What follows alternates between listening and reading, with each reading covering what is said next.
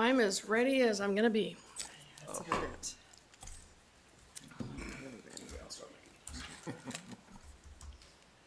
For the next 5 minutes. Yeah. 10 minutes from Just, now. no, I'm waiting for the, thank you. Good morning, everybody, and welcome to the Friday, January the 27th, special council meeting where we are going to continue on with budget presentations. So we would like to acknowledge the land on which we gather is the traditional territory of the Ktunaxa, the Silix, and the Sinix people, and is home to the Métis and many diverse Aboriginal persons. We honor their connection to the land and rivers and respect the importance of the environment to our strength as a community.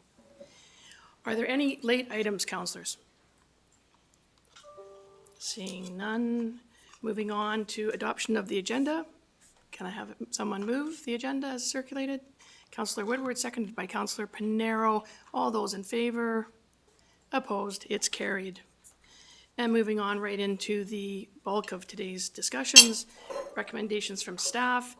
And we are finally going to allow Administration and Human Resources to be first, so they actually make the list.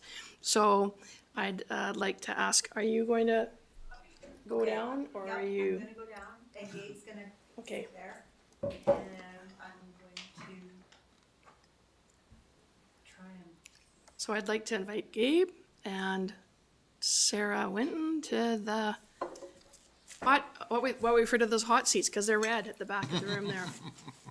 And with any luck, they'll be able to put their slides up once they.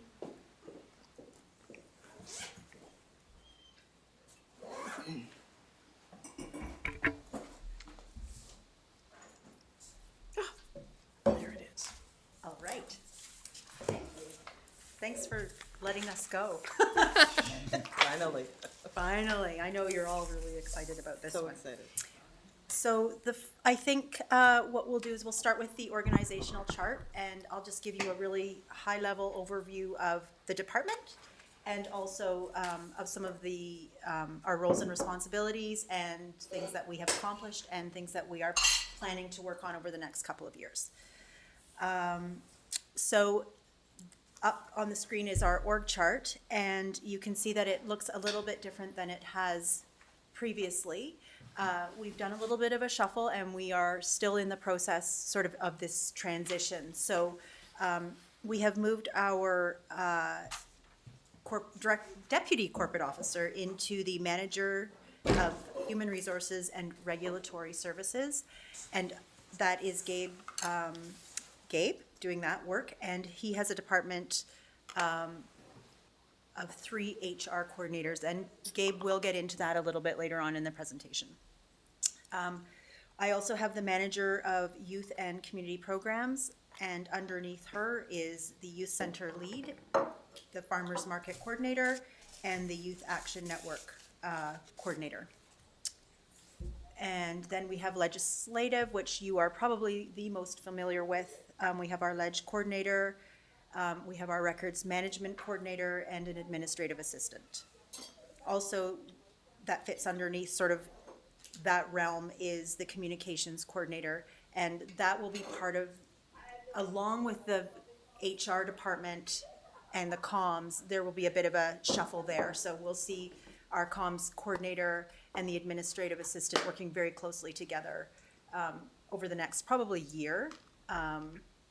Sort of the comms coordinator in the past has had / executive assistant to the mayor and city manager, and she will continue to do that role in a support capacity to the administrative assistant. So that's just one of the sort of transitions that we're working on. The other transition that we are in the middle of is the deputy corporate officer role. So now that Gabe is the manager of HR and regulatory services, the legislative coordinator, Sonia Martineau, will be taking on more of the deputy corporate officer role. So she'll be doing more agendas, working more closely with you, and Gabe will sort of be pulling out of the direct contact with council, I think.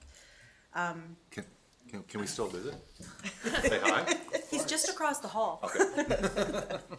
You'll still see his shining face regularly. Sarah, that just that admin assistant isn't a full-time position. I think that's No, important it's to not. know. It's a 28-hour-a-week position, so it's, Maddie has recently been hired as the admin assistant, and she's working 28 hours a week, and we're just trying to figure out what those hours look like. We think that we've come to decide that the best setup is for her to be here for 4 full days, and that's it. So and not work the 5th day, and we don't know what day of the week that will be. But she will be working, setting up council meetings, sending out emails to council, all of the things that between Ginger and Sonia, they work on right now. Maddie will be doing the bulk of that work, as well as providing a lot of support to the mayor and the city manager.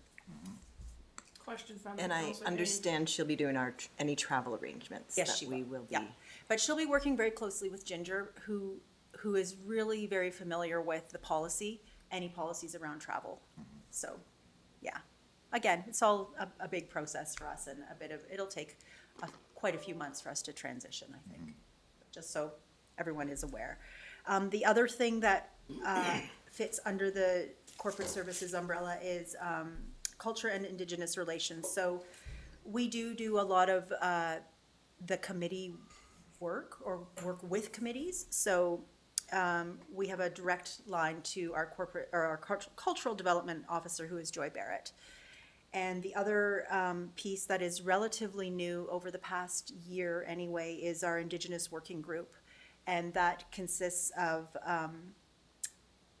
Tracy Tieran she's our chief librarian, Rhiannon Barber, yep, she's a planner, Gabe, Natalie Douglas, who is, she's in climate and energy, and Emily Mast, who's also in climate and energy. So that is a fairly new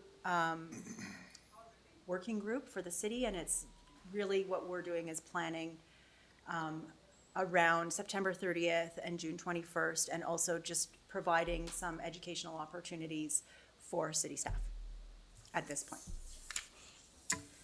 Question from Councillor Payne.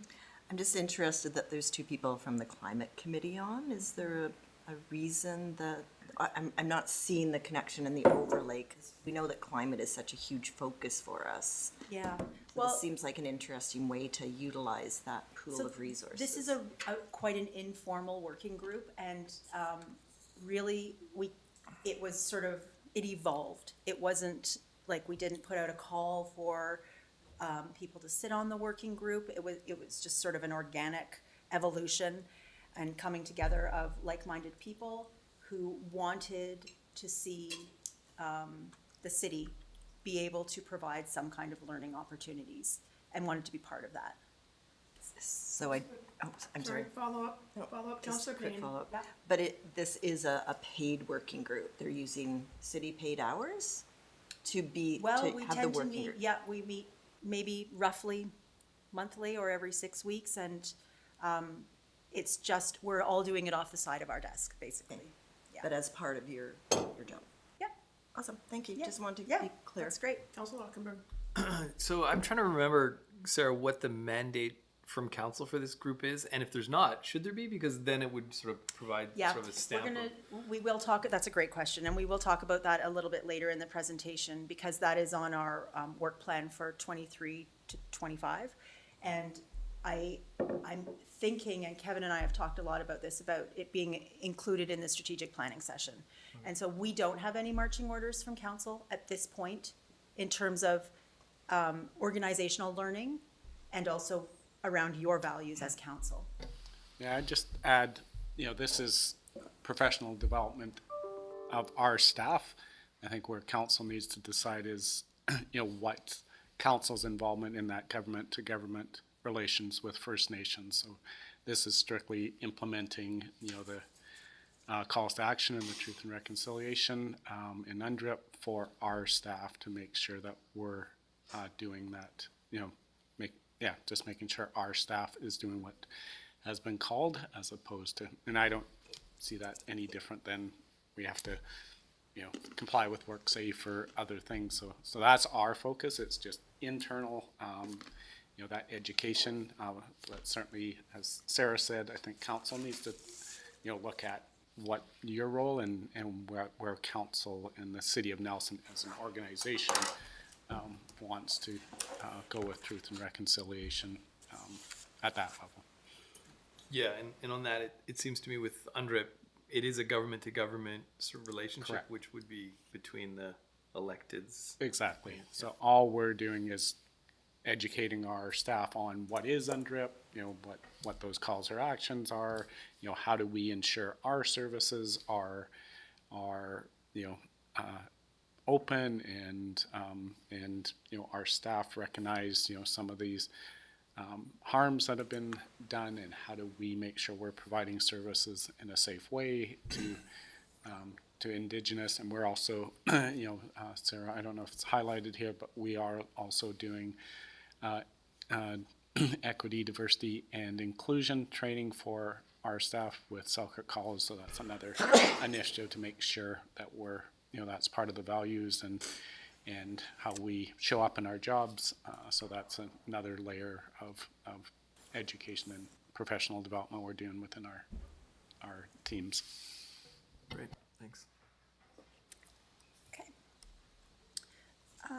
Excuse me. So some of the bylaws, policies, and guiding documents that we use as staff and in this department, and also it then flows out to council.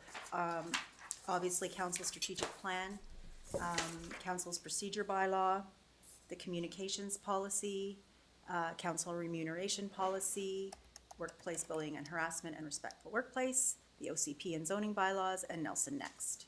And so those are some of our guiding documents, and then we, in this department, we're very focused on the legislation that sort of dictates how we can behave and what we can do and how we can do things. And so that would be the Community Charter, the Local Government Act, and the Freedom of Information and Protection of Privacy Act. And we quite often will refer to some other legislation along the way, and but these are the three documents that are sort of, we rely on the most heavily for our marching orders.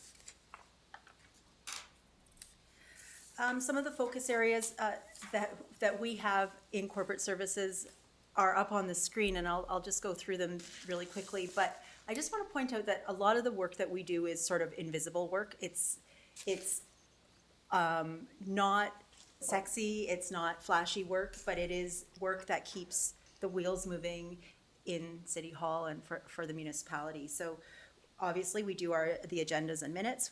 I work really closely with the mayor and the city manager and city staff, and so does the deputy corporate officer, to pull together all of those things, those documents and reports.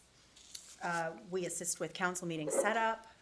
We work very hard on leases and agreements, and I believe that Sonia completed 24 of those this year. And they can be pretty straightforward, or they can be very, very labor intensive. It really depends on what we are accomplishing, what group we're working with, what the agreement or the lease involves. So they can be quite time consuming. Question from Councillor Payne. I'm new, as you know. Yeah. Can you give me an example? Oh, yes, I can. Well, for a really, let's see here. Well, a group of agreements that took a lot of time they were actually licenses to occupy of the airport lands. So anyone that had a hangar, we had to, and I think there's 20 of them, so that's 20 agreements that have to be updated every 3 years at this point. So that was one. They were fairly straightforward, but because there were so many of them, it took a long time to do them. That didn't happen in 2022. I think that happened in 2020 when we did those. But one of the complicated factors in those agreements was the financial piece. So there's quite a bit of calculating. We have a policy that we have to follow, and so making sure that, and bringing up all of those agreements to be in keeping with our policy was one of the pieces of work that we did for those. Another one that is an example of an agreement that is taking a lot of time is what our agreement with the curling club.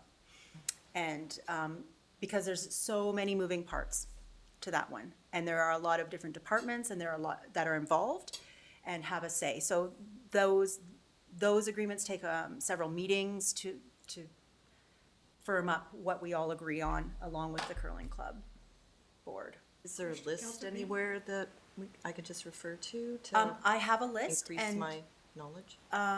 it's, yeah, I mean, we have a list a working document that we keep track of, where we keep track of what needs to be renewed each year.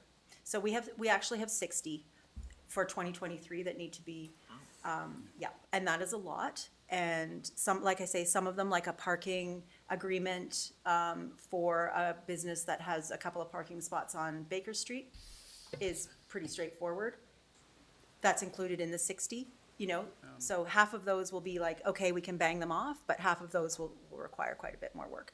And, you know, I think if you wanted a list, I mean, that's public information, that's totally, I can provide that for you. Just, as I say, interested to help me understand better what we're Yeah, looking sure. at. So Yeah, thank you. I think you can, any organization in our buildings, we're gonna have an agreement with. Anybody on our public spaces, we're gonna have an agreement with. The other pieces have a Nelson Hydro, you know, all the stat right-of-ways, Those are separate, so the SRWs, stat right-of-ways, are separate from the actual agreements. That Yeah. I'm talking about leases and licenses to occupy, basically, and other kinds of contracts. The SRWs, the stat right-of-ways, are separate, and we're in a position right now, because we are such an old municipality, that we have many, like thousands of unregistered stat right-of-ways, particularly around hydro. Gabe could probably speak more to that, but we do have several in the city, and we do have a mechanism to then try and register those SRWs, and there are not nearly as many as we have with hydro. And we actually have had conversations, a couple of them with the province, about how can we address so many unregistered SRWs at one time. It can be expensive and timely. Councillor Payne. I'm gonna get my acronym flag because an SRW, so a statutory Statutory right of way. Yes, it is, yep. Just for anyone who may be listening now or later, so a statutory right of way. Yep. And the one distinction I would make, Councillor Payne, is just to the extent that anyone doesn't understand, is that the right of ways are on land that we do not own, that gives Nelson Hydro or whatever department needs access to land the ability to access that land to do a prescribed set of work. Whereas the leases and agreements that we originally started talking about are leases and agreements typically for the usage of city land or city buildings. So my last question is, the patios that restaurants have on streets, is that another agreement that you? We used to do those by agreement, and now we have a policy, and they are permitted through development services.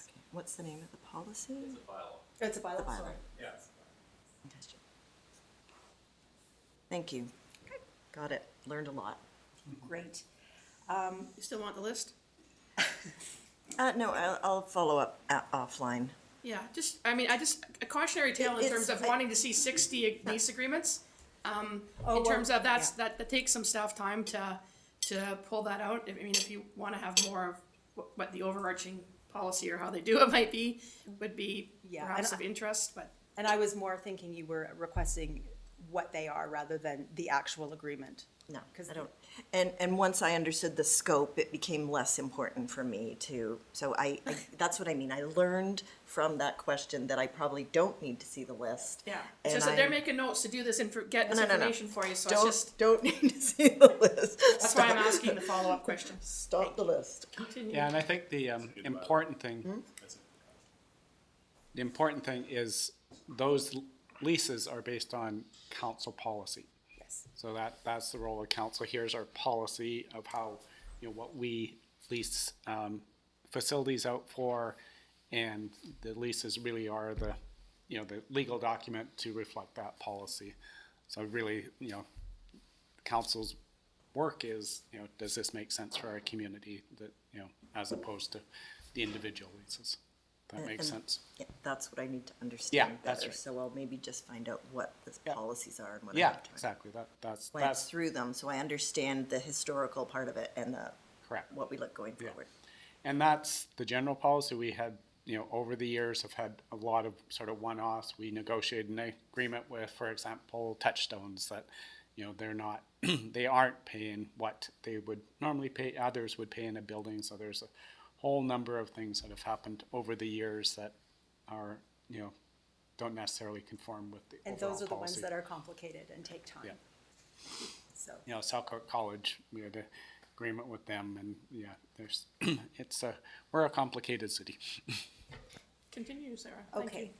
you. We also respond to Freedom of Information requests, or FOIs.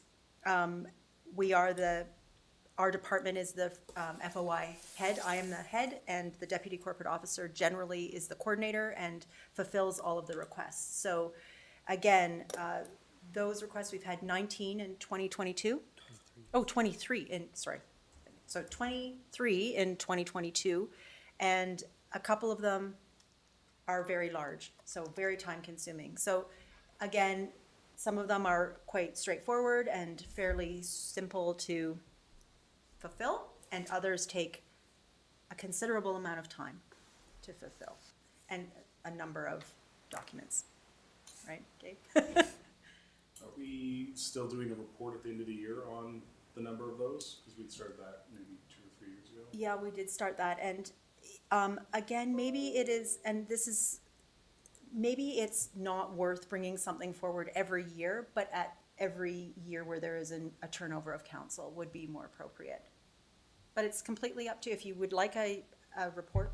I don't, like, if I may, Yep, go right ahead. I don't necessarily think it needs to be something that comes with a presentation, but something that's comes Sure. with our report. Yeah. Like just with the development services report or the finance report at Yeah. some Sure. point during the year, like, these Yeah. are the FOIP requests, right? You Yep. Just plop it in there. Yeah.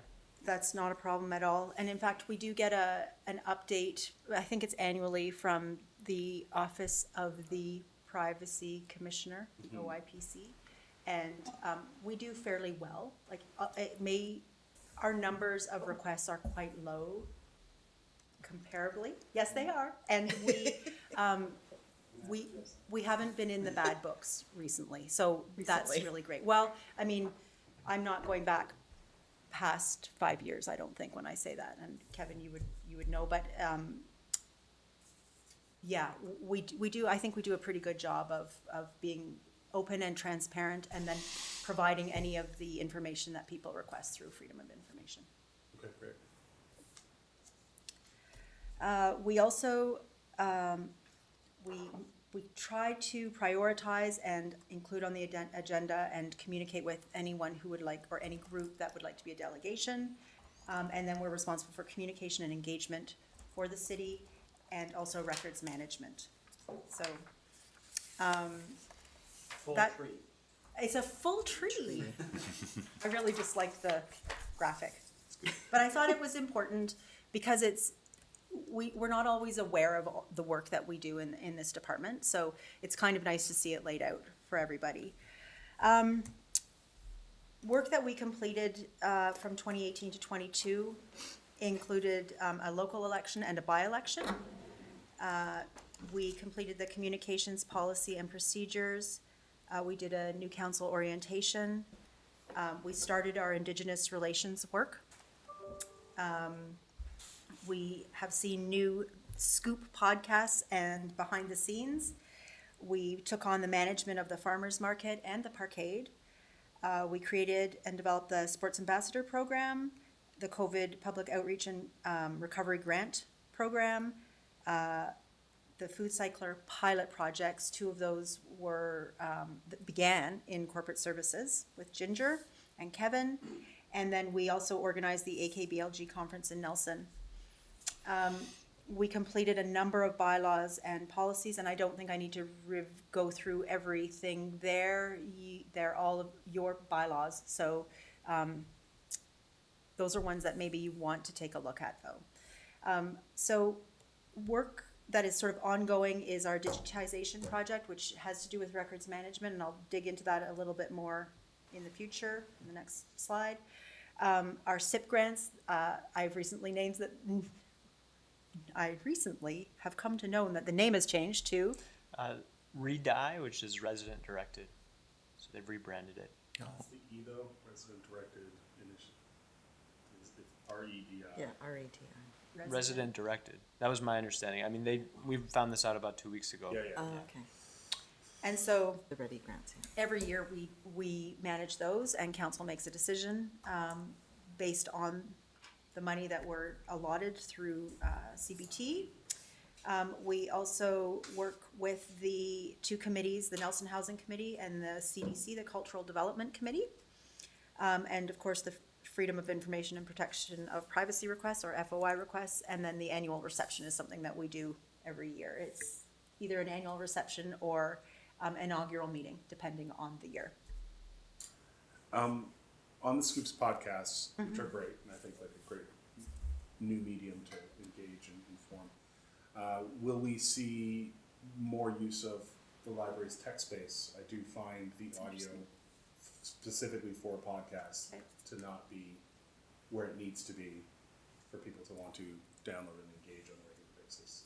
Like So audio you're quality. suggesting use the library? Use the library tech Pod- space okay. so that your audio Okay. is crisp and clean and without background noise. I And now will- that that's open, the tech hub is open. Yeah, It's a pretty awesome. beautiful space for it. Okay, I'll pass that along to our communications coordinator. Let's see here. Okay, so our work plan for 2023, 2025, thank you. We'll be working and you will be hearing more about the council code of conduct. And that may come after the strategic planning session is done. And I believe the council code of conduct, it will be a work in progress. So really it's legislated. We must at least have the conversation. It's not legislated to have one, but it really helps council determine how they're going to make decisions and how they're going to engage with one another and how they're going to engage with staff. Within 6 months. The conversation has to have been had within Yeah. 6 months. Inauguration. Yeah. Yep. Well, I guess.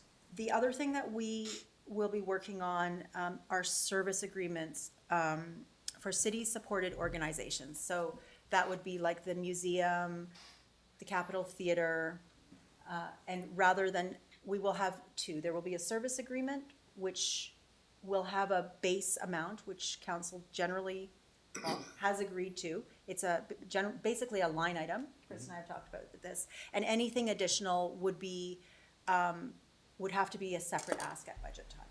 Will we, sorry, Mayor, Yep. will we be incorporating inflationary increases in those numbers? So that's a conversation that we'll have at the time that we negotiate their leases, because most of these groups have a lease because they're in city buildings. Yep. The service agreement is a separate thing. So at the time that we are having these conversations, that will be a discussion that we have.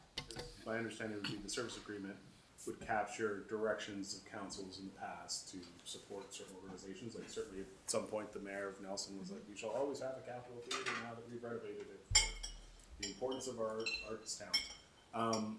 But then tying within those agreements for those line items an inflationary increase, so they're not obviously being eroded upon over the years wherever we decide to lay that foundation. And I guess my extra comment on that is, will we be updating our nonprofit lease policy to reflect that when we're deviating from this policy, it's because there might be a service agreement in place? To link the two Everything together. will have to be looked at Yeah, together. Like, we're not gonna be, the nonprofit agreement,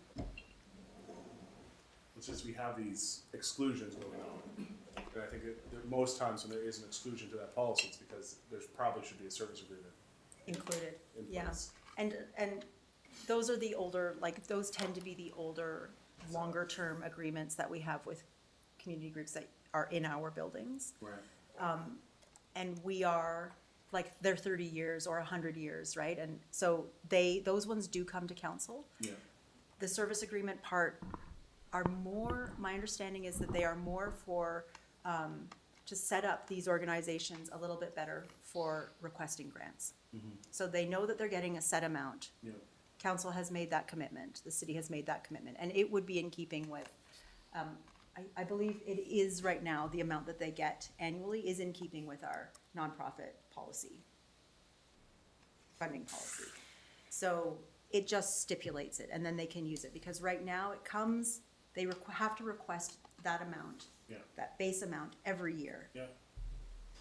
And if they want an inflationary increase, they have to request that. So they would, I'm not sure what it looks like right now, but the request for the inflationary increase would be a discussion that we have to have. Yeah. And, yeah, I was just gonna say, you know, cautionary tale on saying inflation, because what is inflation on every time? And I would not be comfortable with, embedding in an agreement, you get an inflationary increase, because would that have been this year 6.9, where as a council, we're trying to have fiduciary responsibility and trying to keep our tax rate as low as possible, and so we potentially run starving one area to meet a commitment that we put on paper to another area, and I think we have to be cautionary about that. I would see inflationary, and we throw that term around, it's become part of our, language to talk about inflationary increase, and I don't even know what that means anymore, because it used to be in the concept of, for so long that we had 2% was sort of the magic number. Well, 2% left town last year sometime, and I don't know that it's coming back. So I understand what you're asking for there in terms of considering that everybody has increasing costs, but I personally don't have a comfort level with that being built in, but I have no problem with them coming to ask for that in terms of, I think, we've talked a lot about this service agreement and trying to make it so that they don't always have to be running back to us every time. I mean, they need to know that they're getting money so that they can leverage that money to be able to get grants. We know that we have a city full of excellent grant writers, and we should be so thankful for the skills of our community members and being able to do that. And it just keeps them from, at the last minute, coming, and then we're always scratching our head. I've heard, we tend to chat about, gosh, why is this coming like today, and they have to have it in by tomorrow or the end of the week. And so I think the idea is to avoid that pressure that's unnecessary. So, and a counter by Councillor Page. Well, it might be a counterpoint. I don't know. I think what's important here with the service agreements, when it comes to the institutions within the city that obviously make Nelson and not, Red Deer, is at some That we point don't. councils of the day. Not that Red Deer's not a good community. Yeah. Red Deer's a beautiful community. It's not Nelson. And I think what's important is that councils of the day, for various reasons, have decided that certain institutions require our support, have been at the receiving end of massive community lifts and are part of the embedded fabric of the community, and therefore should receive X, Y, or Z because they're part of our social infrastructure.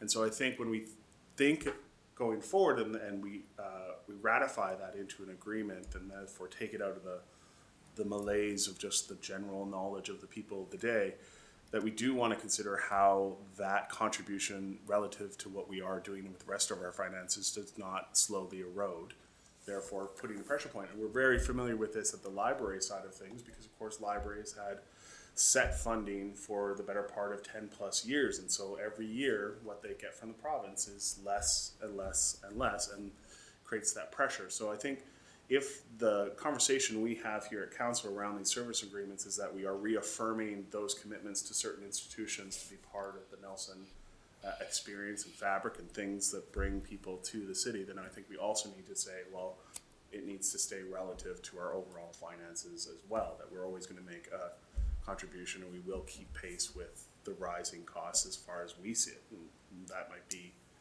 a CPI that we've figured out, or it might be just, how we're addressing how we're addressing inflation for our own staff increases, et cetera. Like whatever number we're using as a city, we should, bake back into those agreements so that they're not feeling pressure in 10 or 15 years to readjust that. So I just,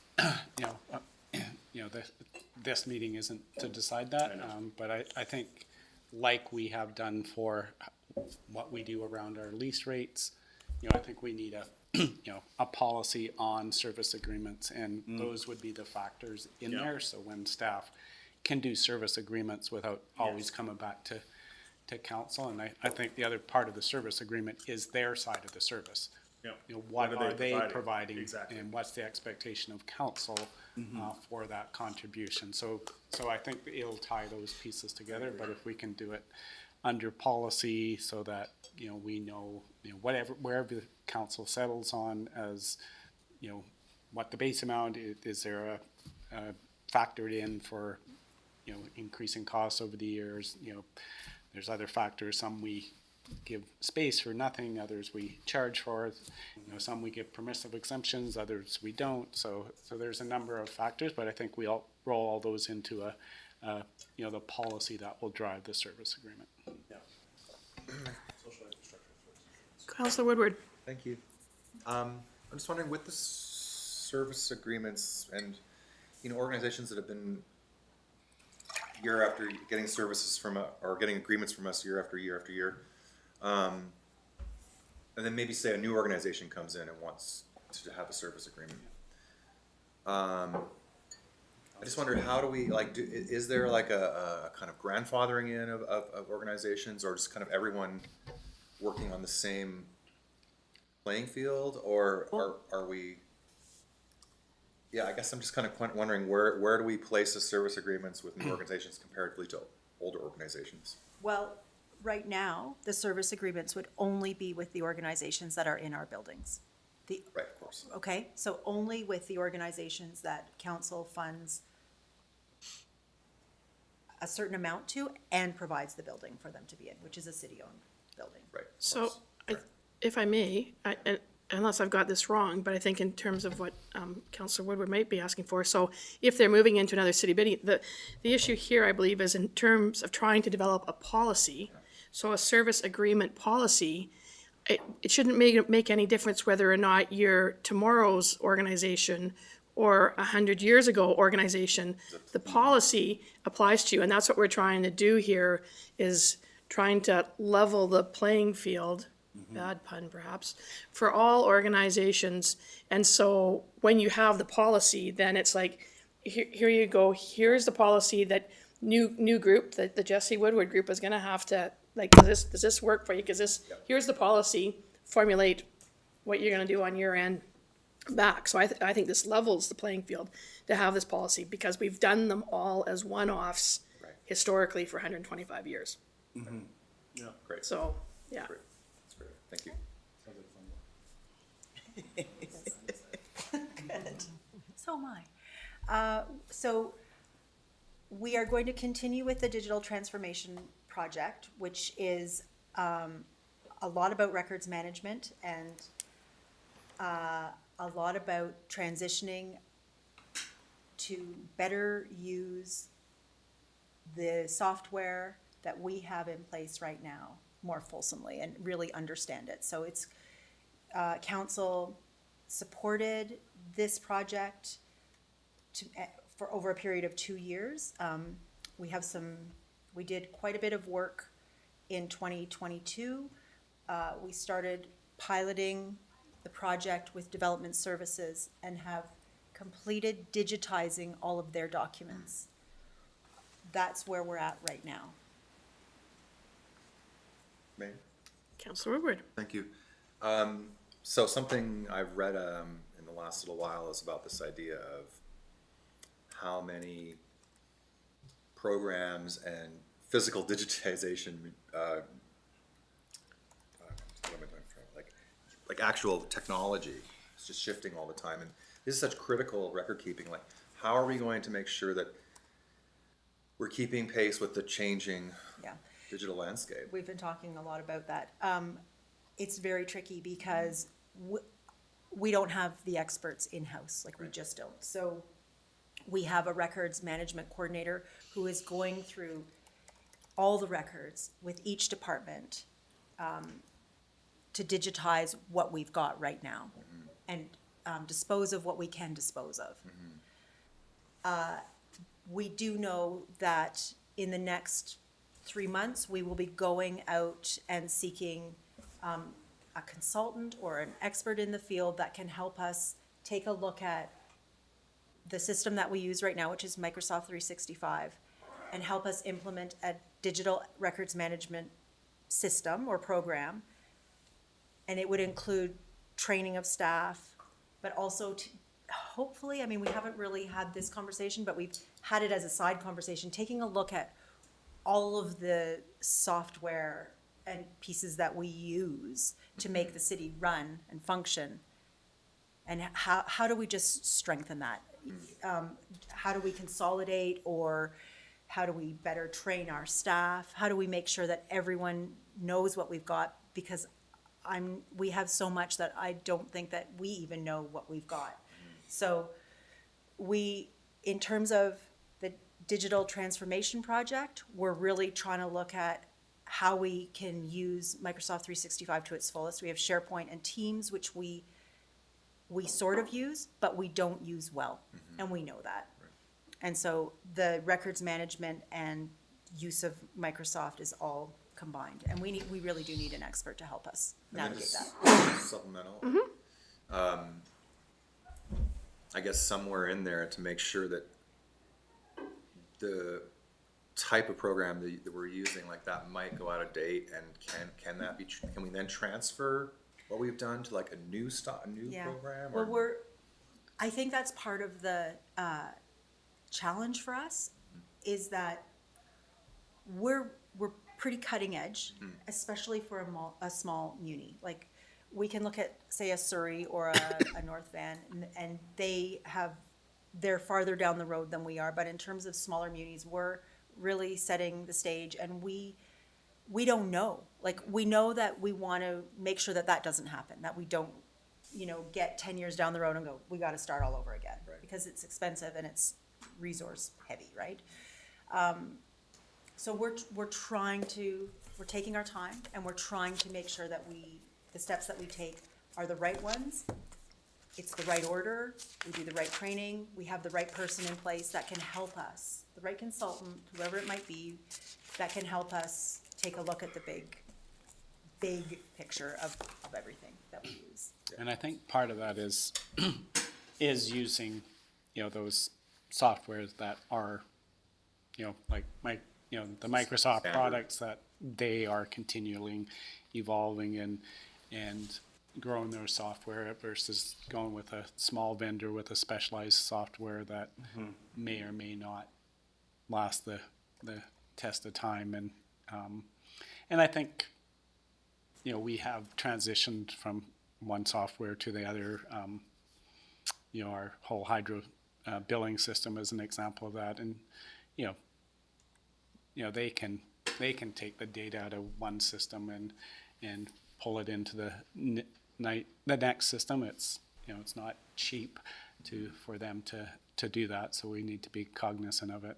And I know just us getting this digitized in a format that you can utilize ongoing, because there's back in the day, like some of that those programs don't even exist anymore, so you can't even access the the digital side of that unless it's in a format today. So as Sarah said, getting the right advice, I think staying with the larger software companies that are evolving, that have less risk, that they're not going to continue. But we have local governments are a really good example of we do all this diverse work. So you have fire inspections, you have building inspections, you have permitting, you have all these different specialized types of work we do, and every vendor has specialized around some type of aspect of that, and we tend to jump into those, and because they're great for that particular use. But like I was cleaning out my basement the other day, and I was going through a box, and I was realizing I had all this old technologies of tapes and VCRs and CDs and DVDs, and I'm like, a lot of it I can't even access. no, you anymore. can't even It's just gone, get data right? out of it anymore. So I think I'm just thinking of man, we don't want to get into that trap where we can't even access. Digital rock. Yeah. Yeah, and I think the world's changed now that you don't have it on a piece of hardware anymore. You actually have it Cloud. In the cloud. Yeah. Councillor Payne, followed by Councillor Lockenberg, followed by Councillor Page. I would just ask that if I walk out on the street later today and a citizen says to me, you spent a lot of time today talking about digitization of the records and the expense, and why is that important to me and my tax bill. So I get it, Yeah. but can you give us a 30-second, not quite elevator pitch of how we would help the city understand why we need to do this? I have the plumbing permit from 1902 that I got from Touchstones because I guess the city gave them those documents and they archived them. So I don't know if it's important, but it was sort of fun for me. But I don't want to spend all this money to Yeah. have fun. I think we need to explain why it's important. Well, it makes for good governance and simpler governance, so we can then find what we're looking for pretty quickly when it's digitized properly. Right now, we have records in many different places, and quite often we're trying to figure out where they are, the hard copies, so that we can access them. So there's timing and resources, I guess, for just accessing documents. Whereas if we digitize things and we start from scratch with a digital document, it's all in the cloud, it's searchable on your computer. So it's efficient, for one thing. The other thing is these documents are submittable in a court of law if they're digitized properly, and if the parent document is digitized, so good governance, right? In terms of the taxpayer, accessibility, basically. So, Couple dollars things to it. Yes, please do. Yeah, like we used to keep records out in that annex out there, and that building's falling apart, and we had to move things inside. There's a physical cost. There's a cost of physically storing documents. You reach a capacity where you need to build a building, or you're not able to rent out rooms because you're storing boxes and boxes of files. So there's a cost to that.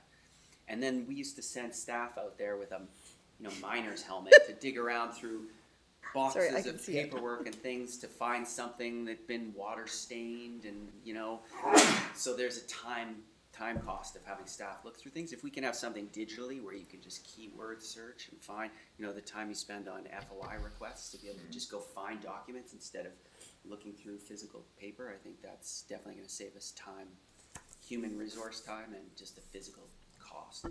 And also the digitization project, we were utilizing our COVID restart funds to do that, to just allow folks to be able to do more business remotely, not have to come in here and get files and things like that. So there's not a direct impact in that way to the taxpayer. And maybe some of the benefits are invisible, right? So corporate services is the keeper of the records of the city. And so if we need to find some information, how was a decision made? How did council make a decision? It's really complex for us to go through the minutes right now and try and find that resolution from 50, 60, 70 years ago. Whereas when it's digitized, we can just simply keyword search and find that resolution. I'm not sure that we're gonna go back that far with with this project, but moving forward, we are certainly making it digital to start with. And the only So a oth- couple of additional things that come to mind is, one is that we need this process going forward. But the other thing is when you think about why is this important, and two projects that have sort of eaten up what I consider a considerable amount of staff time and have come to this council several times in the discussion of it, is the last 5 years that we've spent trying to do the COSA. That's probably the classic example of rooting through the black mold infested, no doubt, documents of the cost of service agreement for Nelson Hydro. And the other one that comes where historical records, where we've not been able to actually piece all the records together, and some would say yes we have, and some would say no we haven't, and I'm going to just stay neutral, is the ongoing unresolved at this time still, that started back when I was on council in like 1999, is a piece of property on Radio Avenue that is still live in the court system. So those are two where, you know, if there had been better records management, probably on the parts of all the people that are involved in that, including other levels of government, it might have flowed easier. But you can see where, and if you suddenly think that, like, your house has been, if you found a 1902 plumbing thing, your house is old. And so, you know, there could come a day when the neighbor says, well, you know what, you've actually been encroaching on my land for forever. And it's being able to have those records. And I think that even those like land titles, although they have a great system provincially, there's still probably flaws in the ointment of that and how surveys were done and or not done and how we do them now. So it's important information to have. And when you send somebody off, and if you started like putting a timer on them for how long they were in the dusty archives, that's quite a significant expense. Did you have, city manager have something to say? Yeah, the only other one I would add to that, clearly cost efficiency, and the only other one is liability. Is if we don't have the proper documentation and the proper records, then we face liability issues. So, so for all three of those reasons, you know, I think that's the very short elevator pitch: cost, efficiency, and liability issue, and serving the public, as Sarah said. And disaster recovery, look at Linton. Yeah. That's, yeah, Disaster recovery. that's exactly right, yeah. Councillor Lockberg, you were next, no? Councillor Page then. My other question already got answered, but my comment had been, we were talking a lot about software and just separating out the difference between open formatting, basically digitally converting things into an open format that's long-term going to be able to be readable and OCR'd by various indexing software. And that ability to just search everything, and interpret the text that's in those maps so that you're like, oh, there's a reference, and I can go find that because the foundation of the document format is something that's open that will be able to be converted into newer formats as you go forward, which mostly at this point we have all agreed as a society, a technical society, what certain open formats are going to be. At least industry standards are. We'll see where we're at in 20 years. Okay, so I've already spoken about the transition of roles for our department. So I just want to touch on the accessibility plan. That is new legislation coming from the province. So it was approved for local governments, public bodies, in September of 2022. And so for 2023, local governments are required to form an accessibility committee and also an accessibility plan by the end of the year. And so this is fairly new information for us as local governments, and so we have a little bit of work to do around what does that look like, and can we be collaborative in our approach. We expect that it will require a lot of our resources, so if we can do it collaboratively with other munis, maybe the regional district, I don't know, we're still trying to unpack it, as are most other municipalities at this time. So it is on there because we are going to be working on it, and it needs to be, it needs to include not just physical accessibility. We're talking about employment, our built environment, IT and communication, so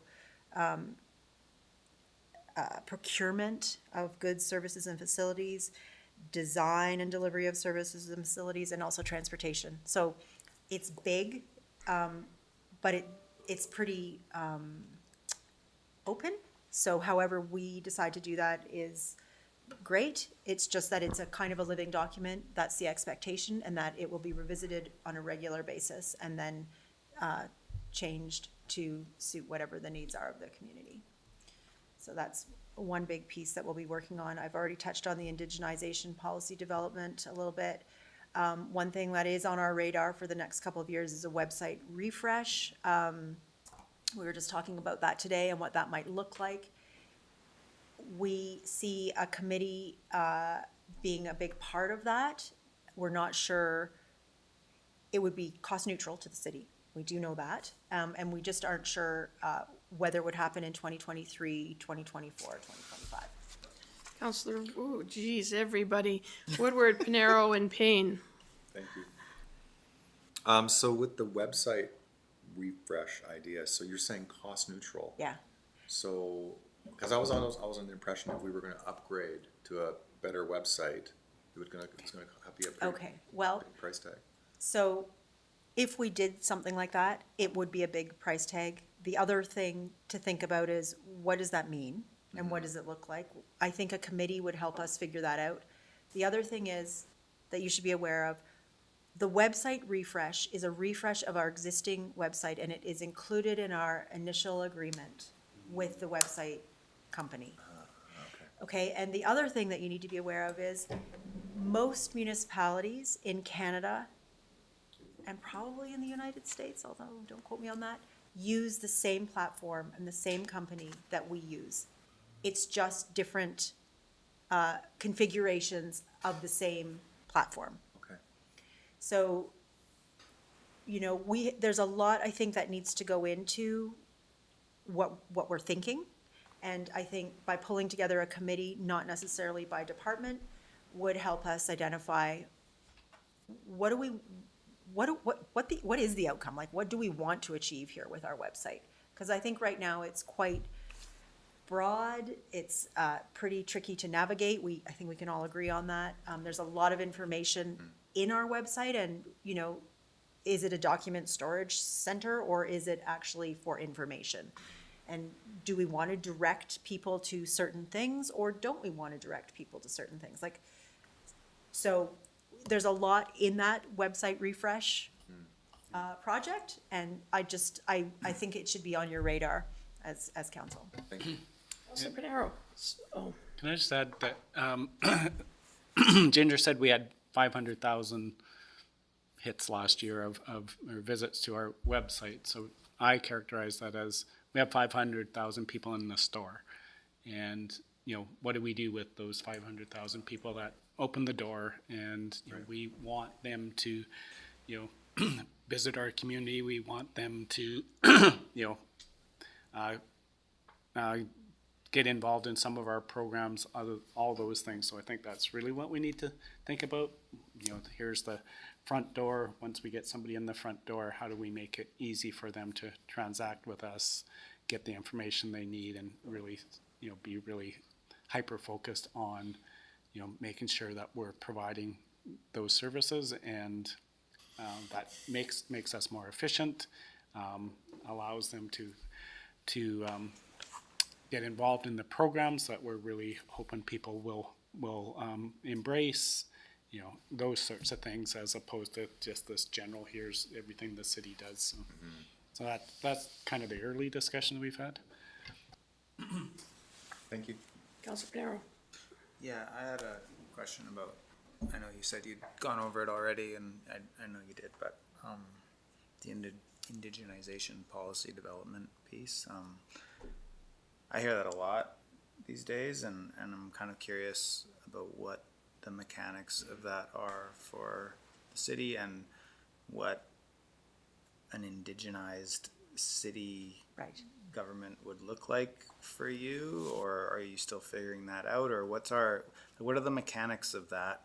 Because I'm a little vague about Well, it. I think the first step for council is to have a values discussion at your strategic planning session and figure out the policy would come from council. So you as a group need to have that conversation. But the other piece is, we do have an Indigenous acknowledgement. We know that. But what is the policy around using that, for example? And when do we, councillors, staff, when do we use that acknowledgement, and how do we use it, right? Like, so that's just a really small example. But I think the first piece is for council to sit around the table and have a conversation about what it means to you. It's not about what it means to staff. Kevin, you might have something you want to add to Yeah, that. just for information, Sebastian had organized a little workshop with Wayne Giles. He's the regional manager in that. Remember his title. Yeah, in that ministry.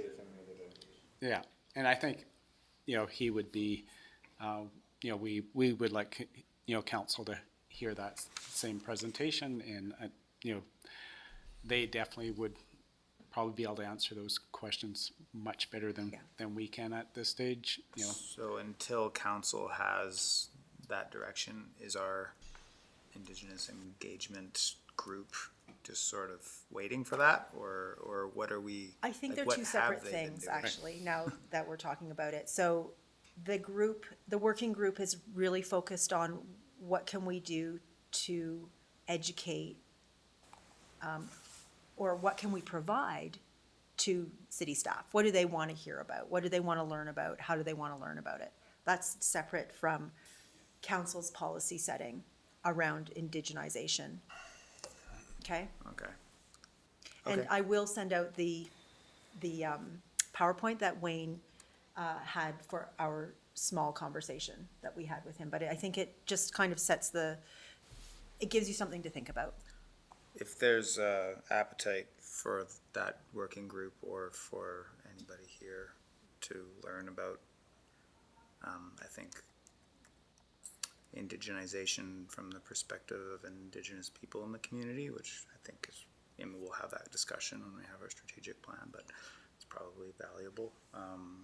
There's actually a workshop on February 25th and 26th from the local Sinax people. And so, I don't know, I'd encourage anybody that wants to have a better perspective on that conversation when we do have it to go to that. Yeah, Anybody, I emailed it around to counselors, but if you'd like, I can email it to you and I can forward it onto you can forward it onto the Yeah, that would be working group. great. That would be really great. We have had a couple of learning sessions. So in 2021, was it 2020?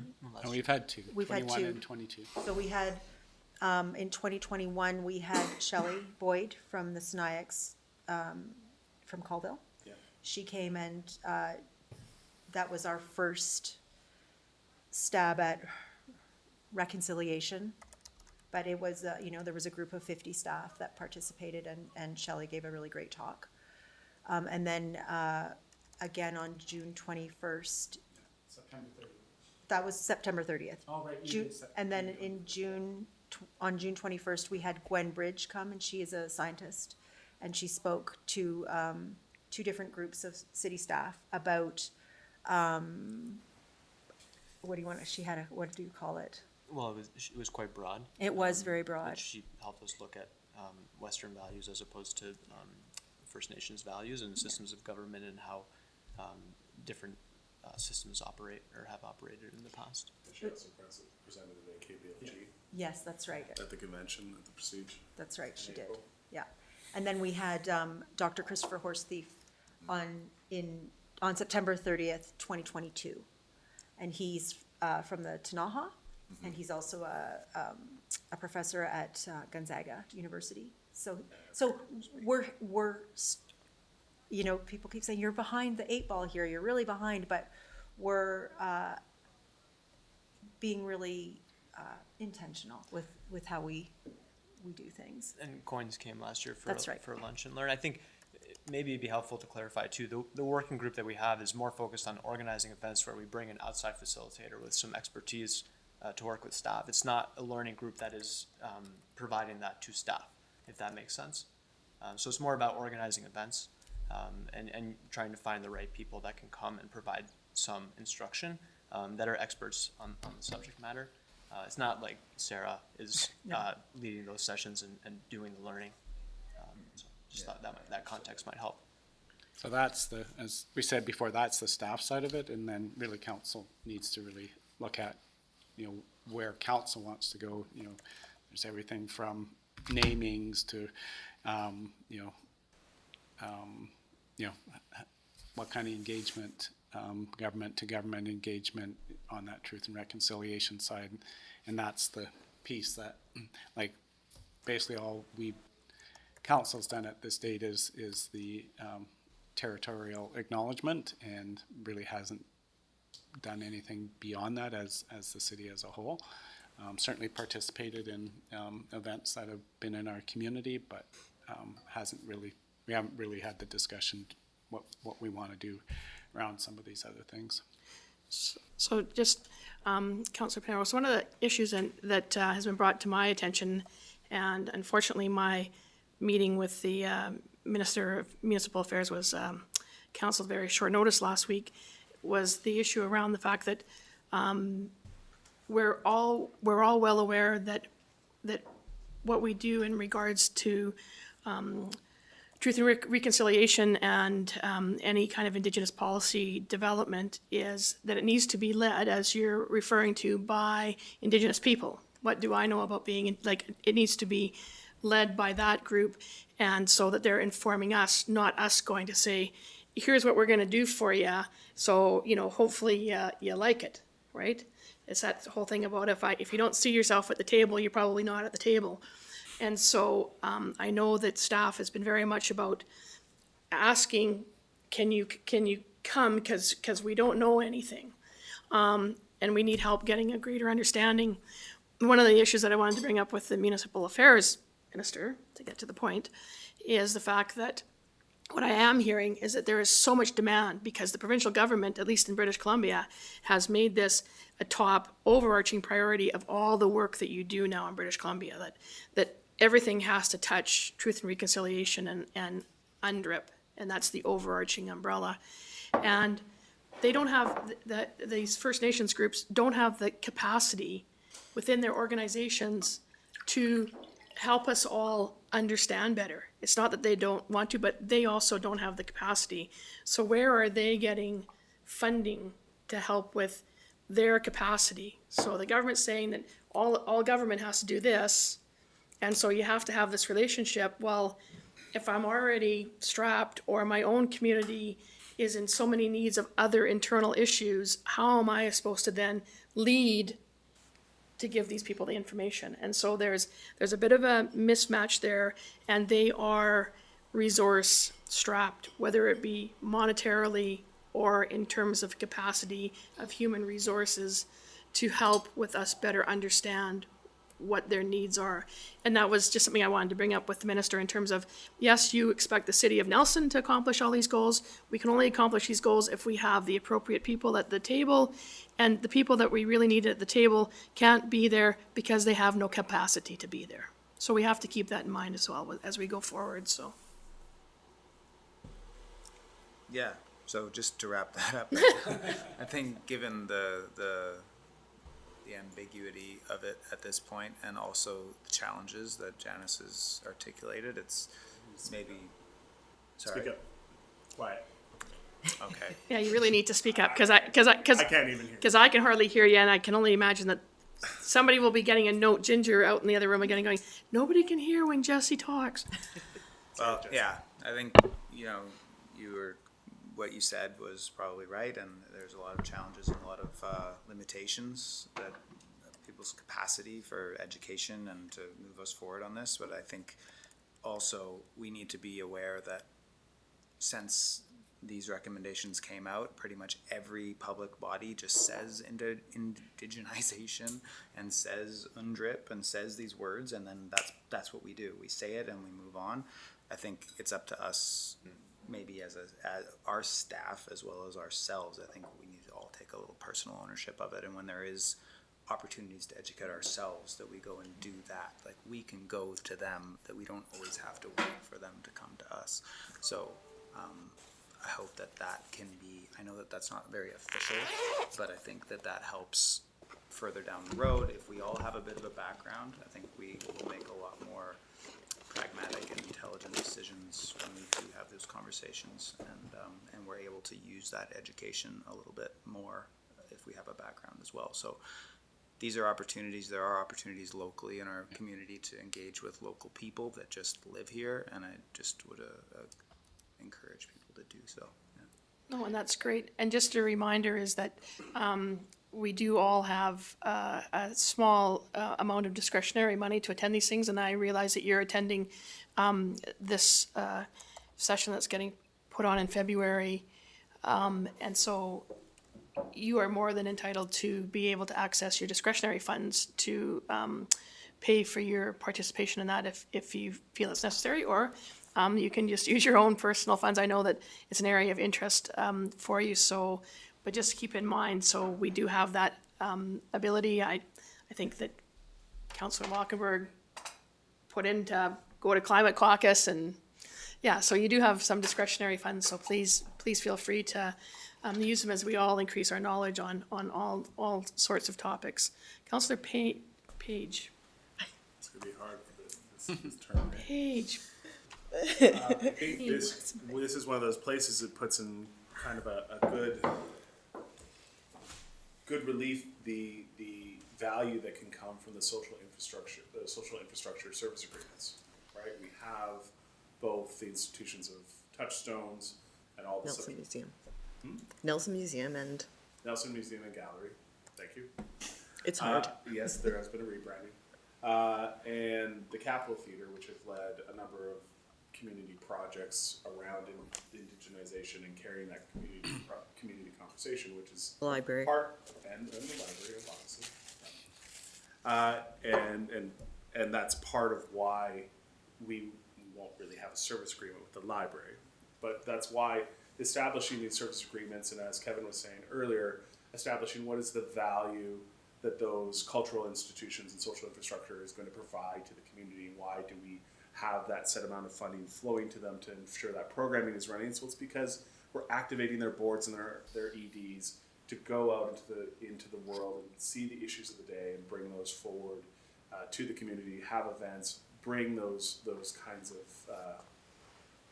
of information sessions, performers, events to the community so that everyone can learn. Because we've also been to a number of things at the Capitol or at the Museum and Art Gallery and archives that have started those conversations amongst the community in a way that government moves a bit slower because of our government to government responsibilities, and we have to ensure that we're not then leveraged to pre-decide any kind of conversation that needs to be happening between those groups in the first place, right? Like, it's great for us, and we just had the RDCK orientation session on indigenization with Wayne on Friday, and part and parcel with that was just understanding, where local government starts when it starts and stops when it comes to engaging with the various groups, and where our responsibility then on the community level is to also bring in the conversations from the other groups that don't have that government to government status, right? That both have that place to be included, but that there's also then the government to government side brings more formality, and there's other conversations that happen on that level. They're not all things are equal in all ways. Mm-hmm. But it's a complex topic, and we'll be navigating it for many, many, many years. And staff is definitely chewing on as many opportunities to learn as makes sense, but we have to move intentionally.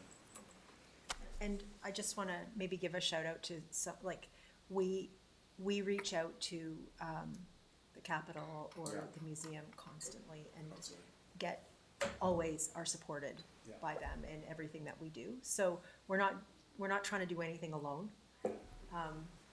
We like to reach out to the people who know what they're doing. Yeah. And Oh, and NDAC for sure. Yeah, absolutely. Yeah. And the CDC, which is a committee of council. So yeah, we're in a very, very fortunate position, I think. Councillor Payne was my next P on the list. I just didn't understand. NDAP? Oh, NDAC. Nelson District Arts Council. Oh, sorry. Okay, that I get. Nelson is, Sorry, another acronym. But I just didn't hear it properly, Kevin. I would have. My question is from a rollback from a while ago. So I just was looking, the accessibility that is relatively new. So that would also be included in your guiding documents now, like this legislation? Well, I'm just trying to understand how much focus I want to know where I need to get my head around it. we don't know yet. Okay. It's very new. Okay. Not sure. And my only question in regards to that, when they sent out the missive that we had to now add this to our pile of things to do as a local government, did they send a check? So UBC funding pot? No, but it is no. We're waiting on that check. We're waiting on that. I think it's in. The check is in the Because once mail. again, I consider this really significant downloading from an upper level of government. This is like, and to say that the timeline is 1 year when you're asking for the depth of what you've described there, not just whether or not we have physical accessibility, is, well, maybe the first study, you're right, is the extension for the timeline, because, I mean, if you're not giving us the money to hire a person to concentrate on this job for the next 6 to 8 months, it's not getting done by the end of 2023. I mean, that's, I think that's where the first thing that we're trying to figure out is whether or not we can do it regionally. So that's our first question to the province. Paige. Might want to consider AKB resolution, but my question, so I'm going to note that down for the EBCM meeting in February. On the website refresh, I might look for Lautenberg to leap off of this comment and provide a little bit more clarity around it, but one of the things I want to urge us to be, to consider when we're doing that is kind of pulling back from the website being the center of that strategy and looking at a holistic digital communication strategy, how we're bringing people in and getting them to the YouTube channel, for instance, and making sure that that's not like just a thing at the top, but there's so much important stuff there that it's like, how does that become showcased, and how do we reach out on all the different social media platforms and tie it all together in an effective strategy, as well as just where do we, now that we're digitizing so much information, how is and will that stuff be provided in a way that people then can also leverage and use and search themselves and archive. But I think when we think in that terms of that early 2000s, like I have a website, here's my website, I think we need to really break out of that box and say the website is going to be a backbone of a project, but it's not going to be the meat and the cardiovascular system and the lungs and everything else. It's got to be a body of digital communication, and there is some great talent in this town that can take us there, but I think we really need to start there and then just maybe in certain ways trim the site down a lot and make sure that it's taking us to all those other places that our data is existing and it's holistic in that sense and we can maintain it. So Councillor Page, and I'll let Councillor Lockenberg jump in whenever he wants to here, but so, you know, I'm one of the oldest people in the room, and so just for clarity's sake, in terms of what you were discussing about, somebody was gracious enough to put their hand up on the other side of the room here. So if I'm to hear this right in my old school sort of thinking, and for all those when you start talking about digitalization and branching out, and then you start using, I need Councillor Payne's little flag there for the words that come up. Are what you telling me is that websites are like paper books and now they're kind of passé? Well, one of the things I think that's important is like, how do you measure your effectiveness at reaching your audience within the sphere of that digital communication? And I might equate the like impressions, the 500,000s on our website, more like counting the turns of the tire going down the highway, not the number of cars or people in the cars or what those people in the cars went to go do, right? Like it doesn't necessarily inform you. It's a raw number, but it's not telling you the user journey as people go through where they might be getting stuck. And there's all sorts of ways when we build sites today that we incorporate that performance measurement piece so that you know where people are going and you have an understanding of where they're getting stuck, and you can make adjustments because you're seeing that they're all up on one page and the journey just simply keeps ending there. So why are all of these people going there? And I think that's part of a larger communication strategy and making sure that we have the right resources attached to the project so that when people are like, I need to find stuff, they are successfully and iteratively improving upon their ability to get from point A to B, and doesn't turn into a phone call or an email or just a frustration that they can't find the information, right? Like that's why I think we need to make sure we're casting the net big enough to bring the right people in on that committee level when we're forming those terms of reference, and then deciding how far we're going with this project, as opposed to here's the website, let's put more information, let's reorganize that information, let's put it here, there, and otherwhere. It's like, the city exists as a digital entity on the internet. What does that look like? Thank you. Did you want to make a comment, Councillor Hockenberg? Yeah, sure.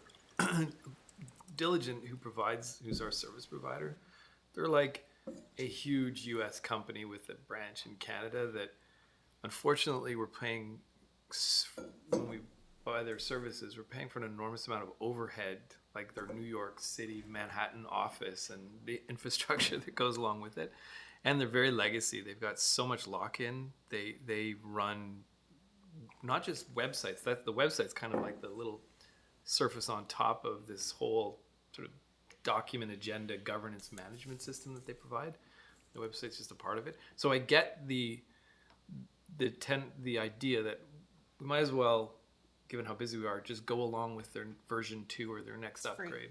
I think it's Yeah, and it's free and all the rest of it. part of our agreement.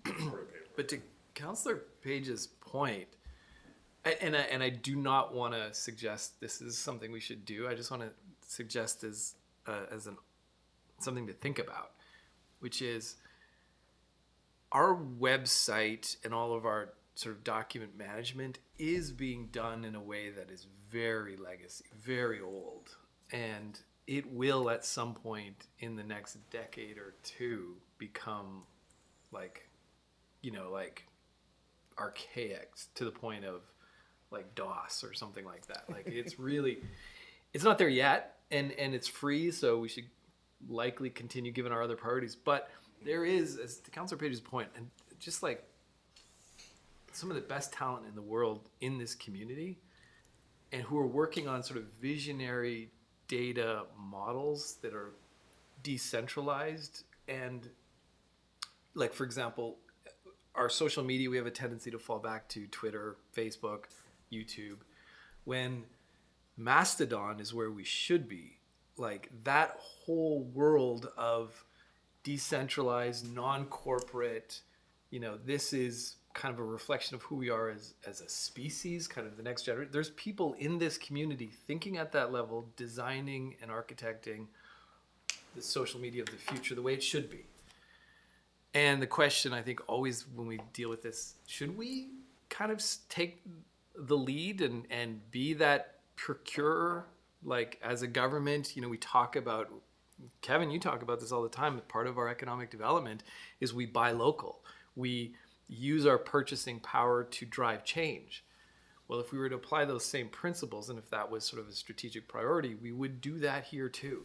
And what we would end up with is not just a website that's sort of built for the future, but also built to more reflect the values that we espouse generally, including with UNDRIP, like, decolonizing some of our infrastructure. Well, this is very much, if there were a colonial institution running our data systems, it's We got them. Diligent, right? Like the service provider that provides it here.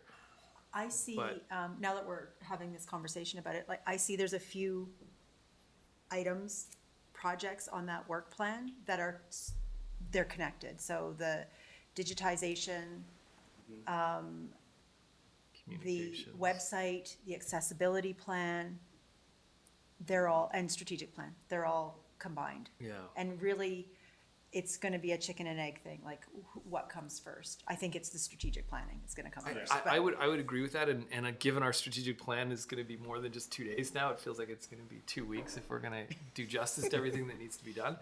Having said that, just keep in mind procurement and how we procure services is obviously an issue that we should talk about. Communications and where we put our voice, even though, say, most of the community is here, are we perpetuating lock-in? Like, are we perpetuating essentially serving these big companies or big corporations and helping them lock in their user base by us sort of following the crowd there? Or should we sort of say, hey, even though you guys aren't yet on Mastodon, that is where we should be. So we're gonna establish a presence on Mastodon and communicate that, and you guys can all come and if you want to it. Those kinds of things. So I think it should be a strategic priority. I worry about how big our strategic priorities sessions are going. I second. Yeah, but in terms of the website refresh, in terms of communications as well, since it touches on this, and our digital transformation, you're right. And accessibility, and even like the indigenization policy development. All of this, you're right, it does sort of all feed on each other. And I would, make some space in our strategic plan to Yeah, I think talk about it. obviously we have to take digestible chunks here, and you know, I Yeah. think having that vision of where we want to go, and you know, making sure we're aligned with that in what we do in these interim steps will be important. I don't know if we have capacity to make a big leap to something totally different I don't at this, either, at but- this stage. We need to look at it. But if But we, how we do- should how talk about does it. that- Yeah, you know, talk how about does it, that and, fit? and maybe there is something there. And Let's make sure we're not going here and it's not compatible with, at all with, you know, at least we're setting it up in a direction that we can, you know, shift to that as, you know, As this we- is a first step in moving to something different and, you Yeah. know, and having that. And I agree with all the conversation Sarah and I had, bit of that conversation is, you know, it's, you know, we're trying to provide services, we're trying to influence people's, how they, you know, they interact with us and what they do in our community and broader. And, you know, the webpage is one tool in that. It's clearly not the tool. And I think in the past, we kind of felt that, you know, it started as the tool and that's no longer. And I agree, let's keep it focused on, you know, what it can do and not try to make it something completely different than, you know, being the every, you know, the, whatever, the Swiss Army knife. I don't think it's the Swiss Army knife anymore. I think it comes down with the digital communication, I'm just barging in, is about establishing a strategy, right? Like, what is the strategy? What's the terms of reference for that strategy? Like, what are we trying to accomplish? And I think when we do that, it'll start to float slightly different, non-obvious things to the surface around, you know, user journey tracking and how we're gonna do that. And does this tool do that or not? And do we have the right person at the table to help us learn how to do that? And then that will feed into the iterative cycles, because the last thing you want to do is do the thing and 5 or 6 or 7 years later you come and do the thing again. You want to get to a point where you're iterating in small increments on an ongoing basis, so you're conforming to what you're seeing in the environment. Mayor, You need to see it. sorry, I'm just realizing that we've been here an hour and a half. We haven't even finished this yet. Well, this is the last page, just so you know. There's Human HR resources. to go after. All right. So- I'm done. So, no, I know. It's just, one of the contemplations is that, as we've sort of changed how we want to deliver work and make sure that we're transparent and accessible to, and accountable to our constituents, is that I am, contemplating, on the agenda going forward, that we might, at least on that sidebar of the agenda page, have what the time expectation is that we might consider particular topics on.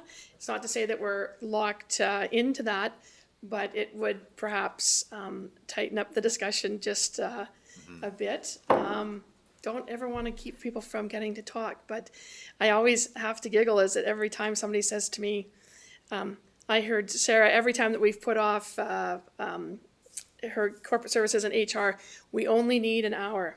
And now we're at an hour and 37 minutes, and we haven't had HR yet. So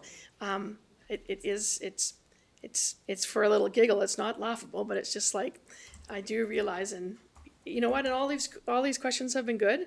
All the discussion has been good. I think that people are definitely understanding that we're not just here grabbing the rubber stamp and putting a big stamp on things.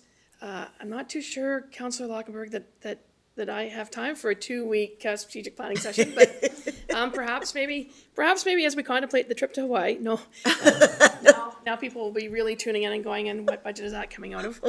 Are there any more questions regarding this? Because this was the end of Ms. Winton's presentation. Any other further comments? Councillor Lockenberg. well, the strategic planning was the last, and we sort of touched on it. Do we? So we're working on a date. Okay. We think either it's up in the air. Yeah, it's up in the air. So I'm not even gonna throw that out there right now, but we're working on pulling something together, and you should hear from us next week, at least with timing, and then we can flesh it out a bit more from there. Cool, thanks.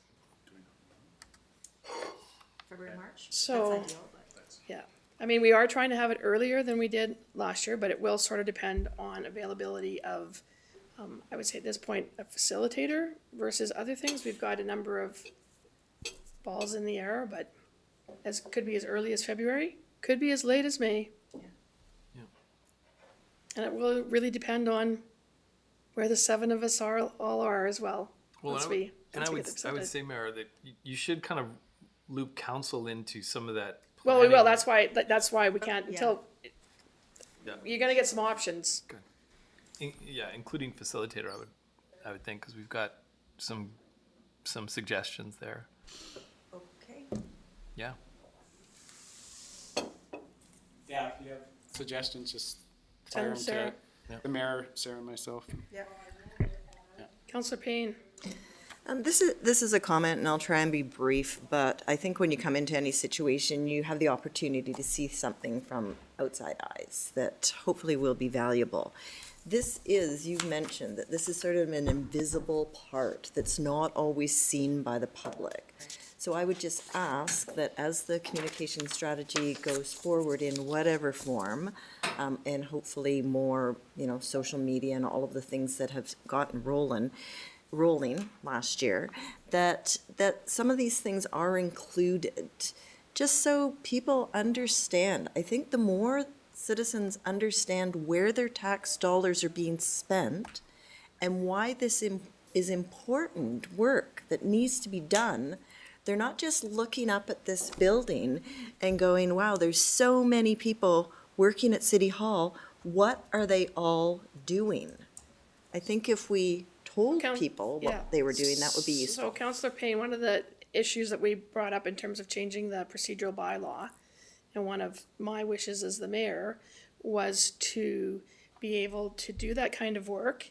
But I think that we as a group also have to learn to sort of, as we look at it going forward, that we might not have the kind of time that we're giving to right now, but that was the point of changing the procedural bylaw to have what we had at the front end, for lack of a better word, a workshop.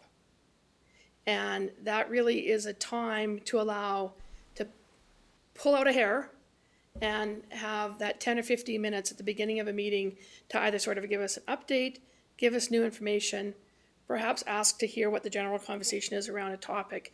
And it's just that as we're moving into this, we've only had one meeting so far with that bylaw in place. We're right in the middle of budget, so we've been doing all this budgetary work. But that was the concept, at least in my mind, and I hope I had articulated that to all of you at the time that we did the bylaw changes.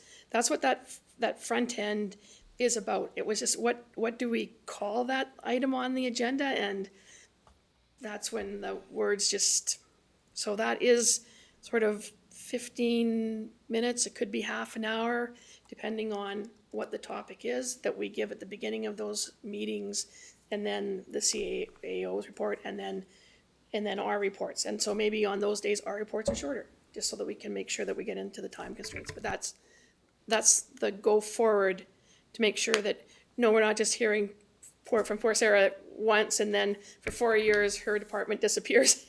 and then she gets to do it again at the next council at, 2026, so. And I understand and I really appreciate that. I think it's really important going forward. I just want to make sure that we keep that ball not only rolling, but like a snowball, just getting bigger, so that there's different modalities that information's going out. And hopefully you'll just be fighting off the YouTube viewers as we start posting, and we'll be getting ratings as we go forward. So that was what I wanted to add. Yeah, and I think, that's definitely on Ginger's radar. She just did one on human resources, where we have a real human that's actually talking about the positions we have available, and obviously the Did a great job. scoop is another opportunity for those things. So definitely on the radar, definitely a good idea, and Sarah will no longer be invisible. Yeah, so, moving on to HR. And I don't know, I just wanted to say to people, like, you know what, because we've changed how we do these, and normally these would have been a workshop where people would have had to come in and to listen, and we are streaming. Please feel free, if you need to get up and move around, to do so, but I am going to continue the meeting. Otherwise, I think our CFO had visions that we were going to be done by maybe like 2 or 2:30 this afternoon. I can see that we'll be going to our regular scheduled time of probably 4 or 4:30. I'd like to continue with the HR report, but please feel free to step up from your seat and move around if you need to. So I take it, Gabe, you're taking over now. That's correct. Okay. Thank you, Mayor and Council. And I can keep this short. I understand your time is very valuable. And I will keep it short. And if you have questions, I think that'll determine the length of the presentation. So my name is Gabe Bouvet, and I am the manager of the HR team. And so let's just jump right into it. So I wanted to talk a little bit about the department's core functions and role at a really high level, just so that we all kind of have an understanding of what HR is doing.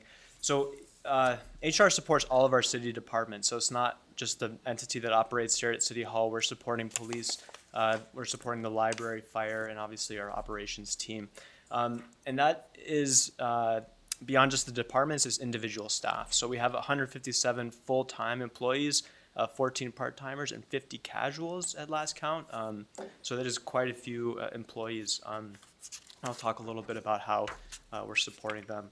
So some of the core functions and roles, we do assist all departments with recruiting and that interviewing process. When there is a successful hire, we assist with the onboarding. When an employee leaves us, there is an offboarding process. HR administers the benefits that employees are entitled to, workers' compensation. HR has a role in workplace safety. There's a variety of policy and law that impacts HR, and I'll talk a little bit about what some of those documents are. We provide support to the city manager when there is bargaining with the unions, when that comes due. And we also support professional development and learning. My lens with HR is that we're often going to be the first point of contact with a new employee when they reach out and submit an application, and we'll also be the last point of contact when an employee leaves the organization. So we're very cognizant as a team that we have a important role in kind of setting the tone and the culture of this organization with regards to our staff. And so who is the HR team? I know this was on Sarah's chart, as we do fall under the corporate services umbrella. So my role as manager, I am reporting to Sarah. What's not shown on this organizational chart is also a link to the city manager. As I'll talk a little bit about, we are a new team, and the city manager does have a lot of that institutional and historical knowledge that is required to operate the HR department. And a lot of the HR issues, there are some sensitive issues, and there's also, as I mentioned, the bargaining with the unions that historically has involved the city manager. So the HR department does support the city manager in that capacity. So that's not shown on this chart. So the team is myself, and as council may or may not know, I'm also continuing to do some work with the electrical utility, some of the regulatory work that I've been doing. I will continue doing that. I'm also continuing to do some work in the broader corporate services bucket. So I think when we look at this and we see 4 staff members, it might be more accurate to say 3.5 in a way, because my time is split.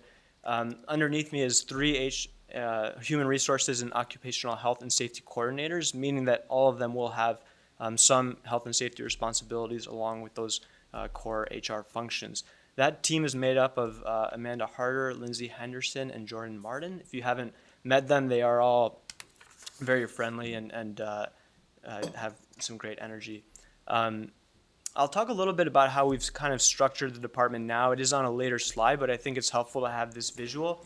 And so in the past, we've never actually, during my time, we've actually never had this amount of HR capacity.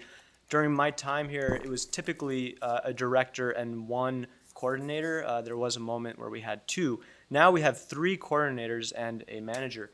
And so we thought that one way that we could better support departments would be to essentially make each coordinator a primary support by department. So here you can see, for example, I've actually just realized that the slide is backwards. Lindsay is supporting Nelson Police and Fire. And so that is 2 of our collective agreements, for example, whereas Amanda is supporting operations, so that would be the QP agreement. This will allow these departments to have a primary coordinator that they can approach. I think it's going to really make the support that we provide more efficient, because it's going to allow that individual coordinator to develop a relationship, to understand the needs of that department better, because across the organization, the HR needs from different departments are quite varied. It's really going to allow these coordinators to become experts on the relevant collective agreement. And this org chart doesn't show that we've also split up our exempt staff and assigned them kind of a primary point of contact as well. So I think it is going to be helpful, and it's going to kind of streamline some of the interactions in terms of making sure that our coordinators are ready to support the departments and employees that they've been assigned to support. We also made sure that each coordinator is supported by an alternate. So if someone is away on a vacation or unavailable or over capacity, there is a backup person that each department can contact. Question, Councillor Woodward, followed by Councillor Payne. Yeah, I just think, for this department, like approachability is really, it seems to be key for building bridges and good relationships. So it's really great to see this grouping of people in this, because you're all very approachable, and I think, having that kind of open door is really important. Yeah, thanks for that comment, Councillor Woodward. I would note too that now that we have more capacity in HR, we actually can send a coordinator, for example, to spend, like I believe Jordan, who's supporting Nelson Hydro, is planning to spend a day there per week where they have a hot desk, or it might be every other week. But really at the beginning, as we are new staff and it is a department full of new people, trying to build those relationships by actually going and meeting some of our employees in their departments, rather than expecting that they may have the time and capacity to come here to City Hall to meet us. So that is something that we'll be doing across all departments. Thank you. Councillor Payne. Is there anyone in particular you would like council to connect with? I should have mentioned that. I think for the time being, I would encourage you to reach out to me directly. We didn't actually allocate a particular coordinator to support council. I should have mentioned that along with the 157 full-time employees and the part-time employees and the casuals, we also support council, and we're happy to clarify anything with regards to your benefits or your remuneration or anything else that falls within the HR bucket. So again, keeping this at a high level and recognizing the time constraints, I just wanted to talk a little bit about what are the guiding documents for this department that allow us to take a fair and consistent and transparent approach. So what is the first thing that we're going to go look at? Really, the heading of this title should have been legislation, policies, and guiding documents. So that's my fault, as we don't really have any HR-specific bylaws, but we certainly do have quite a long list of legislation at a provincial level that impacts how this department operates. And so just to quickly look at some of those, it's the Employment Standards Act, the Human Rights Code, Workers' Compensation Act, which creates WorkSafe BC and also is where the OH&S regulations stem from, and finally the Labor Relations Code that governs how we negotiate and interact with our unions. So that is those are the external pieces of legislation that we would often refer to in a situation where we're unclear about something, or that's the first question that we'll be asking: are we complying with the provincial legislation? Internally, we also have some documents that will be quick to reference. And so when it comes to our unionized staff, there are 6 collective agreements, and that sets out the terms and conditions of their employment here. And so that's always where we would start when we're dealing with a matter, is looking, are we adhering to the collective agreement. With regards to our exempt staff, we have about 40, and each exempt staff has their own employment contract. And so that's where we would look if there's a question that we need to refer back to the contract. Councillor Rottenberg. Gabe, how do we, does HR intersect with, other relationships beyond the listed here? So I'm thinking about contractors, partners, people who have maybe even an ongoing relationship with the city as a human resource, but aren't covered by these. And if we do, is there a policy? And if not, should we have one on how we deal with those other rules? I know HR is certainly involved in terms of some of the health and safety components of our contractors, and a good example of that is during COVID, we had to make sure that our contractors were satisfying certain health guidance. Beyond that, I'm not exactly, I don't actually have an answer for you on that, Councillor Lockenberg. Kevin may be able to provide some insight. Yeah, maybe you can let me know what you're Well, I think thinking of. in particular, contractors. If I mean, we do have work with contractors, and some of them on lot, a yeah. regular and ongoing basis. And obviously, we want to provide the same, and maybe legally have to provide some of the same human resource supports to those contractors. Certainly, in terms of work safe and those kinds of things. Work safe, definitely.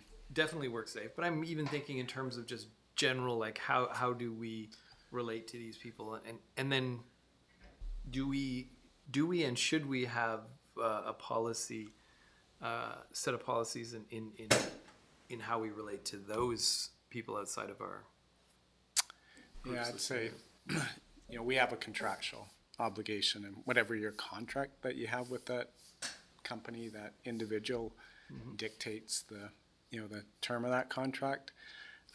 So we do have some, a limited number of individuals that, are contractors, but work with us, on an ongoing relationship. From a HR perspective, certainly we haven't, provided HR support to them. Certainly identifying that, HR has been involved in identifying what would be fair compensation, et cetera, in the past. We obviously, we don't provide benefits or those sorts of things that would turn you into an employee. Yeah. So I would say the vast majority are determined by, that contract, and they're not ongoing employees. And just to be clear, like in terms of my own business, when I Yeah. work with contractors, we Yeah. do have kind of a policy around how we contract. What are some of our responsibilities to that contractor in terms of maintaining and supporting the relationship? How do we fire a contractor if they're not performing? And what sort of staff responsibilities in terms of how do we relate to them as human beings? Yeah. It's been pretty important, and I can see there's been times when we're exposed from a perspective by not sort of treating them, and then you kind of get into human rights codes and stuff like that. There's things in dealing with people that are more complex than just procuring a service from at a distance or buying a product. So I'm speaking from some experience in like just having to develop that kind of framework ourselves. Yeah.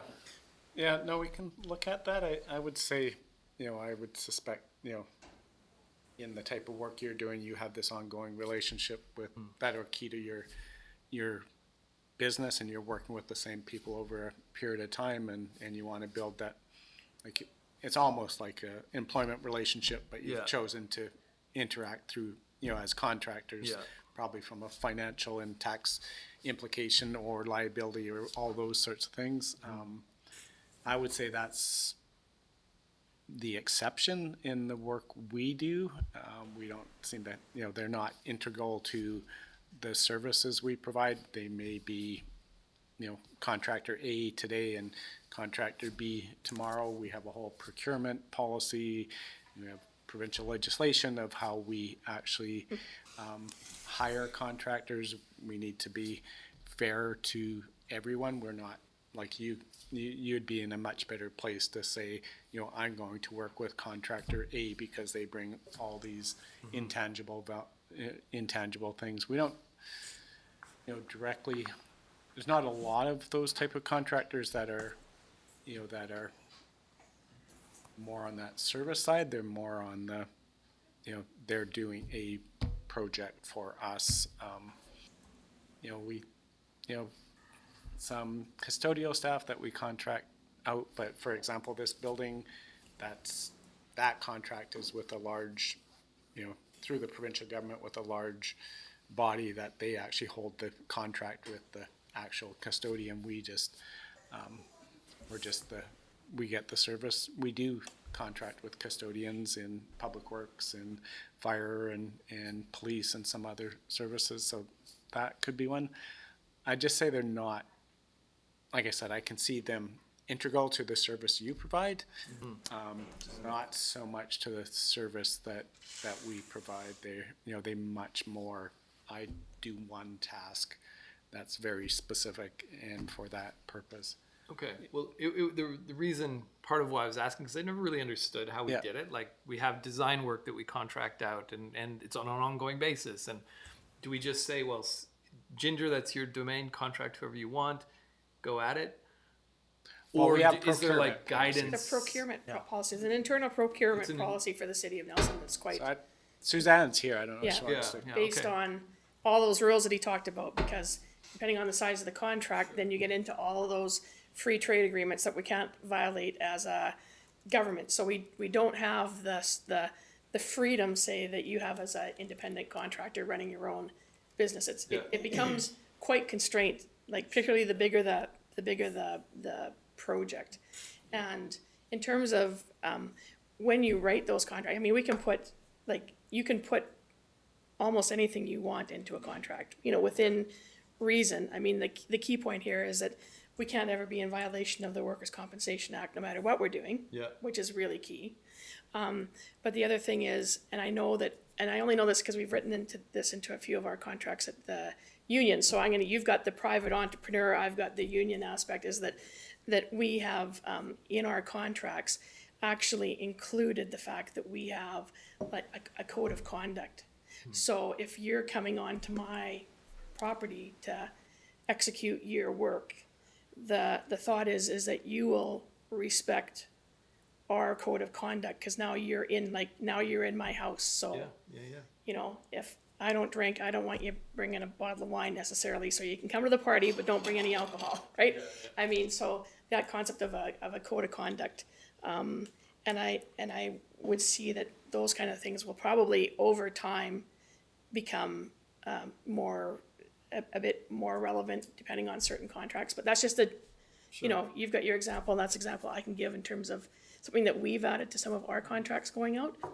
Again, a bit smaller, we don't contract that much stuff out as a union, but it's that contemplation of, we expect a certain code of conduct, following the concepts of truth and reconciliation, also issues around IBCOC, all those things. Sorry, BIPOC, she's gonna put up the flag there for me.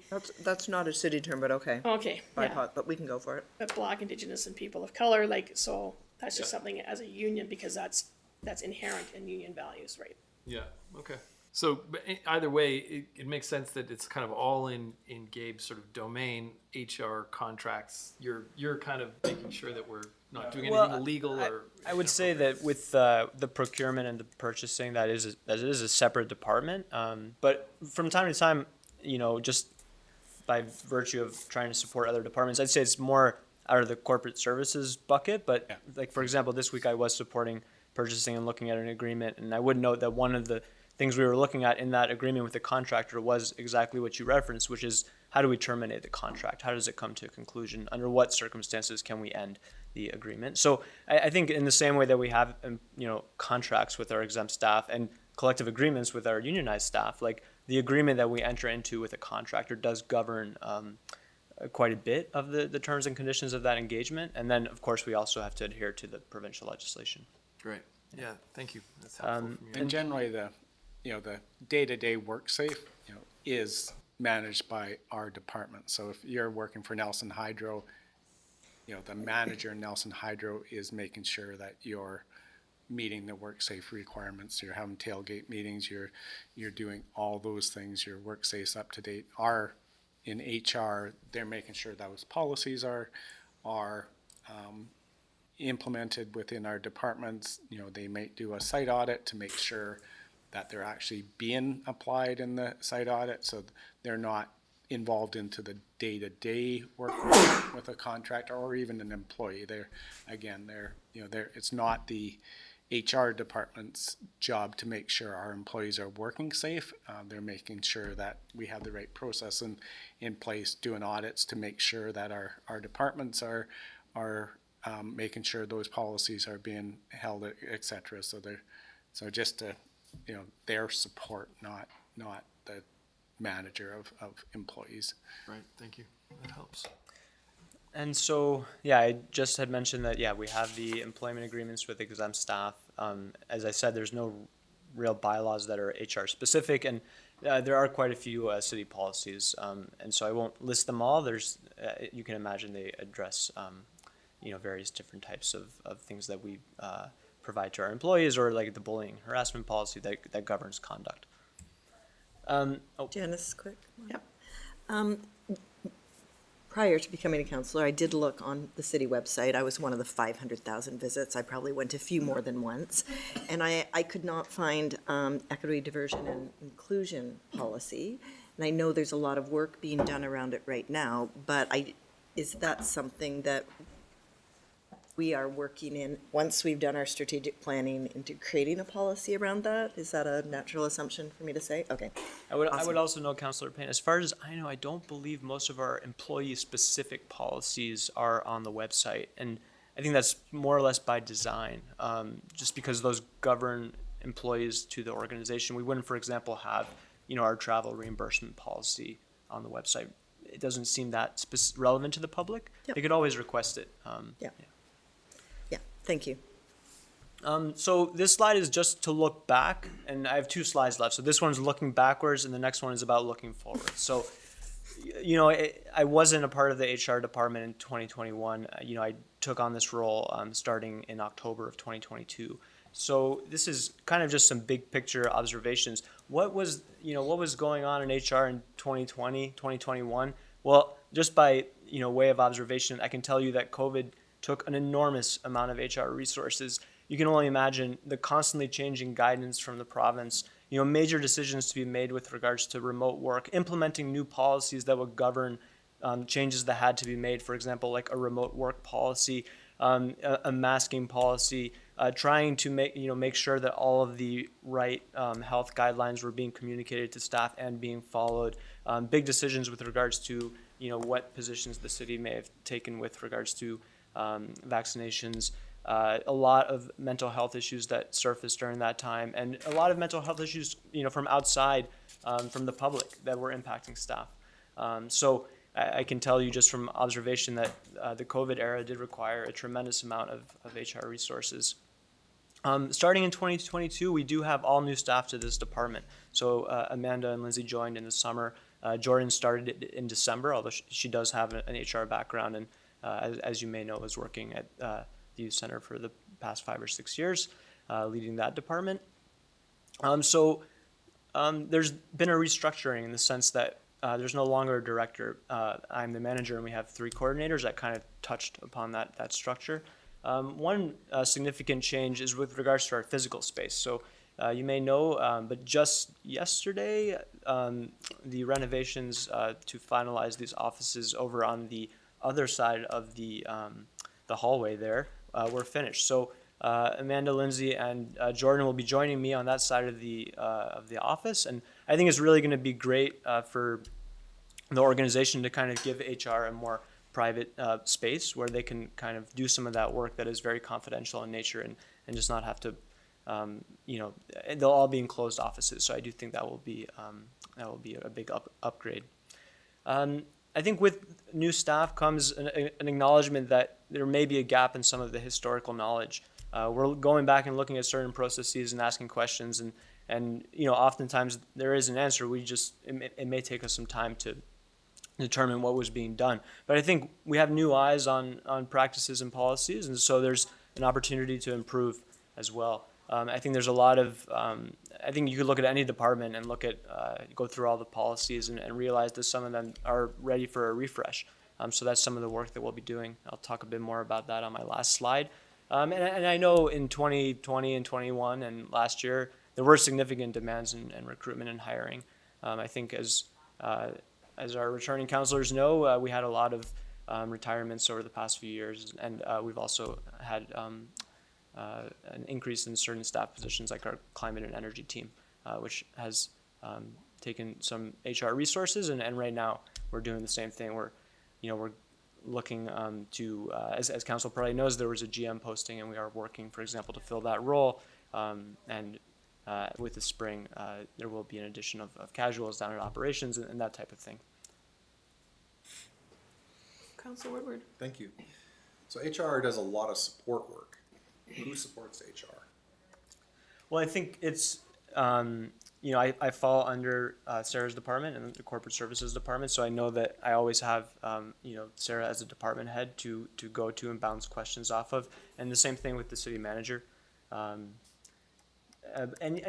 What's available to all of our employees that comes from HR is available to the HR staff as well. Okay. Right. I just want to make sure that Yeah. you guys have support as well.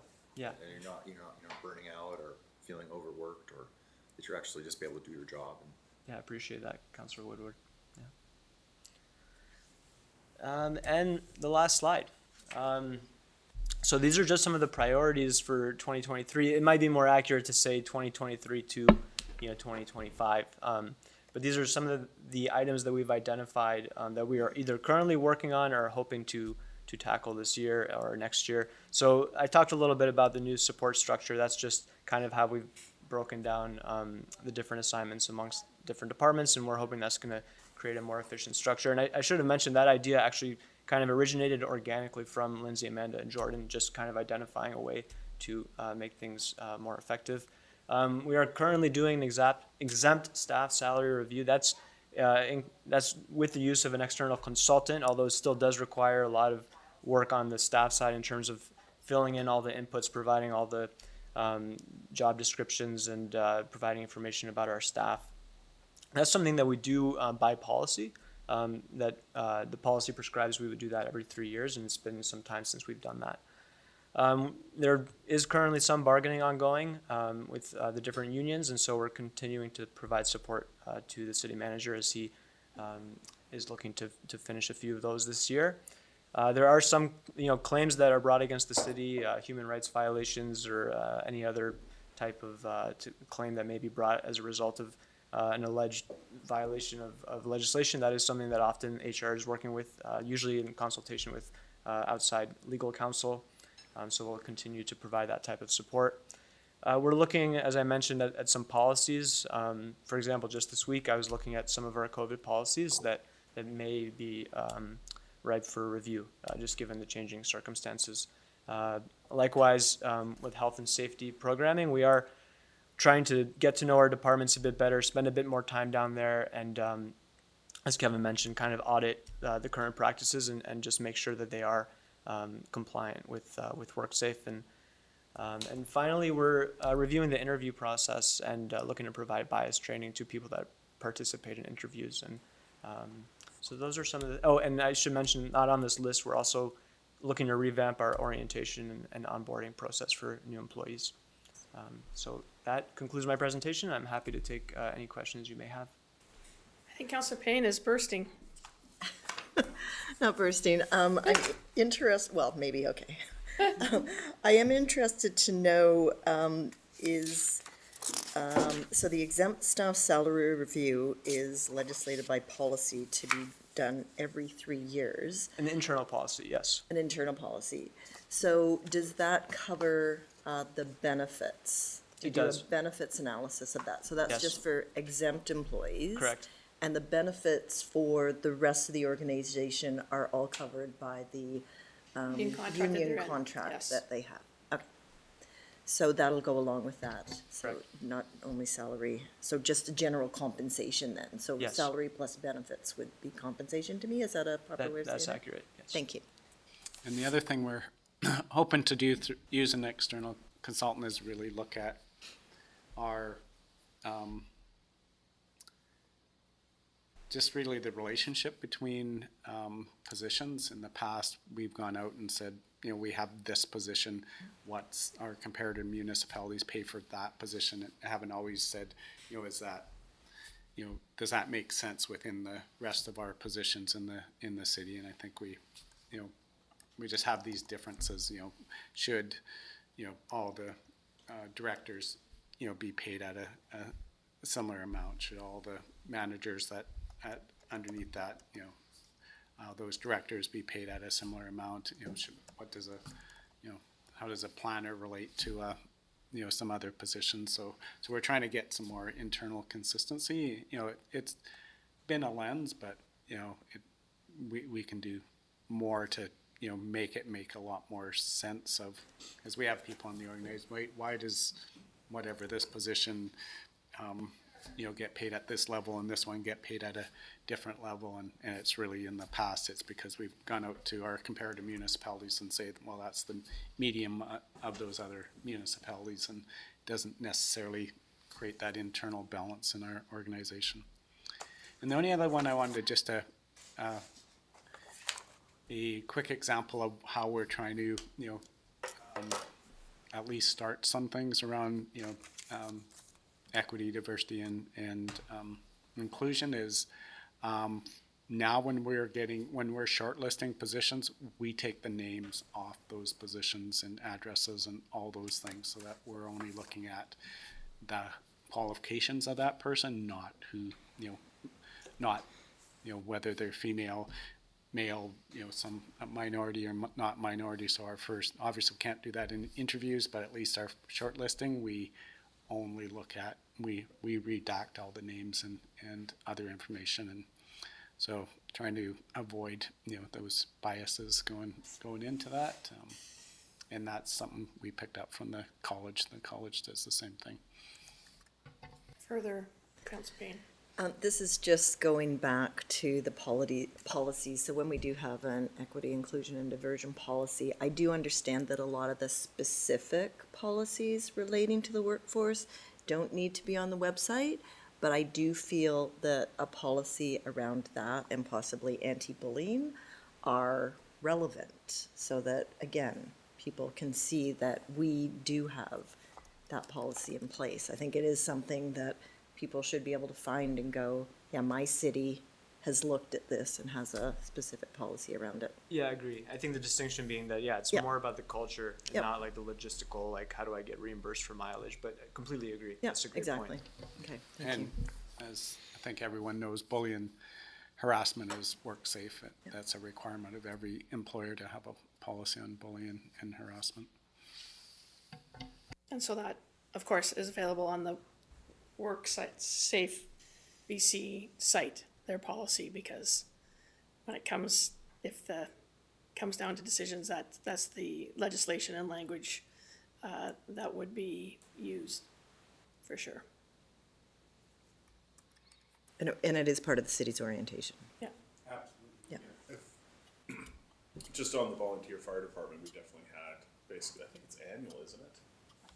But we definitely went through the training or had training opportunities. We had to do it at least once. And had to refresh it every, it's every year. I thought it was every year. Awesome. So Thanks. it's actively, when I was there, it was actively being done. Even for employees. Any further questions for either Sarah or Gabe regarding administration and HR? So we'll both, seeing none, we'll both have you back in the course of the year. So in the hot seat, in the red zone. And thank you very much for your presentation. I'm glad that we've finally been able to accommodate you into the schedule. And so if I could have at this point a motion to recess for lunch. Okay, that was moved by Payne, seconded by Lockenberg. All those in favor? Okay, and that is carried. Thank you. We will see about back at, we're gonna aim for 1 o'clock. Just remember the microphones are still on until Sarah gets back up here. Thank you.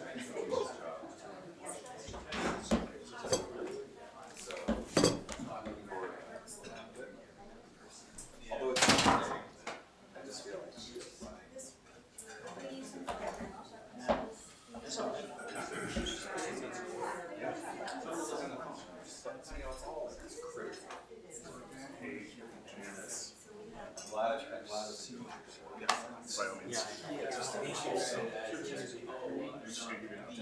Yeah, and then the regular meetings. And then there's a lot of, We have put $20,000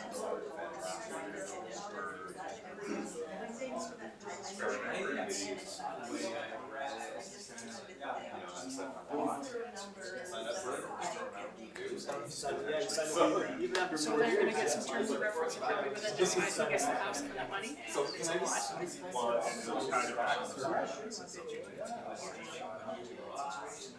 they'd have to be showing some kind of an initiative for a business case, not just going, we want 10,000 because we think we want to maybe. Yeah, but I mean, it's not, oh, there's $5,000, if we want to maybe kind of, sort of, and then there's nothing there. I mean, there's gotta be some need for some substance before they can even get that, although they need to have. Yeah. But again, it's about who gets it, is my point, it's like. Okay, no, that's fine. And then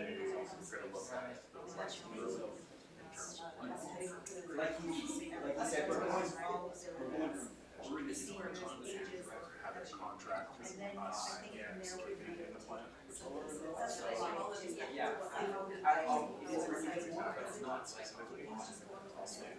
Who's doing that report? With Nelson staff, I mean. Yeah, in connection with some terms of reference to the two of them, Joe's references are tied together, coming back on the agenda. More and more for potentially in the short term, they just get managing the plans. Yeah.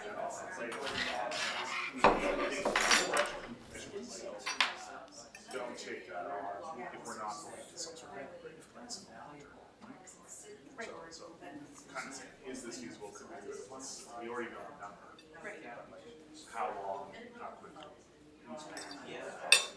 Yeah, I mean, they're kind of making a request as an interested third party. Because at this point, we've got to basically take that facility back, they're not running it as the capacity that the current club used to run the current club. So it's back in our boundary, so they can ask all kinds of things. So just as long as we're not, I mean, I kind of like guessing that it kind of see, I kind of want that. I don't know, in some regards, I want them out of it, but we try to figure out what the city and our need is. Bring them back in once we have the information, because most of them counts that we have to do this. Either group doesn't have to do anything, the city or the. So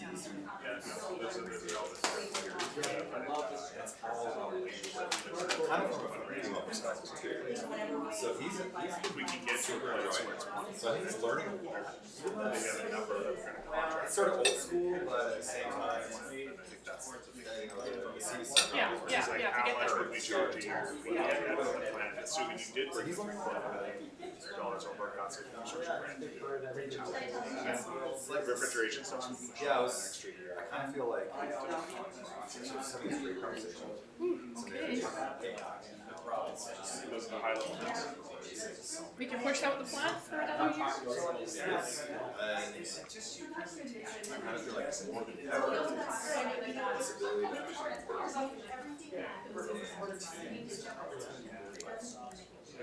yes. So yeah, I think for a while.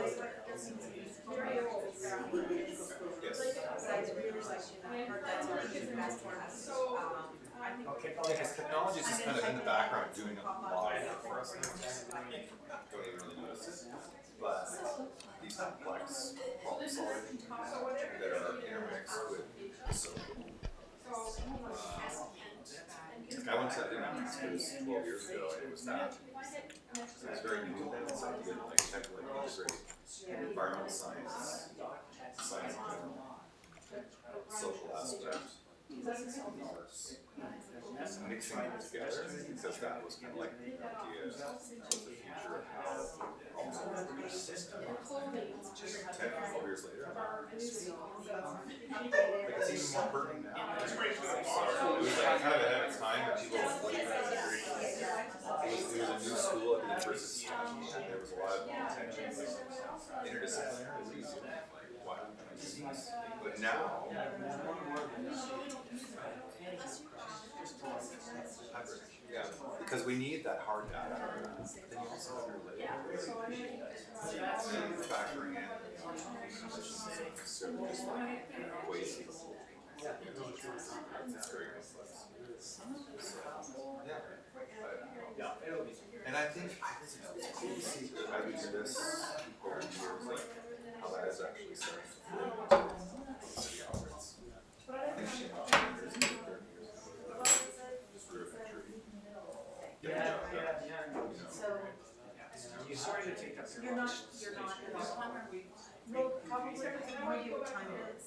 So, yeah, the complexities are pretty steep.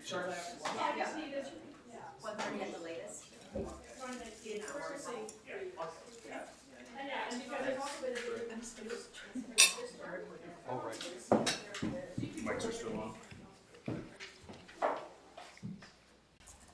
Okay, so if I could have a motion to come back into the meeting, please. Moved by Councillor Woodward, seconded by Councillor Page. All those in favor? And that's carried, nobody's opposed. Okay, so we're gonna get started, and this afternoon, we're gonna start seeing some initial numbers, which will make some people around the council table very happy. Glad that you're able to join us this afternoon, Councillor Tate. Thanks for having me.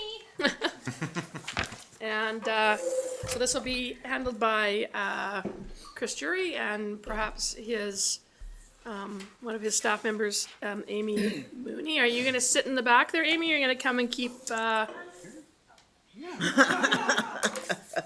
us? Very supportive.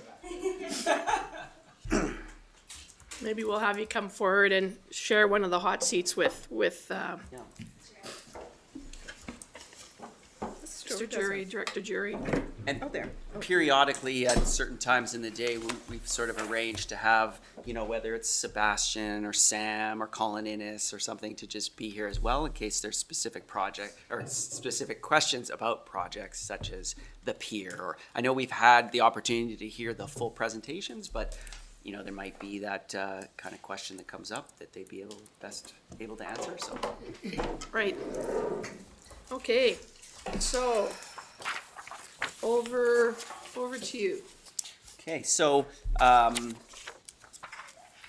we've been hearing presentations, like I mentioned, from the various departments, you know, it's from parks and IT and capital projects and facilities. There was a kind of an important section there in the middle. I know we had a nice discussion on sort of more of the overarching vision for some of our buildings, but embedded in the presentation there that are in full motion, that we're looking to wrap up here in the year. What are some projects that, you know, maybe make more sense to delay for a year, and all those kinds of conversations. I know we're facing, as all municipalities and folks are, inflationary considerations and things like that. So we're looking at, you know, can we have some flexibility to adjust our plans to kind of make things a little easier. And I also want to point out that this does say draft on it. It's still a living document in motion. I expect that there will be some changes, and after this meeting, from conversations that we have, and also just as we work with the other departments and get a better idea of how we finish 2022. We're still getting invoices and things coming in, so figuring out how we finish the year takes a bit of time. So we're still working on those types of things as well. Yeah. So I sort of put together this one page. I say I put together. Actually, Amy did it. Thank you. Nicely done, nicely done. Now that she's sitting next to me. Good work. Fine work. So this is just sort of a summary of some of the high-level points of interest. I should add, a lot of the projects that we're doing, like they aren't new. They've been in this, you know, in the capital plan from last year. Things like the Civic, the Pier, Cottonwood Park, You know, the library, they put a little question mark beside that one, but you know, these are all things that had been in the 5-year plan previous, and I know you'll get an opportunity to do some of the strategic planning this spring. But this is just kind of a continuation of a lot of those projects, and we're just kind of expanding them into the subsequent year. We do have ongoing BCUC rate application that will potentially bring us, you know, a fair return from our investment in Nelson Hydro and some additional funds. The intent would be to be able to put as much of those dividend funds into our capital reserves as possible to allow us to do things like our buildings and, you know, work on some of those types of projects.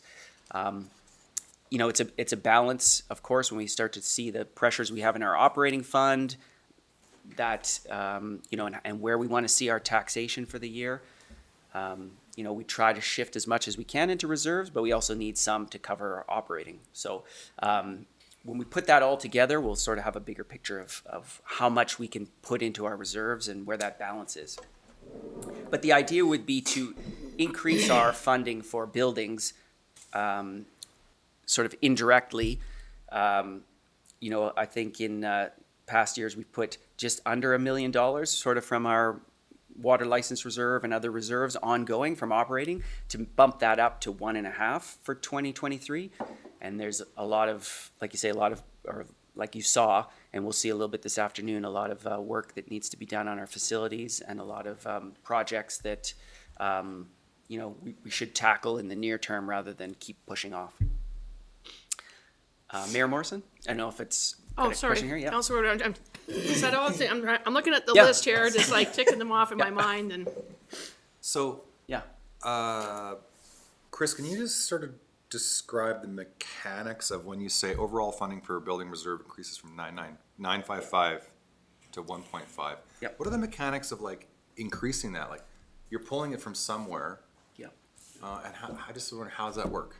Yeah, so we're looking to, you know, obviously we've got that increase in the hydro dividend coming in, so we'd be putting some of that into reserves.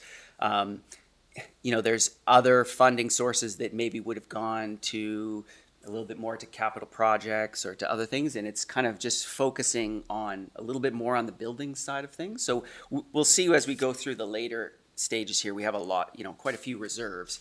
So it's just sort of focusing it a little bit more on the building side of things. So Yeah. is a way to look at it like there's this pot of money and you divvy it out every year, and it's just like, it's the divvying. It's not like the pot of money is massively bigger. It's that you actually, it's just you're divvying it in different directions every year. Yes, that and, you know, as we go through and look at some of the reserves, there is a need to increase what we're putting in our reserves overall. So whether that comes from taxation or, and as you'll see when we kind of look through it, some of the other areas, like parking revenues, for example, that funds all of our road replacements and things like that. Is there a way we can increase what we're putting in from parking, for example? So it's, you know, as the city grows, as costs go up, we do need new funding sources, but does it always have to be taxation, or are there some other ways that we can do that? Okay, and just, sorry, Mayor Morrison, Yep, one more keep going. supplemental. So another piece to that is, obviously there are some large developments that are happening, market level developments, which should raise our tax base. Yep. So do you factor that in now already into your budgeting? Yeah, so that goes into when we look at our operating fund. So we'll say like, you know, hey, we need a, you know, 2% or 3% or 4% tax increase. But then on top of that, we'll get additional revenue from new construction, it's called. So that's exactly what you're talking about, where you get a new development that builds. For 2023, it's probably going to be in around 100,000 that we'll get in additional revenue. Okay. That's kind of average. You know, some years it'll be 80, 120, you know, it kind of fluctuates in there. And, you know, you can sort of expect that in coming years, it, you know, maybe be around that level. So if you said we get another 100,000 each year from new construction, that helps kind of keep the tax increase down a Down. little bit, yeah. Thank you very much. Councillor Lockenberg. Thanks, Mayor. Chris, stop me if you're gonna address some of Okay. the specifics on these capital projects, and I can hold until Yeah. then. But, you know, we had a buildings conversation before, and you sort of, some of that's reflected here. But I have some questions about some of our priorities, like, for example, the roof for the curling center and things like that. Yep. So are we gonna be talking a little bit more about that? Because I do see, and maybe this is, again, hold for the strategic planning, but I can see if some investments that we might be making that are premature, given we haven't figured out what we wanna do with some of Yep. these facilities. Yes. Anyways, I like that we're putting them in reserves, because that could be used for multiple things, but is this the time to talk a little bit about it, or? Yeah, we can't, but, well, a couple things, I guess. Like I say, Sam's gonna come this afternoon, and we'll go through a list of projects. We did look at, you know, there's a tendency to say, like, here's the things we need to do, let's do them all in 2023. And first of all, it's not humanly possible. There's only one Sam, so he can't do all of that. But so it's looking at it and exactly the types of things you're talking about, saying, like, let's do that capital asset plan first before we start putting money into these. So what are the things in 2023 that we do need to do? So you look at that curling roof, that is pushed off till 2024. We're going to get the capital asset management plan done in 2023. The idea would be to do that first, but it's in there for 2024 as opposed to something we're going to rush in to do this year. On the flip side, you look at the youth center roof, like, that's something that, you know, in our facility manager's mind is a priority to keep that building, you know, whole. So there's certain things that we've shifted out that, you know, probably could wait, but there's other things that we've looked at and said, like, you know, we do need to do this now. Otherwise, it just becomes an ever increasing cost if we hold off any longer. So, yeah. But again, you know, I don't know if you spots in his presentation, he had sort of building by building, sort of in the middle section there. So we'll kind of pull that out and have a look. Yeah, okay, thanks. Councillor Page. And I'm sure you're gonna get to it, so, you know, if you will, then. Yeah. But like, just reviewing the balancing on our reserves, the story to me, having that first glance, is we're certainly not building reserves. We're pulling hard on quite a lot of them. You know, there'll be, some of them are gonna be, well, a fair few are gonna be a shadow of what they were in 5 years. Yeah, and I think, you know, with certain reserves, like, say, our Community Works Fund, the intent is you get those funds and you spend them, not to build them up. Same with the building reserve. The idea isn't to, you know, that we're going to put money in our building reserve and not spend it. It's to use it. Then there's other reserves, like our equipment replacement reserve, where, you know, you have a fire truck coming up, so you do want to try and build that. But it's not going to be enough. So we will have to borrow and then repay it through the equipment reserve. So, yeah, you're right. There's a balance of, you know, building them and then using them for their intended purpose. Well, and then Yeah. to the next council, Yeah. providing the same amount Yeah. of resources to make the same kind of priority choices and not Yes. be hemmed in. Yeah. We inherited something, we inherited enough resources to have some flexibility to make choices, and I think there's gonna have to be potentially some choices, so the next term council is also left in a strong position to make choices. Yeah. And there's a few things in here too, like you know, when we talk about the pier project, and we'll have Colin come in here, but it's looking at that and saying, like, okay, you know, we could finish this project off with reserves, or we could look at some other alternatives. Like, is there the ability to say, let's defer the canopy portion, for example, and then look at, can we get some more grants to kind of finish that piece off? So, you know, there's definitely a trade-off of what do you want to get done and what can we put off. And I will also say that, you know, capital plans are ambitious, and if you look at past capital plans, you know, if you look at where we expected reserves to be at the end of 2022 and where they actually probably will end up, they're usually higher because, you know, Sam will have a full list of things he wants to do. He'll get to, you know, as much of it as he can, but it, you know, things kind of tend to get shifted off year to year, right? Can I just add, I think what we're trying to achieve over time is what's called sustaining capital. Are we getting funding levels that will sustain, the continual upgrade and improvement of our facilities? And we're not there yet. We're there on, in many ways on the utility side, maybe on the on the paving side, but certainly we're never there on the facility side. But we weren't there on any utilities, 20 years ago, and we weren't on paving, about 5 years ago. So we're slowly trying to build sustaining capital so that, regardless of what assets we have, that, that we're generating revenues that will sustain the long-term life of those assets, and future councils will have that legacy, as this council has on the utility side. It's not like you're going, what do? We can't do all these projects in our utilities, and we know that they're getting worse and worse, and so that's our goal, and it takes 5-10 years sometimes before you can get there. But I think we're maybe it was 10 years ago or 8 years ago, we had $40,000 a year for our buildings. 40,000, not 1.5 million. Councillor Payne. Oh, sorry. Go ahead. So can I just give a short analogy and see if I'm on track with this? So in our household, where we own a home that was built in 1901, we do save a certain amount of money every month because we know at some point in time we'll need to replace the roof.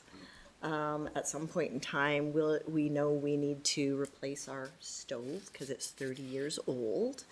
And we just continue to do that, maintaining what we have to the best of our ability until we're required to make those capital expenditures. So oversimplification of it, but that's what we're talking about, right? 100%. It's basically, we're trying to be strategic, and instead of spending all that money this year, we're looking out to our roof replacement, which is expensive, and we don't want to just borrow to do that if at all possible. So we have the reserves unless there's some other, we call it the rainy day contingency, something unexpected, like water starts flooding into the basement or something. Yeah. So that as a city is basically what we're doing with those reserves. It's Yeah. just a different name of. And we have 50 houses so we know that roof A may be in 5 years and roof B will be in 10 years. So we don't have to have the money for all the roofs. We just need to be able to replace those roofs as they come along. And the city's roof is a whole lot bigger than my roof. Yeah. So Lockenberg. Just to be clear, you do that because your capacity to borrow and your borrowing costs are less than or greater than your earned interest on those reserves. So, right? And so we've got really low borrowing costs. So there's kind of this, it's not super critical to have these reserves if we have the capacity to borrow at costs less or close to the earned earnings on that capital, right? Mm-hmm. Yep. No, and we at the end of 2022, we'll probably have about $6.5 million of debt outstanding, and haven't borrowed, I don't know, 20 years maybe. Yeah. Less than that. Less than that. Well, before my time, anyway. 15 maybe. Yeah. So it's. I wouldn't say now's the best time to borrow. Even MFA rates are higher than they have been historically, but even putting together the budget here in the last couple of weeks, they've come down a little bit. So if you're looking out at 20-year borrowing. As we see those rates come down, and there's a significant amount of borrowing in this budget as well, right? That we had in the capital plan, again, in the last round when we did the 2022 capital plan, we had borrowing in here for fire equipment, for the storm, for the library, for the civic center, for the wastewater treatment plant. So Yeah, but sorry, just on a follow-up on that, just to be clear again, though, there's our limits to our borrowing Yeah, with there is, MFA. yeah. Yes. So having those reserves isn't so much like, you know, we're going to be in a lot of trouble if we borrow. It's not really the case. It's like there are limits to how much we can borrow, and so we're just generally doing good practice about building these reserves to preserve the capacity to borrow as much as we need in the future. Yep. And we do have, you know, on the reserves front, I mean, we have a Fortis reserve that we were able to build up when we had that lease in, lease out arrangement that at the end of last year was close to 2 million. That's a new reserve that we didn't really have in the past. The land sale reserve, we put a lot into it when we sold the Hull Street corner lot there. And there's other properties that we're kind of looking to add to that land sale reserve, so that will become a funding source as well. And that's not, any new land sales isn't in this, but I would expect there will be some in the next couple of years, so that adds some additional capacity in there as well. I just want to clarify that though. The other piece you need to be careful of is it's not the same as, you know, Councillor Payne's analogy of only owning one house, because we don't know what additional requirements are going to come onto the municipality, like a new sewage treatment plant. So we need to, you know, keep borrowing room for new things that we haven't, you know, we're not sustaining a future, something that we don't even know that we need yet. So we're trying to balance, you know, keep some of that, you know, keep borrowing room, because there's new legislation, there's, you know, new community priorities. They may want, you know, for example, a brand new library.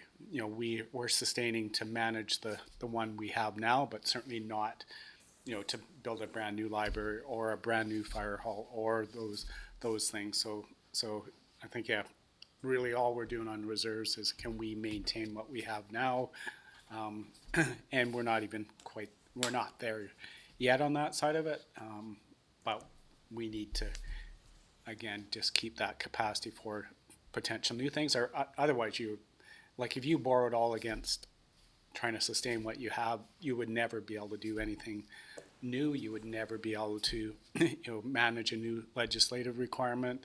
You know, as you saw in some of those financial plans, we're counting on grants for some significant portions of those. If they don't come and we still have to meet the legislation around sewage, you know, wastewater treatment, we may be forced into having to borrow fully for that project instead of whatever 5 million, we have to borrow 20 million for that. So we have to kind of balance both those things, what's current, what's new, and even our reserves, we're only putting in reserves a fraction of the value of those assets, of whatever 30 million of equipment, we have 2 million in the reserve, and that's just to, you know, help offset those peaks and valleys. We know we don't have to replace $30 million of equipment any one year.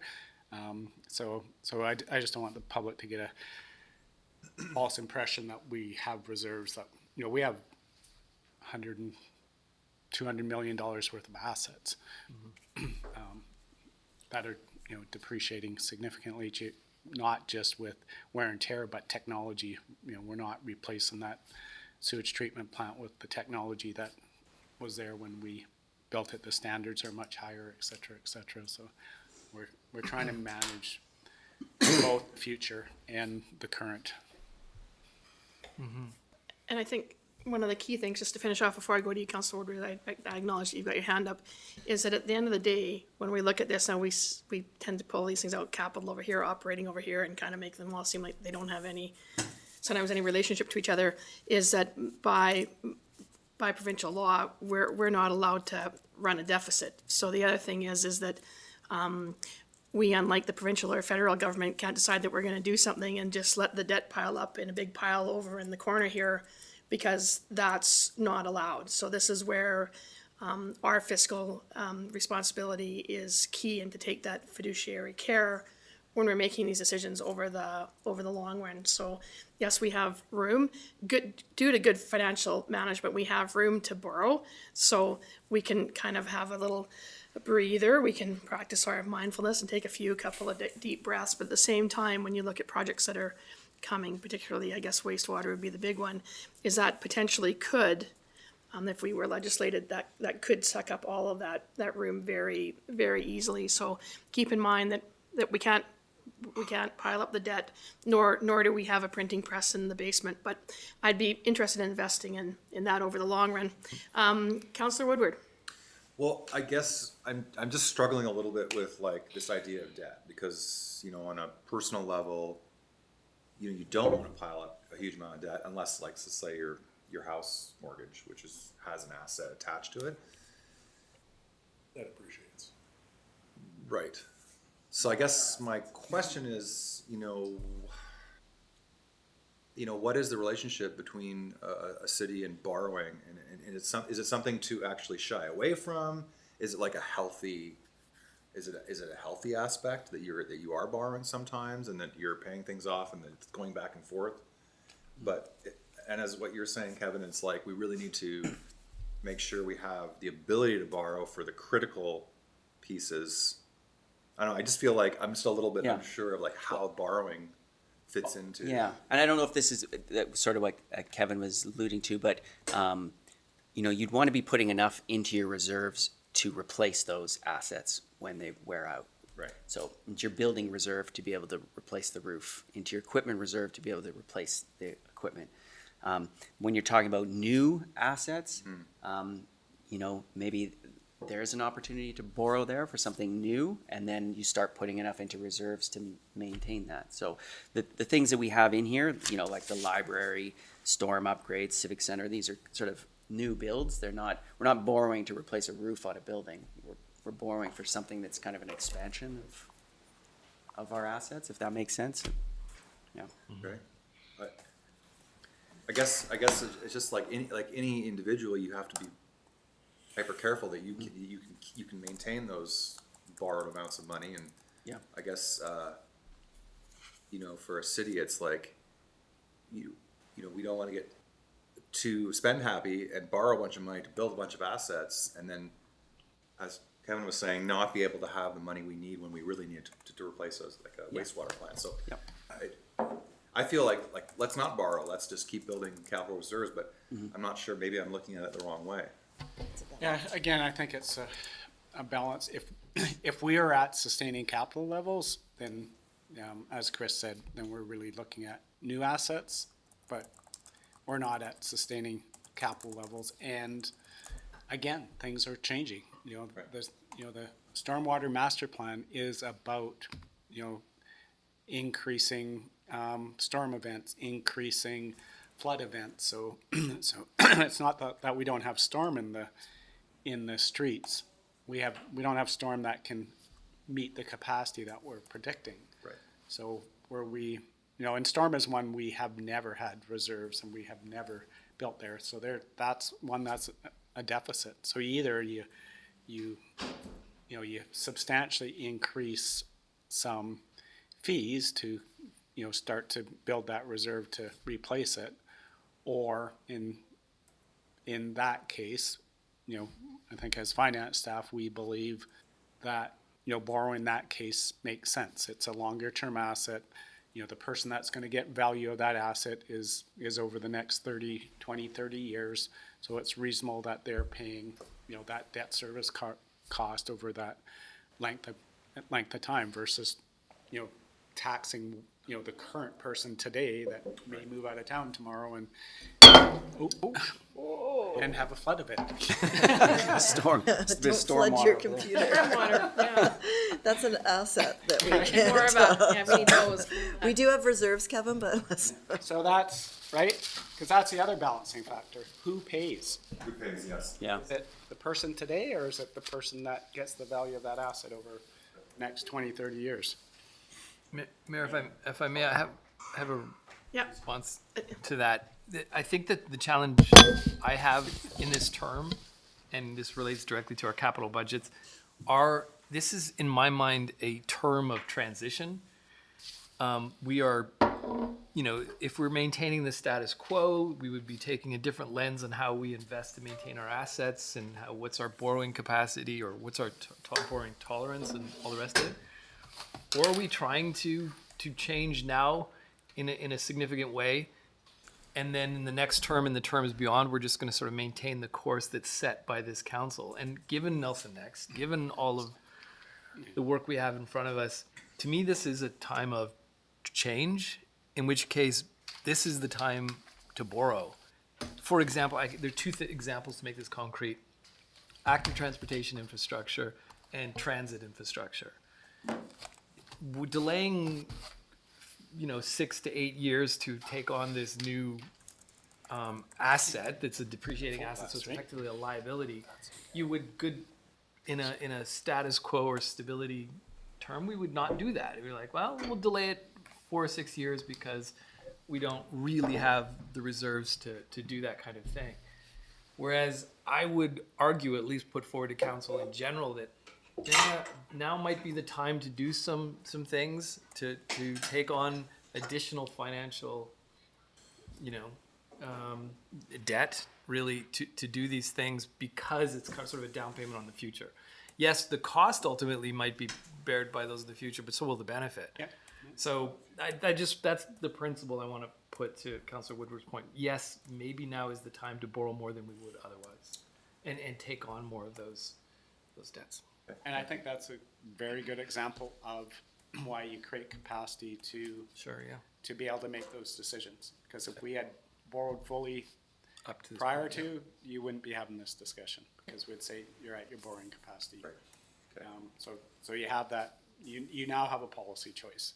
Do I think upfronting some investments now has a bigger benefit than waiting. So that's the policy choice that ultimately council will have. Mayor, Yes. am I correct that when we go to the borrowing side of it anyway, they has the opportunity to evaluate whether or not they're even going to approve it?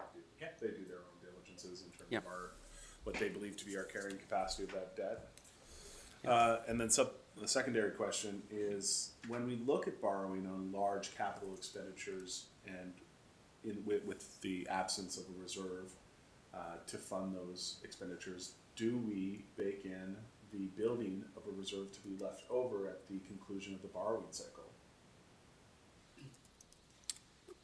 Can you expand on that? I'm just trying. I know what you're saying, and I do too. and I think that's my philosophy is, should this current taxpayer pay for both the borrowing and the replacement of that asset?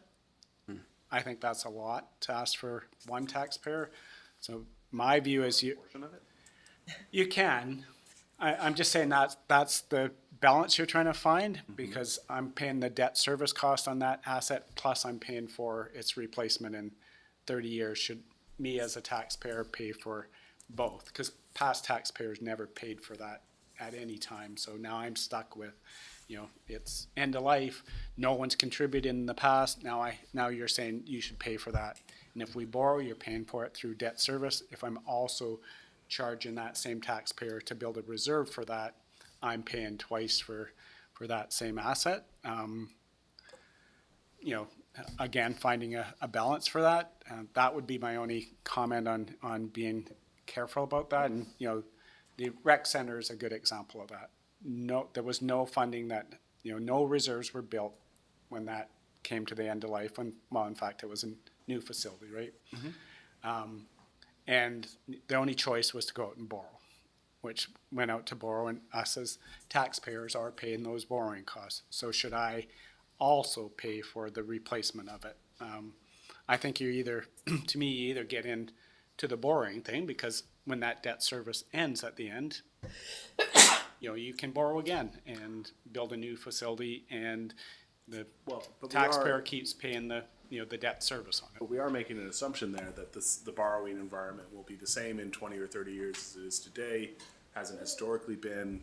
These low interest rates we've seen over the last 30 years doesn't necessarily mean it will be the same into the future. And I guess it's a values conversation about whether or not when we fire up new capital pieces in general, whether we want to be always in a debt position and always expecting everyone else to be in a debt position, or if we want to start it with debt, get to a place of reserves, and then pass it off to the third generation without necessarily having to constantly be Yeah. in that No, position, that- just knowing that we're doing that lift as a generation. Yeah, Are that's, you- that's the absolutely, this value is the decision you make. You know, how much can the current taxpayer fund that building? I just need a clarification. Are you saying we should borrow upfront for the future reserve on that asset? Yes. At least a portion of. So would Oh, we we can't do that. would we be paying the interest on that over that time? Well, No, first of all, once you it's can't do retired. that. No, we would be. The moment we borrow, we're paying interest.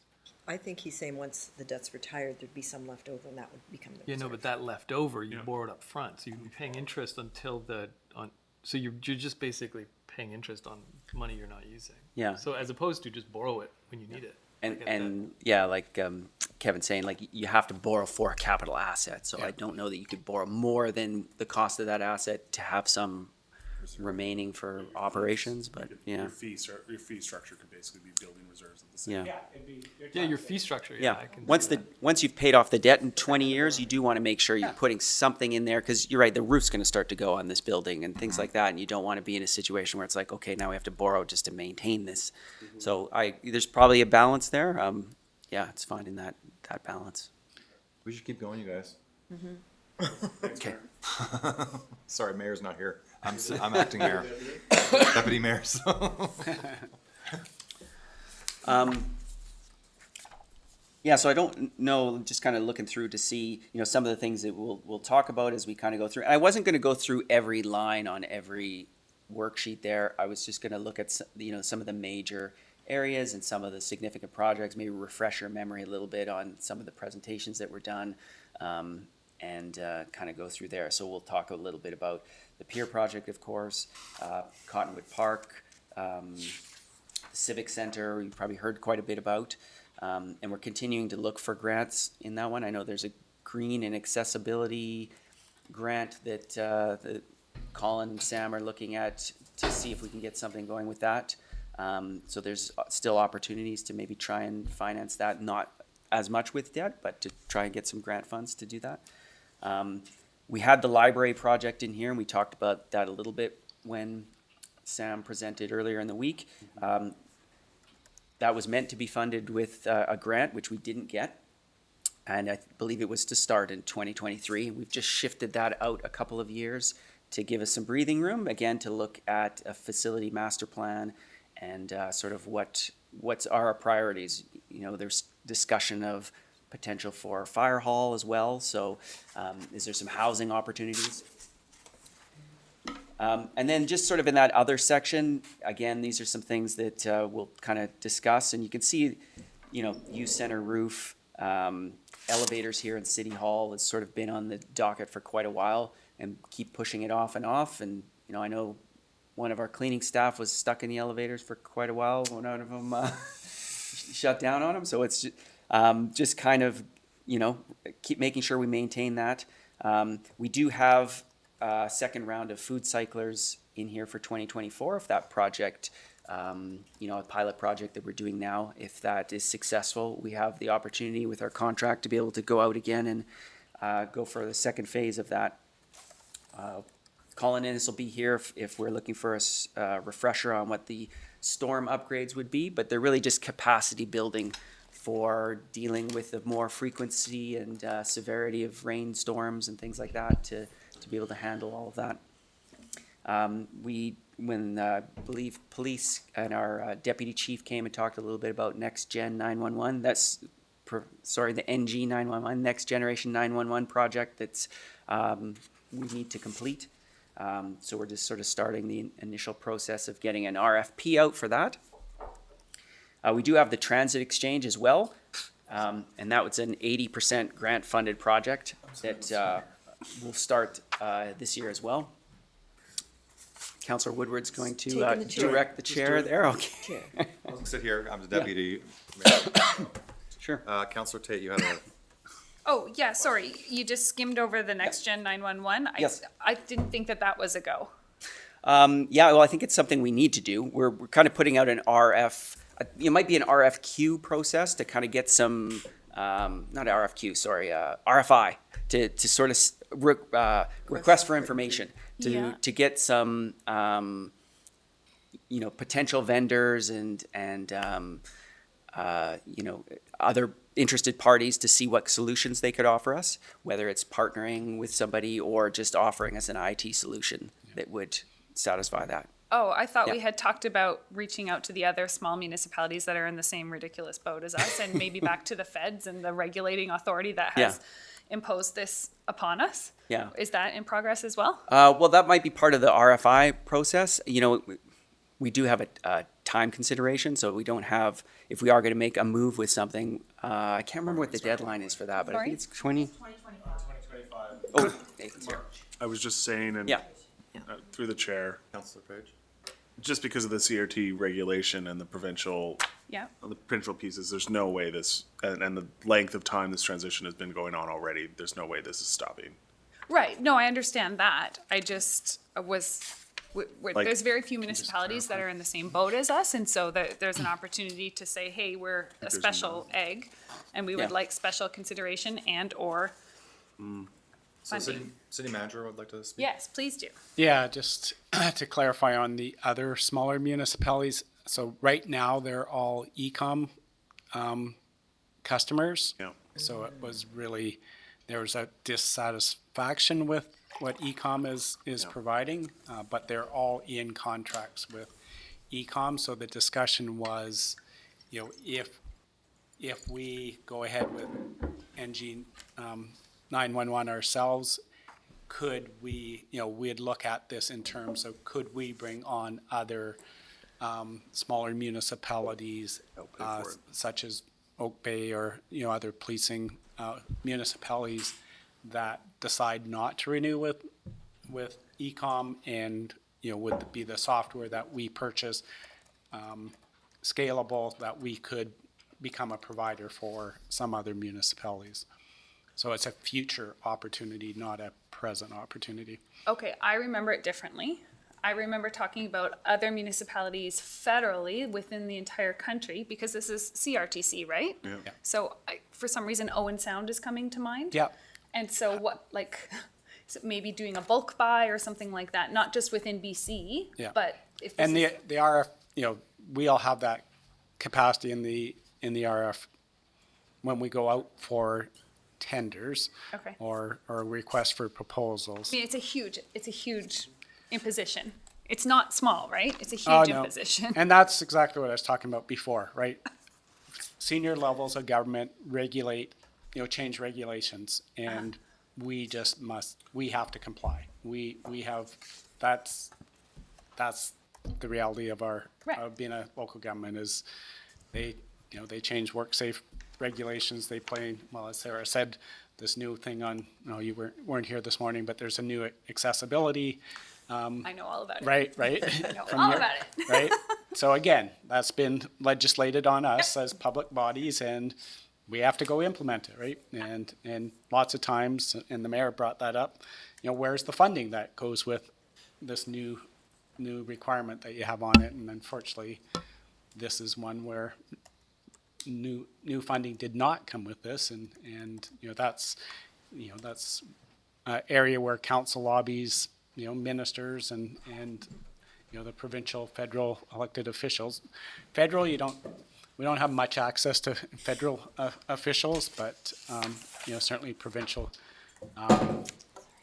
officials. And I think at the end of the day for NG 911 is, in order to meet those legislative requirements, we need to start now. We'll certainly keep the procurement process open to hopefully be able to do something creative with other local governments or something else. But right now, we need to budget for us to be able to replace this at the estimated cost, and hopefully we find some upside. Maybe we will find some funding elsewhere. I don't know, did we put that on the list when we sent to our MLA about potential projects they could help us fund that?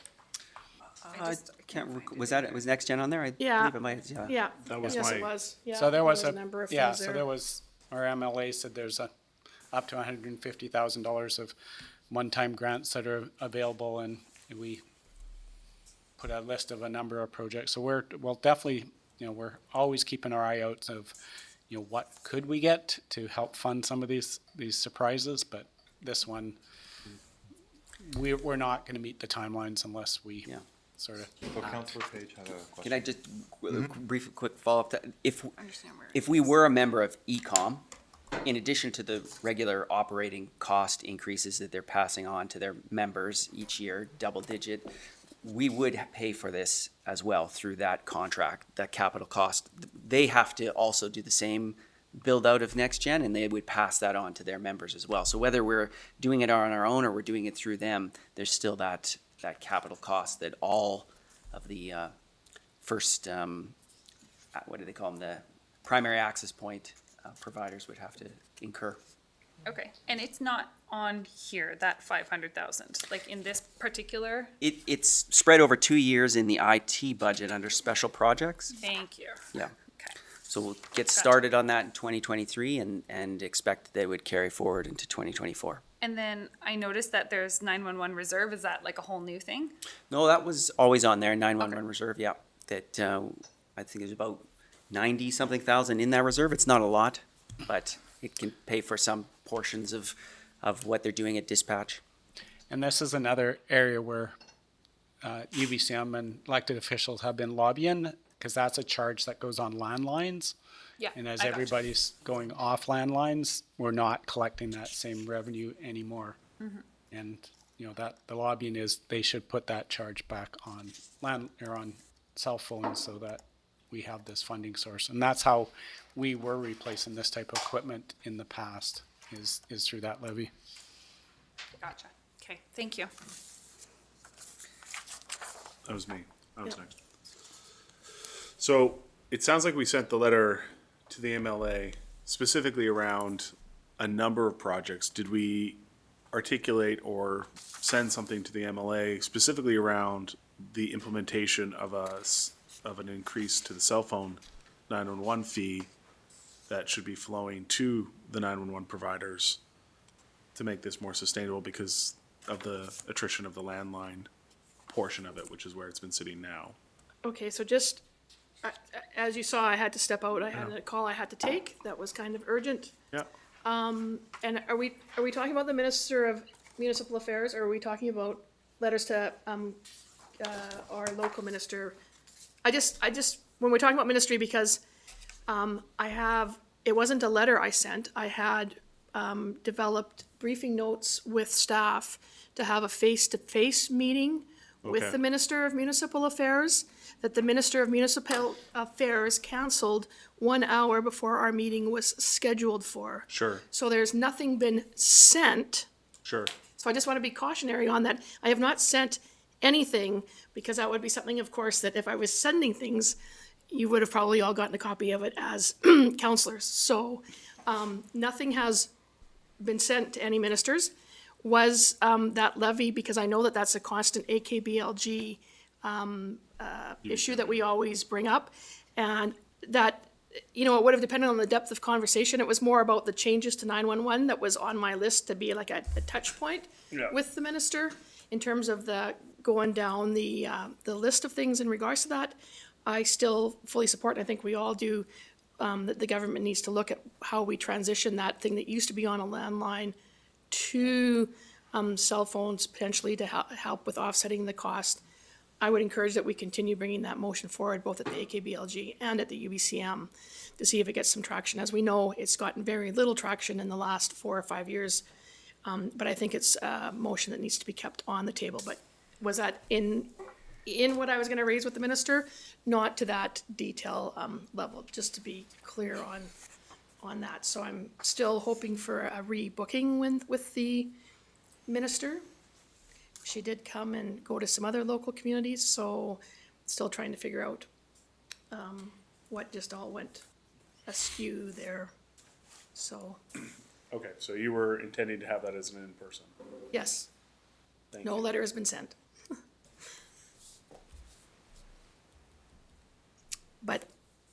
as president of the AKBLG, I think that we should be keeping that on, and I see that you sent out notification today that Staff did. the upcoming AKBLG resolutions have to be in, so that, another thing to add to our list of things that we have to do, and that is Should have look it. at what resolutions we'd like to put forward to the AKBLG.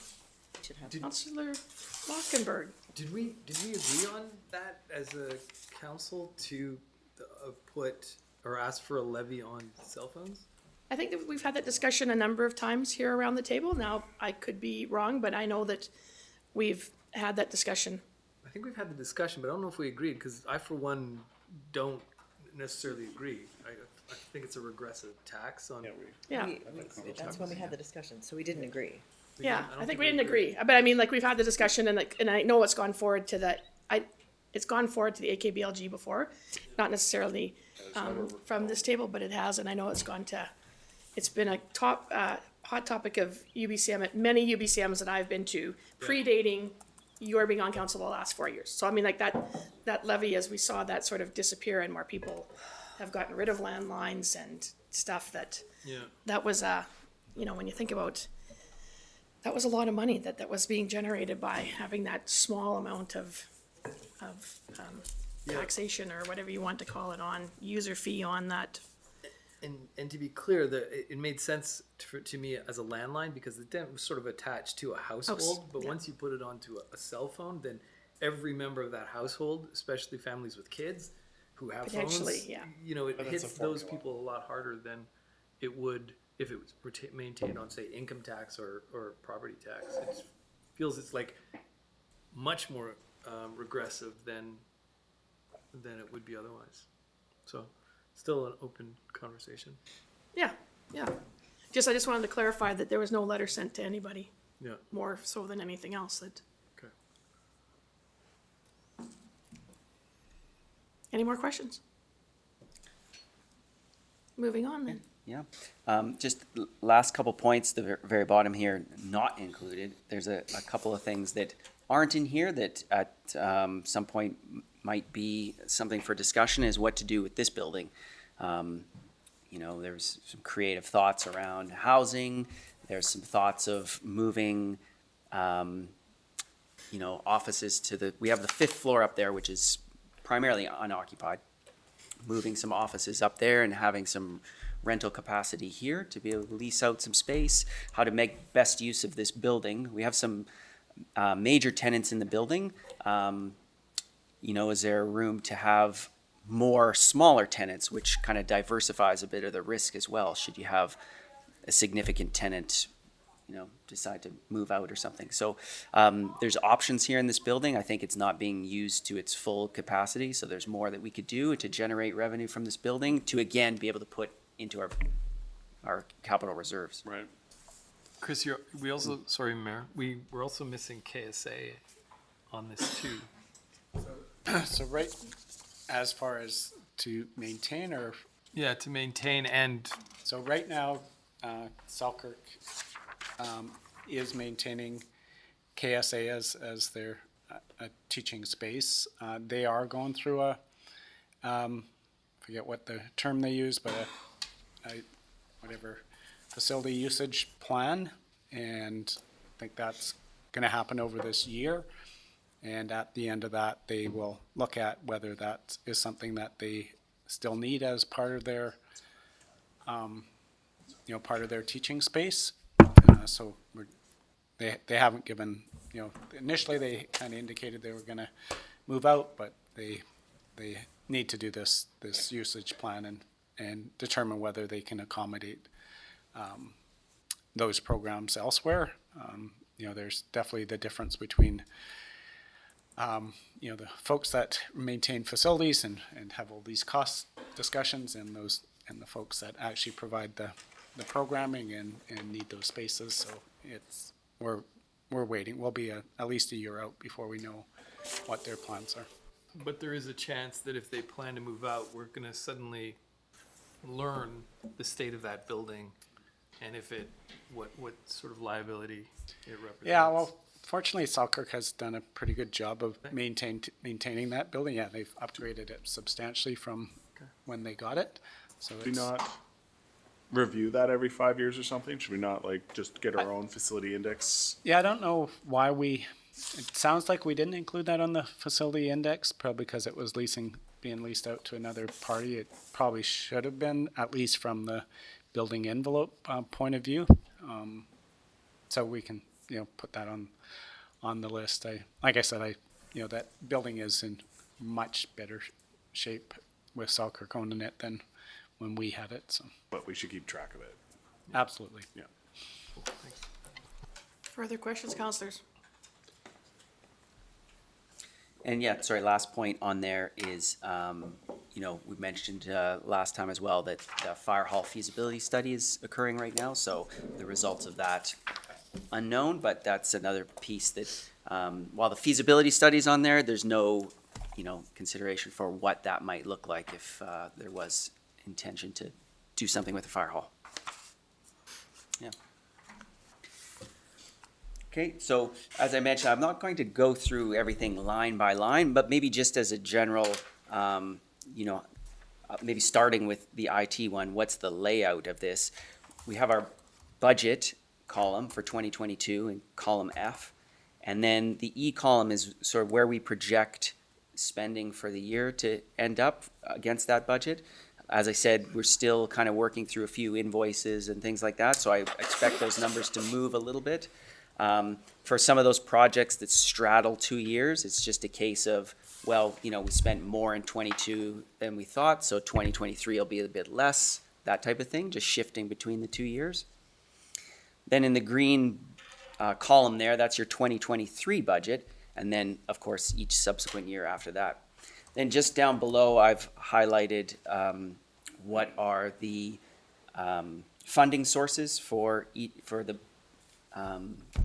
that category in general, whether it's grants, reserves, borrowing, that type of thing. So you sort of see, I think I've broken out where there's reserve, so we can see where each of those reserve or funding is coming from. And I think, based on our previous discussion, that's the important part. That's the funding that we have to sustain the maintenance and replacement of all our equipment is really coming from two sources. One, the equipment reserve, and that's where we charge each department for the use of a computer, and that money goes back into this reserve to replace that equipment. And the water license reserve, and you'll see the water license reserve in here a fair amount. It's one that we rely on pretty heavily throughout all our capital. Councillor Payne? So just an example, the security projects where money wasn't spent this year, is that one of those ones that's an overlapping, so it will be spent next year, but there's a new budget amount, or does that carry? Yeah, correct. So that's one that one in particular was meant to be a multi-year project where they would go out, each year and have a third party kind of evaluate the security that we have, IT here. They didn't get that project started in 2022 as they thought, so it's just kind of, okay, reevaluating, reassessing, here's what we need now for the next 3 years. It's 35, 30, 25 over the next 3. We didn't spend anything on that in 2022. Or $435, which I don't know what that was, but. So we had a budget of 22,000. Correct. Didn't spend it, so because we didn't spend it, next year's budget is 35,000. Yeah, and again, that would be one, I don't know what the original 2023 budget was, I don't have it in front of me, but it would be, taking a look at the unspent portion and rolling it forward, or just reevaluating and saying, okay, let's structure this in a slightly different way, but here's what we need going forward. Okay. Yeah. Yep. And Councillor Alcomer? what rate do we depreciate these assets? Is it It's 2%? Yeah, it's a straight, it depends on the useful life of each asset. So software is pretty a lot of times actually with software, we're not even capitalizing it. We're just kind of expensing it in the year. With other assets, if you're getting into hydro infrastructure or, a hydro pole, for example, it'll be a lot longer. Maybe it'll be 60 years. IT here. Yeah, IT is like almost nothing. Like a lot of it we wouldn't even capitalize. Yeah. Major projects, if we're doing them, we might. We do have a threshold too of $10,000. So if you're talking about laptops and things like that, it's not even something that we would bother capitalizing and amortizing. There's so much turnover. So if I'm understanding correctly, if you bought a laptop, you would take the value of that laptop and put it into the reserve? Every time you bought a new laptop, say, that was Yeah. kind of like bigger than one, say a new employee, Yes. bought that new employee a laptop, then you would take that amount and then put it into the equipment reserve? We don't put the laptop into the reserve. No, the value of that laptop, replacement value of that laptop into the equipment reserve.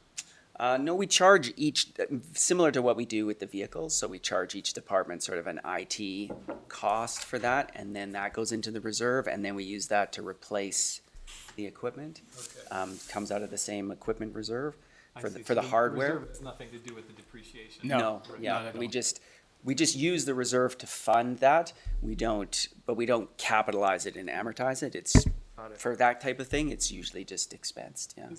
Yeah, yeah, the reserve's based on, if we think we can get 5 years out of a laptop, then we'll charge it, that $2,000 over 5 years and to that department, so that at the end of the 5 years, we have $2,000 again to buy a new one. Counselor Page. Is there a reason we don't do the same for software? We don't capitalize it? Well, we don't capitalize it, Yeah. but don't charge out a cost for its replacement. That it also happens, and it's an increasing part of the cost anyway.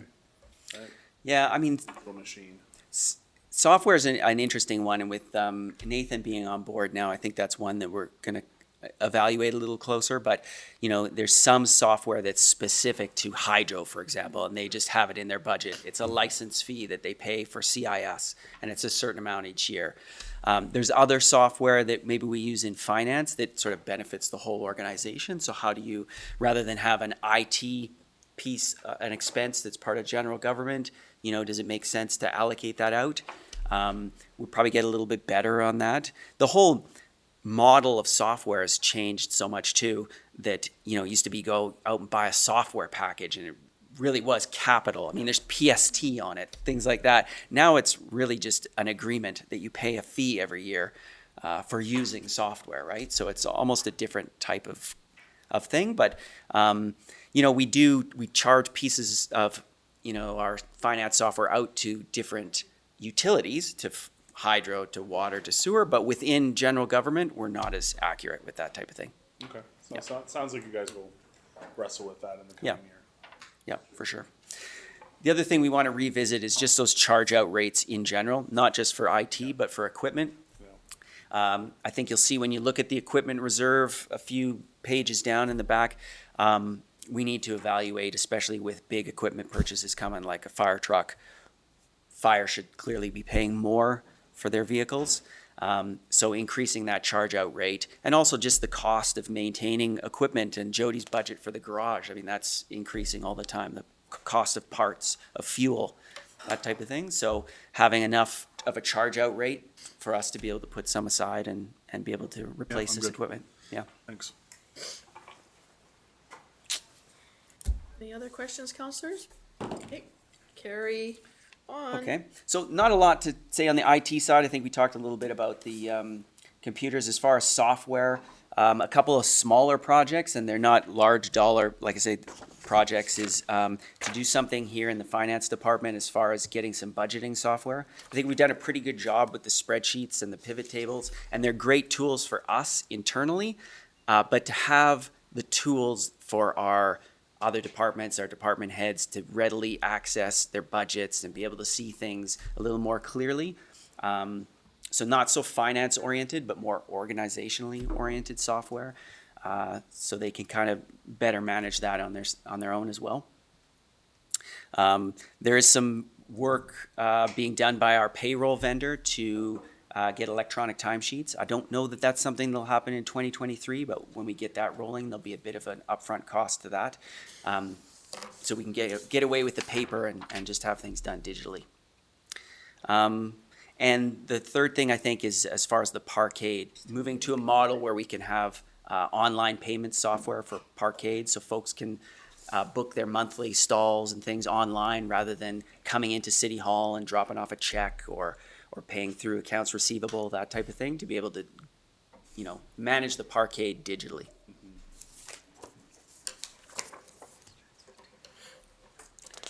Okay, I don't know if we have, we do, we got Sam here. So I wonder if we might want to just shift gears and flip over to facilities while we have him here, if that's okay with everybody. Oh, Could I, Sure. before we flip, I think this is a general question. And it's just me trying to like draw where the numbers come from because it helps my brain. So when I look at the 5-year financial plan, so that's not this document, and I see general reserves and utility reserves. So utility reserves is going to be what I would find in here that's like hydro and water. Like, how does that all play out? Yeah. Teach me is it a short answer? I'm sorry. it is, it's a short answer. Okay. So, maybe.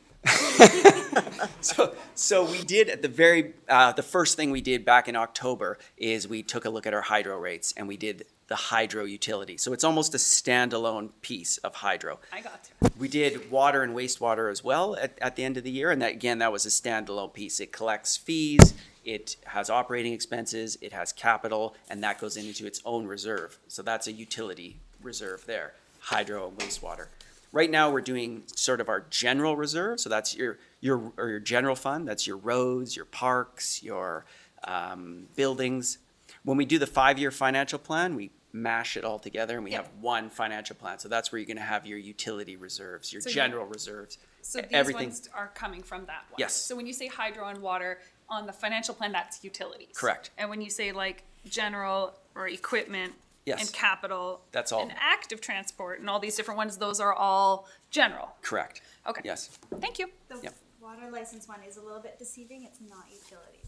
That's Water general. license, Yeah, water license. is- Yeah. because that has to do with the thing, Yeah. as opposed to All the. these ones are general. Yes. Okay, thanks. That was an easy one. Okay. Thank you. I don't. Sam, do you want to do some of those slides that you sort of have in the middle there for each individual building? Do you feel? We could do that. Yeah. And then at the same time, they can have, the budget sheet open, but you had some good kind of descriptive things in there that like. Okay, I'd sit up here with you and just kind of go through these. Thanks for having me up. Oh, yeah, I was gonna say, boy, it didn't take you too long to move out of that chair. Jumped out of that chair. But you answered the question so clearly. Great job. So was it? It's one of those ones. This one, right? Yeah, because I feel like we got this. Can we make it through? Oh, wait a minute, is this the one that, So if we there should be, the last slide shouldn't be in here, right? There's Yeah. there's two versions. We'll go through, because you had each building here that I think ties in kind of nicely with what we've got here as far as. Oh, yeah, because Yeah. we restructured the way Yeah. the budget for facilities, which is great. So by this the is way. from the presentation we saw the other I'm day. very So impressed. I have to go back with and the find it. finance team. Yes. Yes, they. Yeah, so it kind of flows from this, Yeah. sort of that. So Okay, great. we can just talk about some of the things you have planned here for Let me this grab my meeting. glasses. Sure. My computer glasses. Oh, there it is. Okay, it's all there. So we're looking at this. Yes. Got it. You think while this is like maybe we take a little 5-minute stretch or break, or people have to, or we keep going? Well, let's see if we can get through this in the next half hour, and we'll look at 2:30 as the break time. Right. And like I say, I know that because of the fact that we now stream these meetings, before we used to have the public come in, we used to be able to sit in a much more sort of what I consider user-friendly, sort of more relaxed situation. Please feel free. I mean, as much as it's not a workshop anymore the way it used to be when we did these budget things, is that please feel free to get up and leave part of with slides up. Nobody's pinpointing and going, where did Councillor so-and-so disappear to, or where did the mayor go to? So as we try to get through all this, I will put in breaks, but at the same time, feel free, if you need to get up, you need to refresh your coffee, please go ahead and do that. It's a bit, I realize it's a bit constraint because we're sitting in this sort of official business capacity. And it's the way we have to do it to allow the public to participate in the process. Thank you. Go right ahead down there. Okay, so, Yeah, we've sort of restructured the way we're presenting this. We've made it sort of more building specific. Before, their categories were a lot more general, and it was, you know, I don't know if it was as transparent or clear. I've kind of broken, or facilities traditionally has broken buildings into sort of major facilities and more minor facilities. So that's kind of intuitive. So this building, Government Place, is, you know, a major facility. So is the Civic and Police Library. Some other buildings, like at the campground, would be a more minor facility. So we've got some numbers on the budget, and I've got some specific slides to some of the more major buildings or groups of buildings, and I'll just move through them fairly quickly here and hit some highlights, and then I guess if anybody has specific questions. So Government Place needs some love. And it's mostly related to things you can't see, mechanical systems and so on. And sorry, I'm just gonna you know, we talk about Government Place, probably everybody doesn't, because it's fondly known as the white building, so when you're talking about Government Place, you're talking about this building, not to be mistaken with the building that lots of people think is Government Place, which is the pink building, which is wholly owned by the BC government. So we're talking Government Place is this building that we're in. Which contains, City Hall, and we also rent space to the province for Service Yeah. BC and. Thanks, it's just that a flag, I don't have a flag for that, but Yeah. it's really funny when you talked about Government Place and it was on the bubble graph the other day, I went, Government Place, that? where's Government Place? Oh, right, the white building. Right here, and it's our most expensive asset, probably, for sure, and that's represented in that bubble graph because it's very large. That's one of our most significant ones. Mechanical systems, so we did replace one of the boilers here a couple of years ago. We have to replace the other one. We're gonna try to get a little bit more time out of that, so I just mentioned that. The cooling system is kind of in need of some pretty serious attention, so I've asked for some budget this year to do some fairly significant cooling system upgrades. This building without cooling in the summer, you can't work in. It just would be you couldn't do it. We're sort of embarking, I think, on kind of a 5-year renewal plan. It was laid out previous, I think, and it's just going to be to try to work through all these different facets: the exterior, the windows, the mechanical systems, and some other sort of more cosmetic things. Hopefully, like the washrooms. Everything's 50 years old. Not everything, but a lot of it, and needs to be looked at. And another one besides the cooling system, another fairly pressing one is the elevators need a renewal.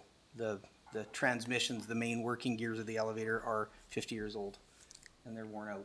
And I mean, they're safe, they're maintained really well, but they just need a big once over. So you can see that, and the numbers are fairly large, just in their nature. So, And, you know, you've got sort of in your TBD there on the washroom renewals, but I think that's one that, you know, we've put in for 2023 to look at, and we've had made a somewhat of a commitment to some of the tenants as well too, that we would look at that as part of their lease agreements. That you know, and I know there was some mention of the volume of water that's being used in some of these facilities as well, but just to upgrade those and also make them a little bit more in line with, you know, modern post-pandemic kind of, as far as touchless options for hand washing and hair dry, or hand drying, not hair drying.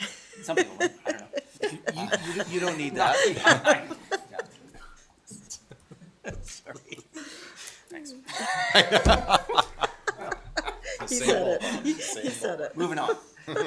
Any questions about Government Place? Yes, Councillor Payne. You wanna talk about the budget for it? Like, what are these things? Yep, so, and then if you look to your budget, you have the printout there, but if you want to flip between screens or just look here, we have a line there for City Hall. We've got them there, and that's at 800,000 is to Page do, nine? pieces in the washroom, the elevators. Cooling system. Cooling system are kind of the. Page Oh, 9, is that the Nine. right, correct page? 9, I believe it is. page 9, yes. Thank you. Thank you. I can't flip back and forth. And I'm not then, that fast. Councillor Payne, did you have a question? Yeah, I'm just interested in a philosophy. When I see something like address the discolored stucco cladding. So I lived in Mississauga for a long time where Hazel McCallion was the mayor until I think she maybe fell over after playing hockey at 96 or something. But her expression was, if it ain't broke, don't fix it. So is this a functional thing or is it a cosmetic thing? I'm interested to understand that. In quite a few cases here, it is a functional thing. Okay. So when, it says discolored stucco, but when you actually take a close look at it, there's areas that have Deterioration. deteriorated and are cracking and falling off. And once you start getting moisture in behind that, it's going to cause, it's just keep aggravating more issues, right? That's fair, and that's an investment in the ongoing life of the building, but I don't want to paint it a different color. The Prestige now is redoing their hall, if you've been down there with the jackhammers, because they wanted to make it brighter. So they're tearing up something completely useful because they wanted a different cosmetic approach, and I don't know that that's a value that we want to go through with, but that was just my question. Thank you. And this is going to be a pair a bit with our Nelson Next plan and just trying to do GHG improvements on the building. So even though the windows are old and failing in some cases, we can also improve energy efficiency and GHG reduction by doing some of this work. So that's kind of part of what we're trying to do. Can I also add with this building, there is the opportunity when capital improvements lead to energy efficiencies or reduction in operating costs that are lease agreements with the tenants would allow that, would have them pay into supporting that. So as a tenant, they'll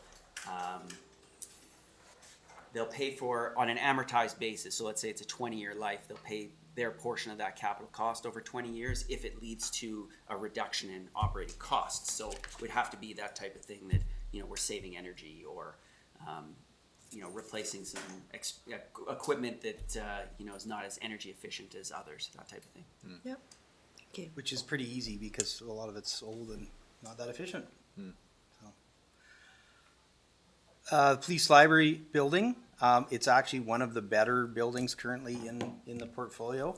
There's been quite a lot of investments on that building with roofing and upgraded rooftop units and other general improvements. We even did some interior painting at the library just recently, and I think it turned out really nice.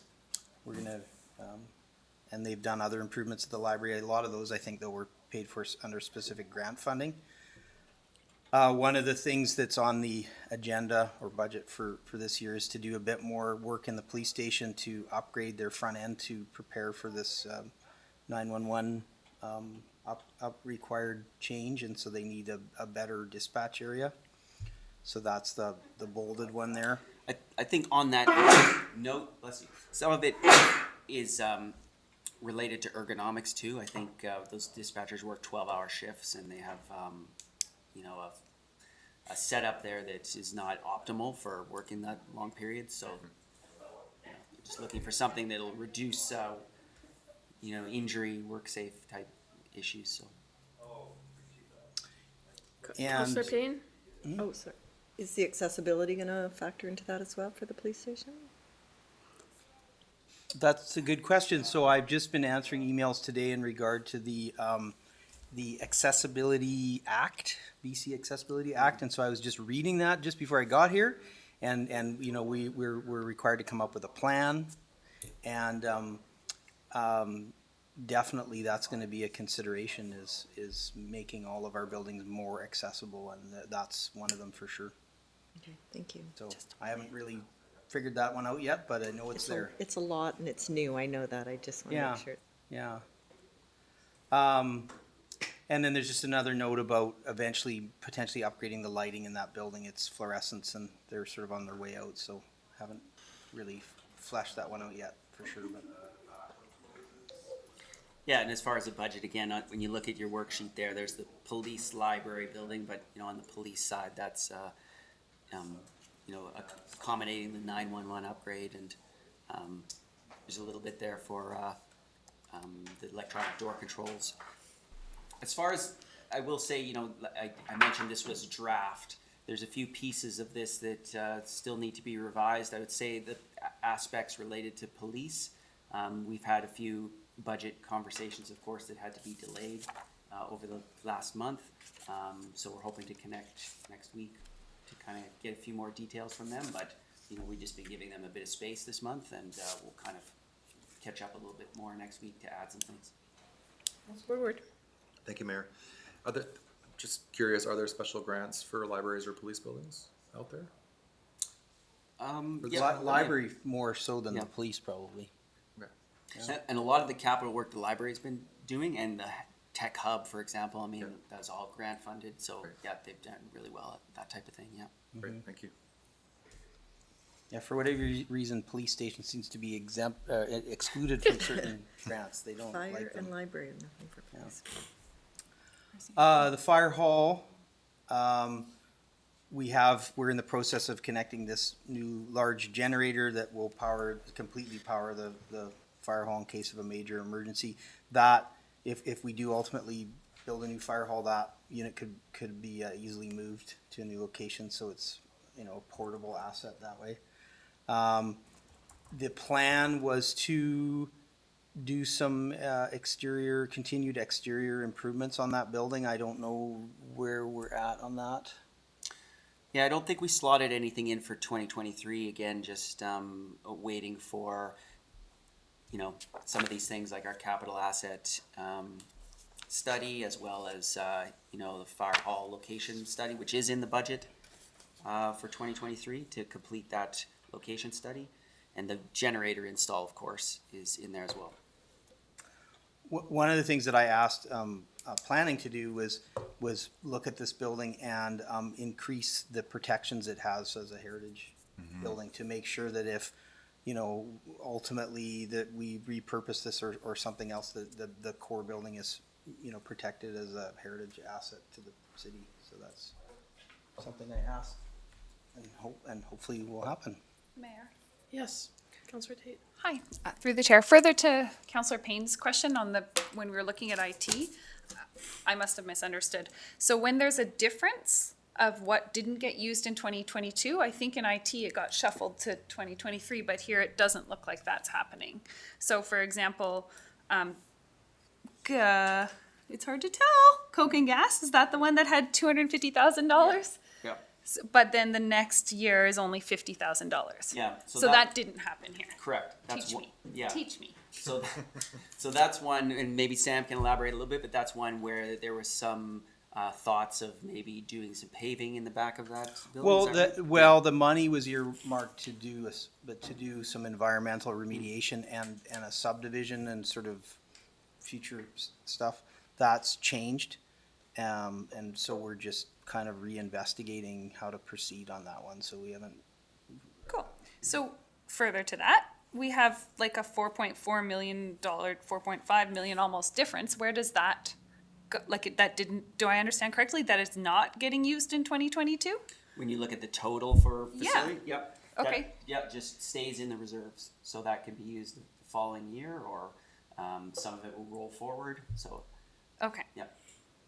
So when we're under budget or underspent, Yeah. I mean, the money just doesn't come out of the reserve. So that's Okay. just available for the current year, future years. Uh-huh. Some of the projects, like we talked about, roll forward. Yeah. Other ones, you know, for whatever change of scope, or we looked at it and said, you know, that's not the right approach, let's do something different. Okay. So you'll just see that, you know, nothing got spent or very little. Or Yeah. something. And none of these pages, like all of the funding sources, none of them are like regular taxes. They're all grant contributions, reserve, yada, yada. Because all that like regular stuff is a different zone than this. Yeah, exactly. So there's a regular operating budget. Yeah. But each year, we put a set amount into these reserves. And that capital. Yes. I got it. I'm with you. It's only been 100 days. Yeah. Not even, is it? Oh, God, And it's up in 100 days. just to complicate things, sometimes It's like 103. Sometimes Chris will go through the reserves in the end, how they're funded, because some of them are funded by taxation, right? So they're not all non-taxation, but get that. but that amount is the same. And in the other point to note in 2022, we were anticipating almost a $2.1 million grant. We didn't get the grant, didn't spend the money, so half of that difference is money that we never got and never spent. But still showing. Well, we Gotcha. show it. We anticipated, we applied for a grant. Yeah, I get And it. if we apply for a grant, we have to have it in our financial plan, so we have to budget it. And if we get the grant, we proceed with the project. If we don't get the grant, we don't, in many cases, we don't proceed with the project. And I think this one for, maybe this was the Civic, we didn't. Which one's the civics on the? I don't know, civics in line? 2022, we have we're Civic's on showing there, grant funding of almost 2.1 million there. Oh, yeah, for grant, yes, no, that's for the civics, so that's one that'll just, Right. we thought Both we'd be shift. further along on Yeah. that one, but yeah. Yeah, so the grant and the project shifted to 23. I love it. I will try not to ask the same question next year. No, it's a good question. Eve Austin, that's a good question. Counselor Payne. I guess I'm just curious, hopefully it's an easy answer, but we budgeted $220,000 for the fire hall, and they didn't even spend half, well, maybe they spent half of it, not quite. What was budgeted? Was it just that we couldn't get to the work to be done, or, because they must have had something in mind when we Yeah, that budgeted was that part amount of it money. for sure. Okay, For part of it, it was just, coming into a new position and trying to get everything okay. to happen. And then just at the same time, some questions coming up about, wait a minute, what are we doing with the fire hall? Are we sure we want to commit all this money at this time? And so, and that might, possibly gonna relate back to this asset management plan and how that fits in there, right? Yeah, because I noticed that all didn't move forward either, so we're just sort of in a assessment phase right now before we determine where that money would best be allocated. Yeah. Is that a fair thing to say? A reassessment. Reassessment, of the reassessment. Thank you. This slide's a bit of a holdover from previous presentations. So, we are proceeding with this project at the core civic building, which is the theater and the gymnastics club, dance studio. However, the complex is more than that. It's also the ice arena, where the soccer, indoor soccer is, and the curling club as well. So this is just talking about,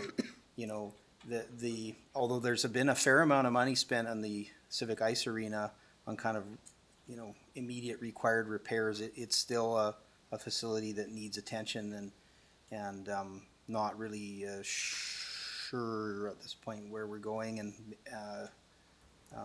if we can get a master plan going again for the civic complex, maybe that'll help answer some of those questions. Oh, wow. So Woodward, Panero, Lockenberg. Thank you. So, yeah, through the whole last term, same question. So here we are in a new term. What are we gonna do about this? Yeah, and this is a really good one where, where we had that discussion last time about, the facility really is about the service. What service do you want to provide and what does that look like? And once you're clear on what that service looks like, then you say that's something we definitely want to still provide in that same way. Then we need to figure out how we renew the facility to meet that service requirement that you're asking for. And that's been the struggle is, what is that service?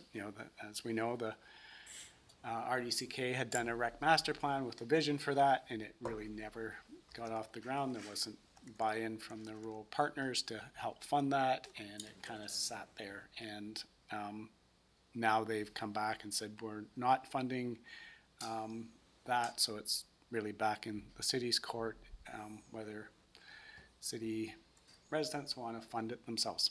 And So just to kind of nudge it along here a little, is there? I think this is one that you should take to strategic priorities. Okay. What's the vision for recreation in our community that's in, I guess, conjunction with what the RDCK said they're willing to fund as a, basically what rural ratepayers are willing to fund on that side of it, and really I don't know, do we go out and do our own, rec master plan? It's a challenge, Just as a, sorry, as a supplemental, just because I think this building, this particular part of the building, as far as I understand it, it's kind of like it's a bit of a drain, like it's, because we're not fully dealing with it, so it just continues to, we have to look after it to a certain degree, right? So we have to keep spending money on it, even though we don't know where we're going.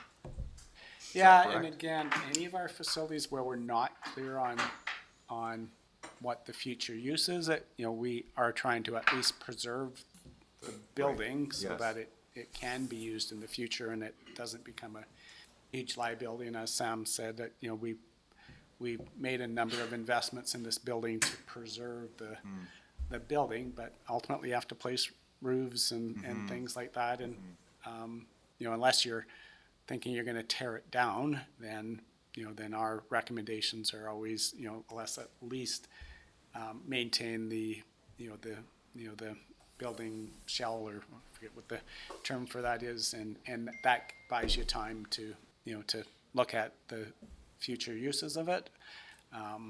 And that's all our facilities. That's why we would replace a roof on the, the curling club or the youth center or whatever, because we believe those buildings aren't tear down and we should preserve them. And if the use changes, fair enough, but it still needs a roof. So that's, Okay, thank you. I think this council needs to, grapple with what, where are we with recreation in relationship to what the RDCK is willing to do at this time, and are you willing to kind of forge off on our own, or try to, get a different type of partnership or whatever that looks like. But you're right, it's sitting in limbo. What do we do? Okay, Thank you, Kevin. I'm getting very close to the time that I promised everybody a bio break, but I'm gonna try to get through this list if it doesn't take too long. I have Panero, Lockenberg, Page, Tate. We go, I think I've got relevance for this conversation we just had. I'd hate to go away from it and then come back to it. I may jump. He's the line. probably gonna Sir. say the thing I would say. Panero, is it all right if Counselor Page goes ahead of you? Okay, So through the chair to Councillor Woodward, staff. In July, Recreation Commission asked to develop terms of reference to look at the 824 Front Street, understanding that it may be necessary for long-term expansionary needs of the NDCC proper. In the reporting that came back in December from Mark Crow at the RDCK, really staff said and asked for consent from commission to look at developing in terms of reference for consultation, engagement, and needs assessment of the Nelson Community Campus, which includes the entirety of the campus, including the civic, including soccer, including curling, including Front Street. That's passed. That's moving forward. That is what recreation is currently looking at. Is what is the long term? What are the needs of these buildings? Who owns what? Where? How? Where are these costs flowing? And it's a starting point now that we're on the other side of the establishment bylaw, which happened at the last RDCK board meeting just last week. And we have the buy-in from the rural participants now to say, what are we doing with this campus? And who's doing what with this campus? And this is the precursor to get into that long-term planning phase now that we've wrestled with these consent issues that we had previous, that probably in all reality hamstrung the last long-term planning piece. But this work is actively happening now, and it'll part of that conversation that will happen with this council is how much are we going to work with that work, or how much are we going to forge ahead and try and carve out some new path. Yes. Can I just ask a point of clarification? I know I'm jumping in. The campus. Could you just please, you've That's used the- the that's term that a number, that's what I mean. I understand it. it's but the I think whole there's area there. The It's the whole whole, block, the whole excluding block. Hall Street, Yes, basically, it's and a the- few private Yes, residences. the house that's there, the, I'm going to send you a report. yeah.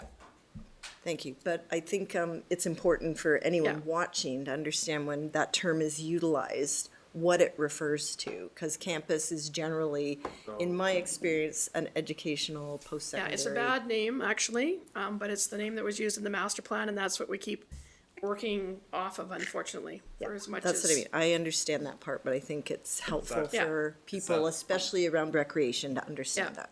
It's that block around, so even in the long-term planning, it would have included the Nelson Cares building, that parking lot that used to exist there. So that whole entire block around that parking lot, including the Civic Center, the ice rink, the Nelson Soccer Association, Finley's. the curling, well, not, No, but it's on that block, yeah, so that's well, doesn't include those carved out. houses either. That's, Yeah, yeah. thanks, okay. The curling, Sorry, the front didn't mean to take street, up a lot. the NDCC, the pool, the rink. Yeah, that whole, The whole of the Civic Center. Thank you. And is it just the recreation aspects of it? Because there, obviously the civic theater's in there and, Scout Hall. That, may I speak? So cultural components are part of recreation according to the terms of reference. of this Yeah. current terms of reference, Yeah. okay. Yeah, back on to this. Councilor Panero. well, that's positive. Yeah, we've been working on it. Councilor Panero. So just Maybe it's a good thing I don't go to these meetings. I missed yesterday, so. own ignorance, is what we're looking at on the screen here, the old ice rink? That is the ice rink, yeah. Is it still there in its entirety as an Yes. ice rink? I'm Yeah. not a hockey person. Yes, still there. It is. But it It's- doesn't it's have a a little floor. It's a little sad. I mean, we've had Easy to. now. Well, no, I mean, just to be fair, we had to go in and remediate some moisture issues, and so it meant some of the bleachers had to be removed, and some of the benches had to be removed, and they're not, we haven't moved forward to repair those, or, so It's it's, still there, and there's ice still in it. You Yeah. could, And is it, When you get a chance to like, walk in. as a community, we feel the need that we need 2 ice rinks? Not necessarily. Well, I think that's the thing the that's point open of to this discussion. I'm review and wondering, study. like, how many Big of these- conversation. Big conversation From from, the point that was made before, it's like, a lot of these aren't the roof. It's, women's change rooms and things and Zamboni pits and things that really pertain to it as an ice rink. And so if that vision were to change, or the rec requirements in that space were to be different, or different associations were to be housed there, then those Right. repairs wouldn't be necessary, and we could potentially, I don't know, whatever, save a Yeah. lot of money, in Well, some ways. it's likely you're gonna renovate it to, Renovating, but to something quite different. Yeah. Yes, exactly. Yeah. And if I could just talk about the budgeting, these things in here about washrooms and things like that, they're not in the 2023 budget. Again, these are all things that we would wait until after we do a capital asset study. The main thing for the Civic in there, almost all of that, is to do the deep energy retrofit and the accessibility piece at the front. but it does not include the ice rink. No. Right. And that's what I was, Yep, no, I'm not finished here, so then it was, you're next, so go ahead. and that was gonna be my question, Sam, for you, is that, after this $9 million investment into the Civic, it doesn't touch the arena basically at all, including the accessibility upgrades, does not touch the Well, arena? if we do go ahead with the accessibility upgrade, it will make the concourse level of the rink accessible through an elevator from Vernon Street. Okay. It still doesn't quite deal with getting it down to the rink level, but we can work with that internally if we, that's a good question. Yeah, and then so to the colleagues on the rec commission, what's the timeline for delivering this vision? My concern is, ideally, we get that vision established, clear, before making some of these major investments, in case of, needing to make some last minute pivots around the new or upgraded vision for the campus. Yeah, go right ahead. I think right now it'd be subjective and conditional upon how engaged we as a city were in the work to push it forward in the first place. I would highlight the operational differences between how we might go about doing feasibility and public engagement versus how the RDCK might. So there's a big component here in the development of those terms of references as to what we would ask the public and how we would ask the public what they want to see, because we're laying the foundations for the next 10 years of long-term planning and knowing that within the new establishment bylaw it's incumbent upon us to understand, at least transcendentally, what our partners want to and expect to be doing in those areas. And so I think part of it will turn into a little bit of, it'll prompt us to do work as well and say, well, what is our long-term plan? And there'll be other pieces like, well,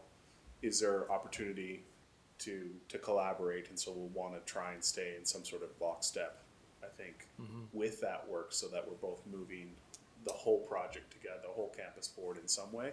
But the goal is clearly from the recreation and RDCK perspective to get a very clear vision of where that facility and all those buildings are going over the next 10 or 20 years, and really understand the cost implications. Like, this has been coming up at Rec in context of the Civic specifically because of the hidden costs, because of the two sets of statements that have to come out. We've been working with finance staff, of course, to try and bring transparency to Rec as to what is going on there, because Rec obviously sets the fees, but we don't manage any of the capital expenditures or maintenance or overhead that has to go into that building. So can we really even set fees that, when we don't have a full understanding of the subsidy that's going into that particular facility, right? And so part of that is getting to places where those incongruencies or overlaps are more illuminated. Okay. And so I think it's an excellent first step, and I think we're seeing with the new makeup of the commission, especially with the participation from the rural side, now that some of that heavier work, there's been a lot of trust there, and I see a lot more buy-in even at these last meetings to move forward with even just evaluating the curling question. There's a few questions there that used to be kind of like hands off, but we're definitely engaging to take a look at these problems and see how we can be part of the solution. And then, if I may, Sure. Mayor, to follow up on that then, so what if I'm understanding that vision for the campus, you are taking sort of a bit of a wider lens there and looking at Rec a little bit broader than the campus, because obviously the Rec Commission is responsible for more than just the campus. Well, and this also came some from service. staff, right? Yeah. Like we pushed this because we wanted clarity on Front Street, but staff came back and said, you want clarity on the the services. campus. On the, And, yeah, okay. including Front Street. And so staff really sees it as important work that they want to do to kind of bring us in line with what's going on in Creston. It tends to be the model, but to run these three facilities across Castlegar, Nelson, and Creston in a way that is inclusive of what's going on.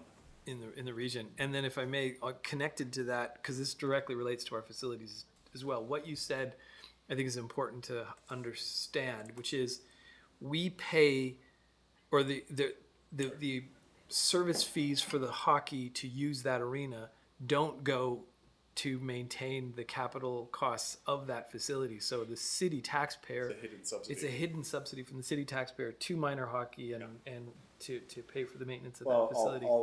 all users all of ice that, users. minor hockey and figure skating. Yeah. And men's league and women's men's league league. and women's league. Public Hockey, ice users. Yes, ice users. Ice users.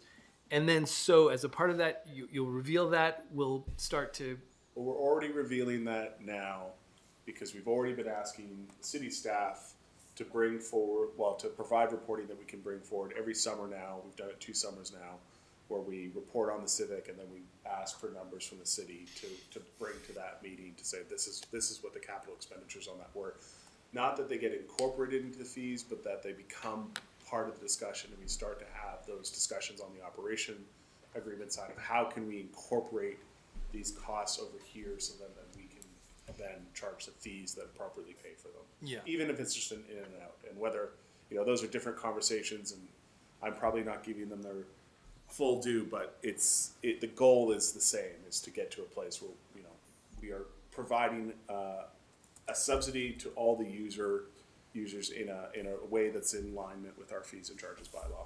Perfect. Can I, okay, Sorry. Can I just want to bring us back, because we're talking about fees and Yeah. charges, and they've got took many years, about 8, to get a fees and charges bylaw through the regional district.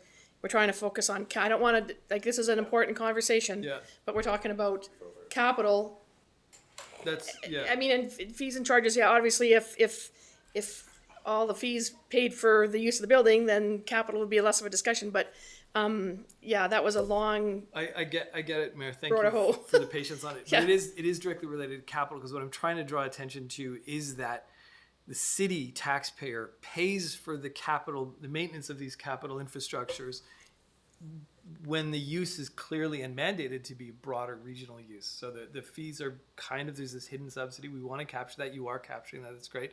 And then in this planning, it would be great to include the youth center into that as well, because although it's not directly a part of the recreational campus, it certainly plays a role in recreation. Its proximity to the campus does sort of, and there is a subsidy that the city taxpayer are paying to regional district users. So many of the users of the youth center are regional district. That's yeah. And that's something that could be contemplated, but just cautionary in terms of adding things, some more things in, because in the terms of trying to get this bylaw, this new bylaw in place, we had to drill down to this what we're gonna focus on, and if we can start to make movement as a group around that table, then we could look at expanding sort of beyond that. So if suddenly we started to get a little bit of movement and we're doing really well, and then we said, okay, we're gonna bring in the Nelson Youth Center, and we're gonna bring in the Nelson this, and then we get back to and here Nelson is again trying to load up all the bases with all their buildings. So not that shouldn't be part of the discussion, but I would just be cautionary in thinking that we're bringing anything else in Yeah, it's a good point. currently within the bylaw. I mean, I think we need to really focus on recreation right there, and it's what's carved out. Nothing is in that bylaw about the youth center. No. But there's not anything to say that the terms of reference exploration might not reveal Consider it, that a youth center would make sense somewhere on the campus in some sort of other redevelopment, And that's therefore freeing up that's that kind of lot where I'm getting. for other things we talked about. Right? We It might see a natural might get fit. pulled in Yeah. some Pull it other in way. and- It could come in though, it would come in Point, like I'll keep it in a mind. little bit down the road. So just not something to be having on the table right now, because I think that we're having some success, but I think we need to be cautiously optimistic would be the words I would apply to the process. Yeah, And patient. patient. And patient. So Sam, just in terms of the point Councillor Lautenberg made, do you see how we're building that accessibility, do you see any need to know what the use of the civic arena is? Like, I don't see anything right now. We're really trying to get, that up and down and across circulation so- in that whole building, and what Would would be improved accessibility to the rink level that could be applicable internally. in a future use anyways, because that you would want to get down to that. Right. That level is lower than the level of the gymnastics club floor, so you get. Right, so, and that would likely be done in that facility as opposed to elsewhere, right? Yes. So it'd be part of the renovation of the civic arena What would be building done there? itself. The getting down to the arena Circulation, level? yeah. No, it isn't included in the scope now. No, but I meant in the future. In the future, yeah. I mean, it's something that I was contemplating putting into the budget for 2023, but I one step at a time. Okay, but that's within the civic arena facility itself, not the civic complex side of it? Yes. Okay. Paige, any more to say? Tate, did Paige make your statement for you? Or? Yeah, I know. Does it to me all the time. You'll get used to him. Are you okay? Is that called Okay. mansplaining? You're okay. So now we can Not go over quite. to the other P. The other P. Is it okay if I say Sam? I'm just, I Sure. remember first names like this. Director and- Ellison, Director Sam. Ellison. Director, I'm not, thank you. Totally. Can I Director, give him sorry, a now I'm gonna get in promotion at trouble the for calling same him- time? I Okay. promoted him. Great. I can't give you the raise that goes with it though, Sam. So, Sam, I think you said that the items that you're showing us here for Civic Center, these are not on the budget. These are just things to bring to our attention. Correct. Okay, because let's just talk about equity, diversion, and inclusion. The fact that the female change room is closed and there's no dedicated female area somehow that feels like that should become a priority for us. So maybe, Councillor Tate, could you Sure. educate me on this one? Would you like to take this one?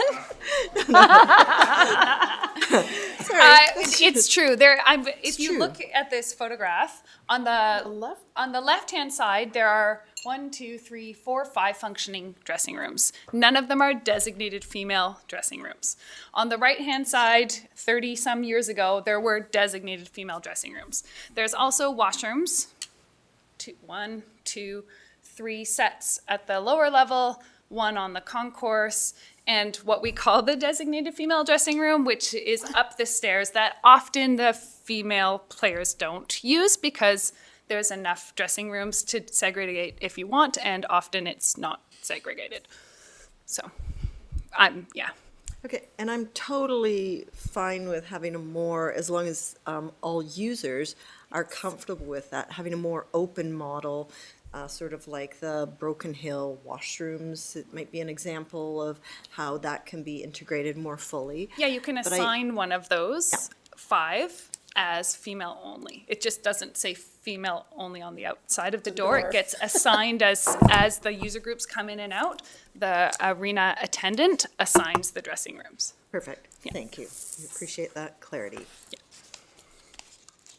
Yeah, it's always, as a child, they were kind of scary bathrooms to go into, and they haven't gotten any. Sorry, I just had a thinking, look at that building. That Horror movie in there. They are awesome. When people come to visit, they're like, I say, this is the oldest operating ice rink in British Columbia, and they're like, we can tell.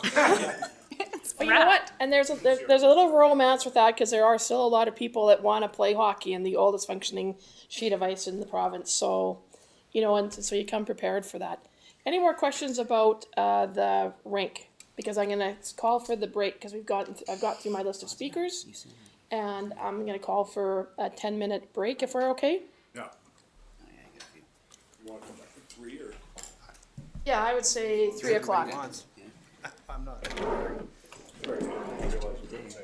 Yeah, well, I took the day off. I have a lot of things to say. No, you said it better than me. I was going to be like, we're doing a campus master plan. God, but it was you almost said like the They washroom seem store, so like, odd. they built the building, it's like, That's, You did it well. You did it well. I mean, like, to say that there's no afterthought to start with. It was like, oh, nobody used to.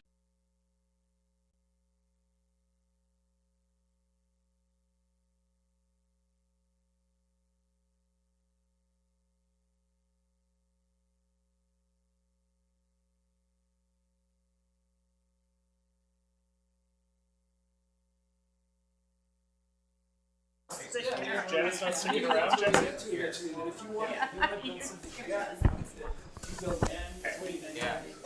I think that for a facility that It's supposed to go to 4, right? like to replace, I think of it as a convention center. To Okay, try to so I'm replace gonna, it let's get would just going, be, and like, I'm gonna, astronomical. And can I get going? so it's so excited about the All right. possibilities. Let's take our seats. Mayor Morrison is having to deal with something else, so I'll be taking over. We gotta take a call. Okay. Okay, Councillor Page is departing. everyone's gone. So, just to set a little intention, it's 3. We're supposed to be done by 4. We still have quite a bit to go through, so can we try to keep this tight and focused so we can get out of here at 4? And if I can just add to that, I'm not expecting that we get through this whole thing today. That's totally fine. We're coming back at least a few more times. That gives you an opportunity. I know you just got the document yesterday, so you can sit with it. We can come back. We can talk more. It's good while we have Sam here, and probably while we have Colin Innes here too, to talk a bit about like transportation and that type of thing. But if we don't get through to the whole thing and all the reserves, we can table that for another time. Okay. Thank you, CFO. All right, so we left off. Are we still in the Civic Arena, or are we moving on to the next slide, to Youth Center? You said it. Youth Center. Okay, All right, Sam. okay. Just the youth center, I love it. My stepson goes there and I think it's just amazing. It needs a new roof, and we've kind of put that off for quite a long time because there was a possibility of doing a housing development, and the structural reviews came back and said that that wasn't really feasible without starting over. So, you know, we're at a point now where the roof is probably much overdue, or is much overdue for replacement. There is money asked for in the budget to do that, and I would like to proceed to do that before we start having any issues. So that's kind of my plan. Councillor Payne? Are there any options that we can do around creatively, whether it's a green energy retrofitting, rooftop gardens, green roof, white roof? Has that been considered, or can it be part of the? It has been looked at. I mean, it goes right back to the same issue of why we couldn't put housing on top. It would need a major structural upgrade to support a green roof. So probably the cost and invasiveness of trying to do that would probably create more, if we want to get into it, more embodied carbon and a net loss, or it would be, a 50-year return or more, right? So. I've noticed that a lot of community centers around the RDCK have gotten grants for solar panels, which I know is always a question in our climate, in our environment. Is that anything that we could look at there, and why are that's CBT oriented money, isn't it? We could look at it. I mean, there's probably a few different sources. Mm-hmm. Yeah, I mean, we're always open to looking for new grants, and I think that we don't want to delay too long waiting for grants and have something happen, but we can endeavor in 2023 here before we tackle this to see if there's any options there. We're always happy if we can find some other way to fund things. So yeah. Specifically to solar panels, though. Like that Yeah. could come after. Yeah, that's what I mean. Yeah, yeah. You can do Okay. it sort of the net zero ready type, not net zero, but that ready type could be built into the project, from my understanding. Councillor Ottenberg? Sam, just to be clear, how much life do we have in that roof? Like, how many years do you think? Plan for 10 years. Yeah, I'm just thinking, like, So I had a professional roof assessor come from Kelowna last year. Yeah. And, he dug into it and said, wow, this was a really expensive roof in its day when it was the Coca-Cola bottling plant. I think that's the history. They spared no expense, but it's way past its expected life. And his professional recommendation was it should be replaced immediately. So if there was the possibility of tearing that building down and replacing it, would that be just a huge money down the hole if we replaced it? Or could we just squeak out, say, 4 or 5 years?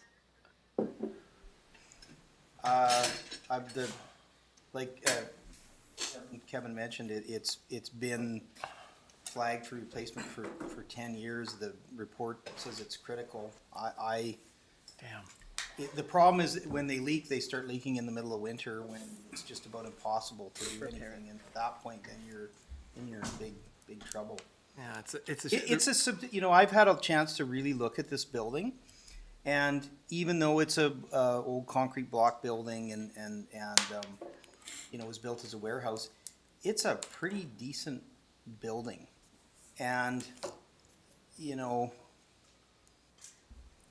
it's something that could be considered. But I mean, tearing it down would be a hard decision. It's just, I just want to, again, point to what Rec Commission is doing. There's a non-zero chance, maybe even a high chance, that the whole facility of the youth center moved to the Rec campus in, let's say we get that new soccer bubble, the soccer field is gone. What a great place to put that. And then 8 floors of housing goes up on top of that. A year after we've built and refurbished the roof. Sure. I think the investment that you're gonna make in that roof, and by the time we make that decision, the value, you're talking the private sector buying it and then into residential. BPC. We're not spending millions on this, we're 300,000. Yeah. Okay. So, yeah. like 5 years, that's 60,000. And that's fine. All right. Thanks, server. Let's keep moving on. Big server room. And they have a little bit of, then, just to finish this up, they have a little bit of grant money to do a bit of a refurb on the kitchen. You know, originally it was envisioned as a kind of something more significant, but I think right now it's just a refurb, kind of clean it up a bit. But there's been quite a bit of investment in this building, not the least of which is the skate park. I mean, it's pretty impressive, you know, and some big fans. Including you, you're a big fan. A big fan. I'm a big fan. I am actually a big fan. What they do there is really great. In Capitol Theater, Stephanie is amazing at getting lots of grants. So, you know, I put some stuff in here like the washroom renewals that happened already and the fire sprinkler renewals and stuff. A lot of that was credit to the Stephanie and the Capitol for grant funding. We take care of the shell of the building. And we did do some infrastructure work with the sprinkler systems to put in this. It's to protect the water systems in town, to a backflow prevention system for the sprinklers. So that's been completed now. That was a really good project. And I want to do some painting. There's some big steel structure on the roof. I want to maybe do some painting on that this summer just to preserve that, make sure we don't have any issues. But generally, the Capitol is in excellent condition for what it is. It's in really top-notch shape. And I had a good talk with Stephanie the other day, and I said, what is there to do? And she said, oh, I don't know. We're running out of things to do. Is that a cold water tap behind the bar? Sure. I don't know. I don't know anything about that. Well, I don't take care of any of the inside stuff, but I'm happy to always.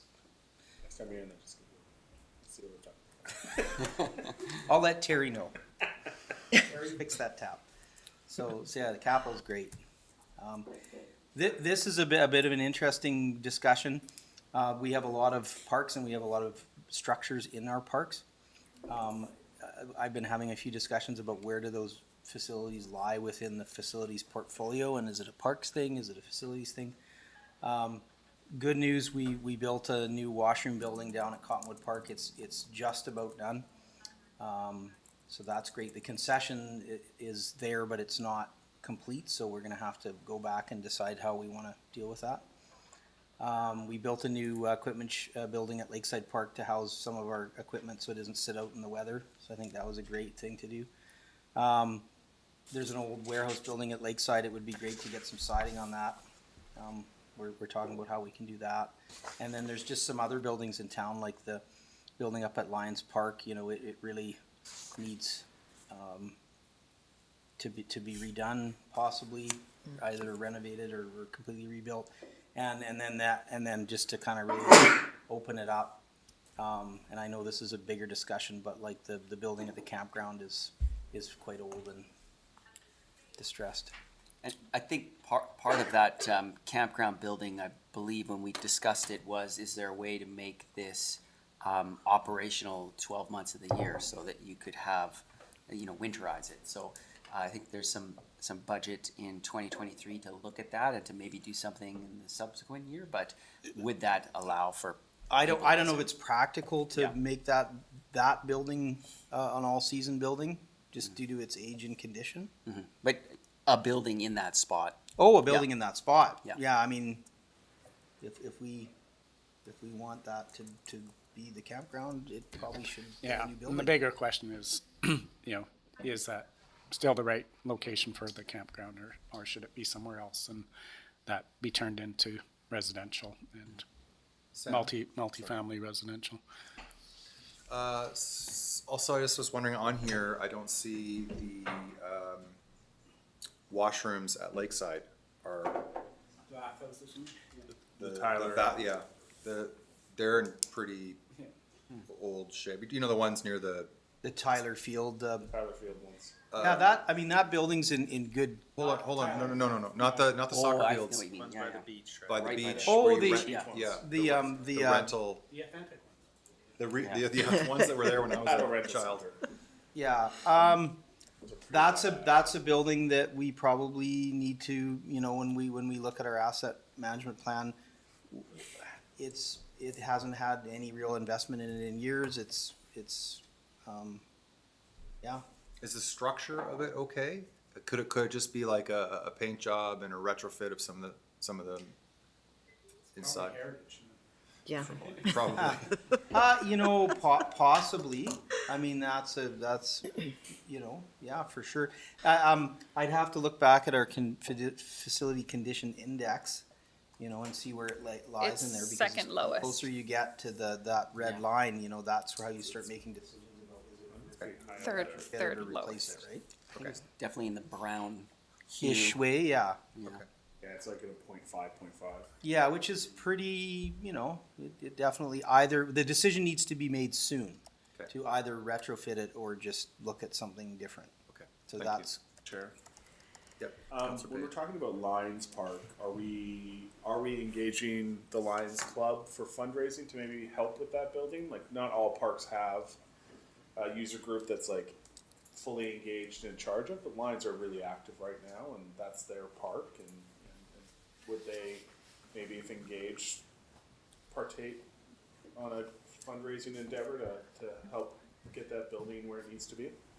Yeah, Kevin would probably know better than you know, they really fundraised for the spray park up there fully, so. That's it? Well, that was a big project in the day, so I think that's just indication that, you know, they are an active club and have ownership of that space and would be a good partner, and I Yeah. agree, we should reach out to them Just let them know our needs.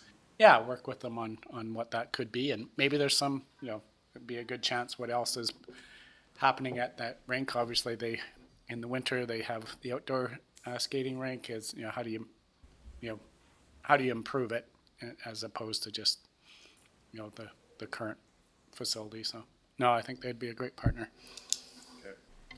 Councilor Payne? I guess a couple of questions. I'll start with the Lions Park, since I had heard there was going to be a pad going down there for basketball. Is that correct or no? I thought I read it in the newspaper, which. Lakeside's got. Lakeside, Nelson thank Hoops. you. Yeah. And I guess the other thing I'm not clear on is, so parks, I know we're looking at primarily 2023, but $350,000 for 2024 on parks. Did we look at that? Is that? Yeah, so the Something coming forward? 2024 pieces for parks would Right. be exactly looking at the building at Lions Park. Okay. And got the lunchroom and warehouse at Lakeside. Okay. Again, yeah, mostly 2024 pieces, and Okay. again, a lot of this is getting that master plan, capital asset plan done before we kind of make these heavy investments. And are we looking for a concession contract for Cottonwood currently, or who would be managing that? Like Cottonwood is not Lakeside. It was never built that way. No, I mean. It's not a restaurant, but you do have a No, concession and space, it's not don't you? even meant to have a full No. stove in it. No. It's a space that could be rented, I guess, to, you know, where you. For could- events more. For I events. think is what and we're You could have a thinking. barbecue outside with some hot dogs or Got it. something. Yeah, it's Yeah, I not really wasn't meant to be a clear on what it full-service looked kind of like. thing. Yeah, more like Tyler Lake Fieldhouse, there's a concession in that as well. It's when they have a soccer tournament, they'll operate out of there. Bring in some chips and Coke and, Yeah, and have a couple barbecues out front. Perfect. Cook some hot dogs. Thank you for the clarification. All right, moving forward. Yeah, a quick recap on Touchstones. We did a significant restoration job there. It turned out really well. There's still some little things that are hanging on, just some minor interior restoration still, and some water issues outside. So, you know, this just sort of underlines, I sort of included this partly just to underline the fact that, you know, all these buildings just need continuous investment to keep them in good condition. And I think when was the renovation done to create the museum? What year was that? I think we moved 2003 or 4. Yeah, so unfortunately, 20 years now, yeah. Yeah, so I mean, one of the things I think that happened at that time is there was a very large heating, cooling unit put on, and it's already been 20 years, so we're gonna already have to start thinking about, you know, long-term replacement on that heating and cooling unit. So these things come quickly. What was brand new just seemed like yesterday, and it's already ready for So, yeah, great space, but we gotta keep paying attention to them for sure. And just a quick update on some of these vacant properties. I'm those two houses in Railtown are definitely a done deal, right? So, yeah. Definitely a done deal. The Front Street house, that one's, we talked about that a little bit the other day in our meeting, but yeah, there's some complication around just continued discussion, and I think a discussion with the rec commission still about that. Yeah. Possibly, eh? Just as a point to that is, we did mention that is a liability, that building, because the chance of somebody lighting it on fire or it's pretty high. Yeah, I just, is there like, do we need to like move quicker on that or? Well, yes, sure we do. It's, yeah, we talked about different issues the other night or day about, you know, do we move it? Do we deconstruct it? Do we demolish it? Do we ask the regional district if how they want to participate in that? Or just that they're okay with it getting cleared out, right? Like in terms of reference discussion, and it's like, well, it's never going to be. We're never going to put the facilities manager there, so you know whether it's there or not doesn't matter, right? At least as long as you don't sell it off after. If the commission wants to help Yeah, get rid of it, that, they should That's help pulling fund too it, much right? in too soon. Yeah. Figure out what we're doing with the whole campus. Yeah, we'll just account for the cost, so if there was exactly. ever so a thought of transferring it, they would at least have to pay their share of the cost of preparing the site. Councilor Panero?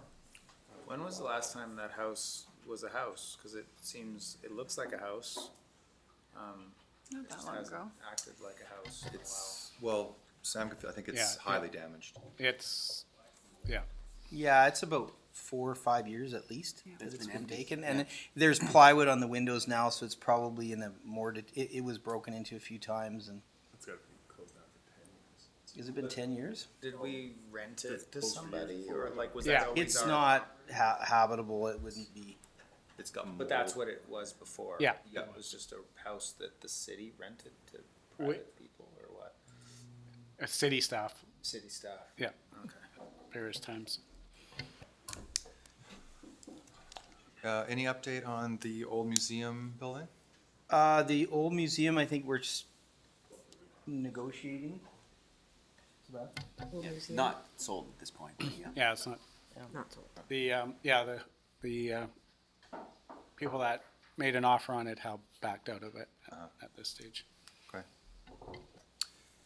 And then the RFQ for the demolishing the annex building in front here closed today. Okay. And it looks like we have 3 bids, and so we're gonna have to look at those and decide. Is that a special demolish because of asbestos or anything like that? The asbestos has already been removed. Okay. So we actually did a project last year to remove the asbestos, so it's already done.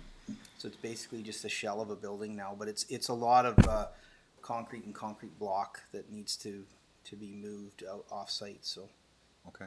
that's the biggest cost, I think, is the trucking to remove the material. Thank you, Sam. Mm-hmm. All right, so we are at the end of this. Don't want that. Just quickly, Okay, Councilor Payne? time frame on that? Once, just to help me understand The once you. demolition? Yeah, once you review the RFQs or whatever. Oh, hopefully if we have a successful bidder, we'll award that in a week or two. Okay, wow. And some of the companies that looked at it wanted to do it pretty soon because it's a slow time of year for them, so. Perfect. It might be gone early spring here. That's exciting. Great. Okay, great. Put some temporary parking in there. So with that, we've concluded with this piece here. Now, is there other things to cover, or are we at the end of the meeting? The budget. Well, we can keep going. Yeah, we done facilities. Oh, I thought we, Yeah. what, oh, We have the rest of the budget. Yeah, we've got transportation, parks, those types of things. We can, what's we got now for time? 3:22? Yeah. I mean, we can, because we have Colin Innes who came to join us, I feel like we should touch on a few of the highlights, at least from transportation and parks, if that's okay. okay. Maybe I'll ask him to come up and sit with me here. So we have Director Actually, I'll sit Innes. And I'll get this one going. We have Director Innes joining CFO Jury to talk about Shouldn't have closed that folder. general, sorry, what was that? General capital. General capital, okay. There's certain parts. Now we'll go to. So page for that one? It's page 10 of, Got it? What's it called? PowerPoint presentation. Oh, I don't have page 10, either that or it's not. page 10. Because on facilities, we just detoured back to our old report. So page 10 where it says other general, Yeah. 27? There we go. Cool. Probably that one. So I just, yeah, so if we've been here since 10, so it's been a long day. So if we could try to work up till, about 4, and then we'll call it a day then, so we don't go on and on and on. Okay, so here we go. Yeah, and do we still have Sebastian here too? Good, because we're talking a little bit about parks, and so that is page 4. Is that okay if we kind of hit the park section? So if we go down parks, we've got, again, I'm not going to go through everything line by line. Some of these you'll remember from when we had the individual presentations, but welcome to Nelson wayfinding signage. I don't know if there's a small update you want to provide, Sebastian, on that, or, yeah? Yeah, we're breaking it down in pieces to make sure that we have a bit cost-effective solution. So Sebastian, I think this is being, are we being recorded? Yep. I don't think. So we'll need you. Putting you on the spot.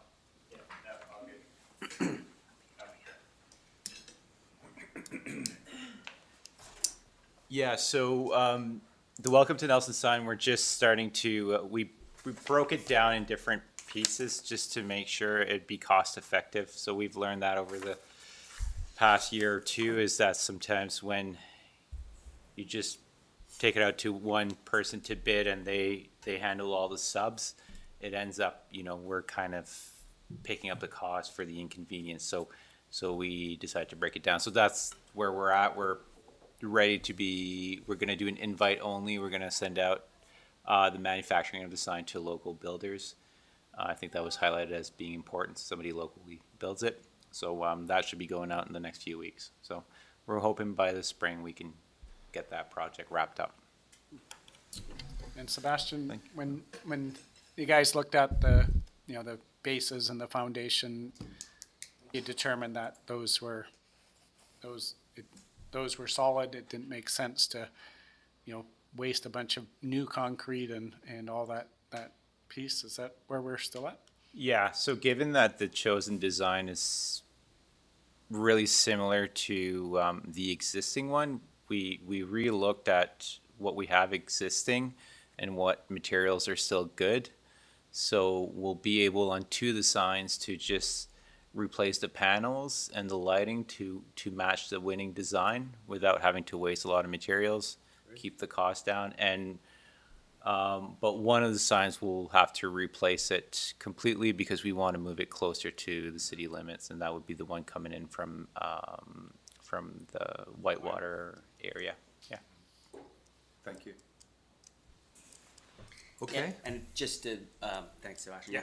Yeah. That was a grant-funded project as well, so that one's being covered. I think the scaling down that Sebastian was able to do should keep that within the grant funds.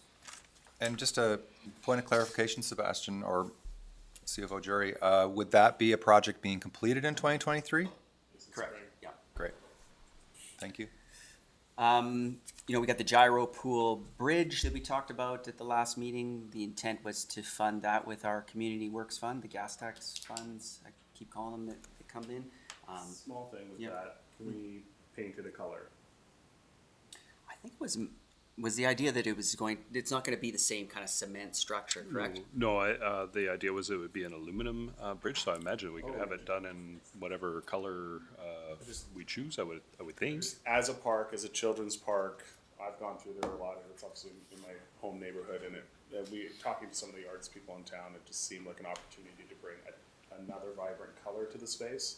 You've got all the blues and the pool and the white and the green, and, you know, some punchy colors, maybe it's rainbow, maybe it's just a bright orange or bright purple. Sounds like a David Dobie project. Get a little Retired. creative with I know, With the color? he comes out of retirement for us. He does, doesn't Any he? orange, Okay. yeah, 'cause that could be interesting, yeah. That could be fun. Okay, well, we could certainly Yeah, do just some wanna exploring of color. I hadn't really contemplated color a whole bunch, but that's a great idea. So you're taking the whole bridge out and just replacing it with. That's correct, yeah. aluminum structure. Yeah, Okay. you betcha. And I think it's important to highlight here again that, you know, the rest of the park's bear bins are part of this budget as well, as you can see in that first line. Absolutely. Yeah, that's actually, that's an important piece. Could Yep. you comment on that? On the bear bins? Yeah.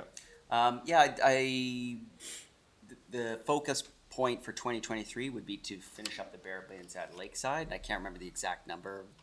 31. Sorry? 31. All Okay. So right, 31 bear. it's all our parks. Yeah.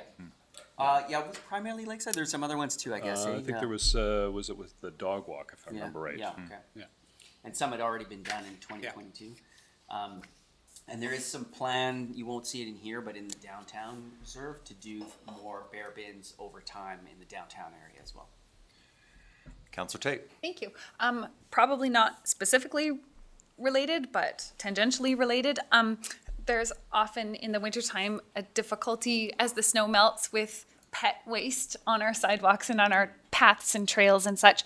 How do we address the need for more public bins? I know, like, when the corner store closed, that bin was removed. And I'm thinking about folks walking in uphill. I know a lot of dog walkers purposefully go to Trafalgar so that they can find a bin.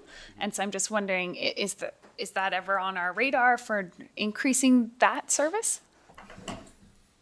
Yeah, I mean, Sure. I as a placeholder, we've put some budget in there for more downtown bins if it's just replacing to bear bins, but we could definitely take a look at, is there opportunity for more in better locations? I just wondered. Okay, thanks. Yeah. Okay. And on that as well, do you have communication with SD8 regarding their non-bear bins? Oh, geez, I'm trying to recall what we had done with SD8 regarding bins. You know, I honestly can't really When they're on recollect. like the same block, right? Yeah, sorry, I honestly can't recollect. I know we've had discussions with the staff there before, but I honestly can't recollect. I'd have to dive into that. Certainly reach out to our Sure, Wild yeah. Safe PC coordinator, because that's their role, to work with all folks around being bear smart. And that's a really good, I agree 100%. If we're replacing them and they have non-bear proof, we're just moving the problem, right? All right. Councillor Payne?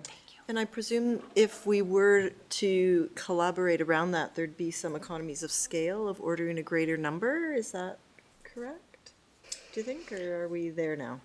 As far as, do you get a discount when you order more bins? Maybe shipping. Yeah, yeah. Okay, just, and delivery costs and things like that. Yeah, for sure on that, 100%. Yeah. that would be- So I think it would be Yeah. a worthwhile conversation, because anyone who lives in Uphill knows that if you go to Trafalgar, their bins are, I can't even believe they don't have a whole bear family just living there on that garbage. They planted some trees for them. I see that. So I didn't go there last year because I didn't want somebody jumping out of a tree as I was trying to pick up my dog poop. So just to summarize, so we are replacing or 31. most 31. so that's mostly Lakeside Park focused And the dog walk. and the dog walk. Okay. So the other ones are replaced. So all our parks and public Yes, spaces, cemetery. other than, public streets, will all be bear bins. So that would be a great comms piece, the public, because that was a really big deal Yeah. last fall. So that would be great to get that out to the public, that we've done this work and it's Are happened doing, quickly. yeah. But it doesn't preclude us taking on No, of course not, Work but- of looking at the whole, like, not, that's No, not. no, yeah. No, but that was a big ask by the public, was to replace a lot of that, so, and that's being done, so.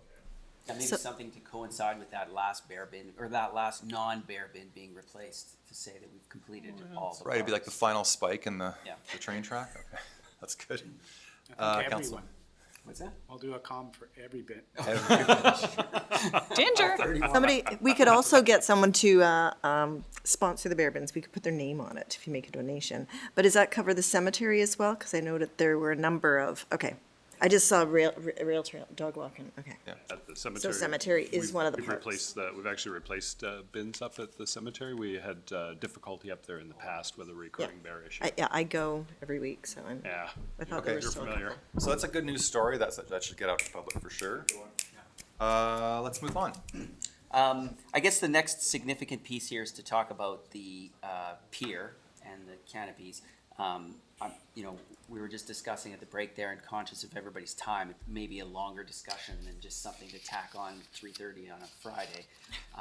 We can bring back like a more of an update of where we're at with the pier, kind of what our thoughts are moving forward, different options we have, sort of where we're seeing different cost pressures, and have a bit of an update. And not sure if we want to bring in somebody from our, you know, either Matt Stanley or Unitech or somebody, just kind of they'd be happy to help with that. But it might be something to Yeah. do at a separate session rather than try and Yeah, squeeze it yeah, into the it's last half an hour here. I definitely Yeah. think that's a bigger discussion, so should we just park that for now? Sure. Sounds like a good idea. Okay. And the other piece is, I just kind of. Sorry, Chris, just before leaving that, just to be clear here, what's in the 2023 is what we're already committed to, right? Correct, so what's in 2023 would be to complete the pier. Great.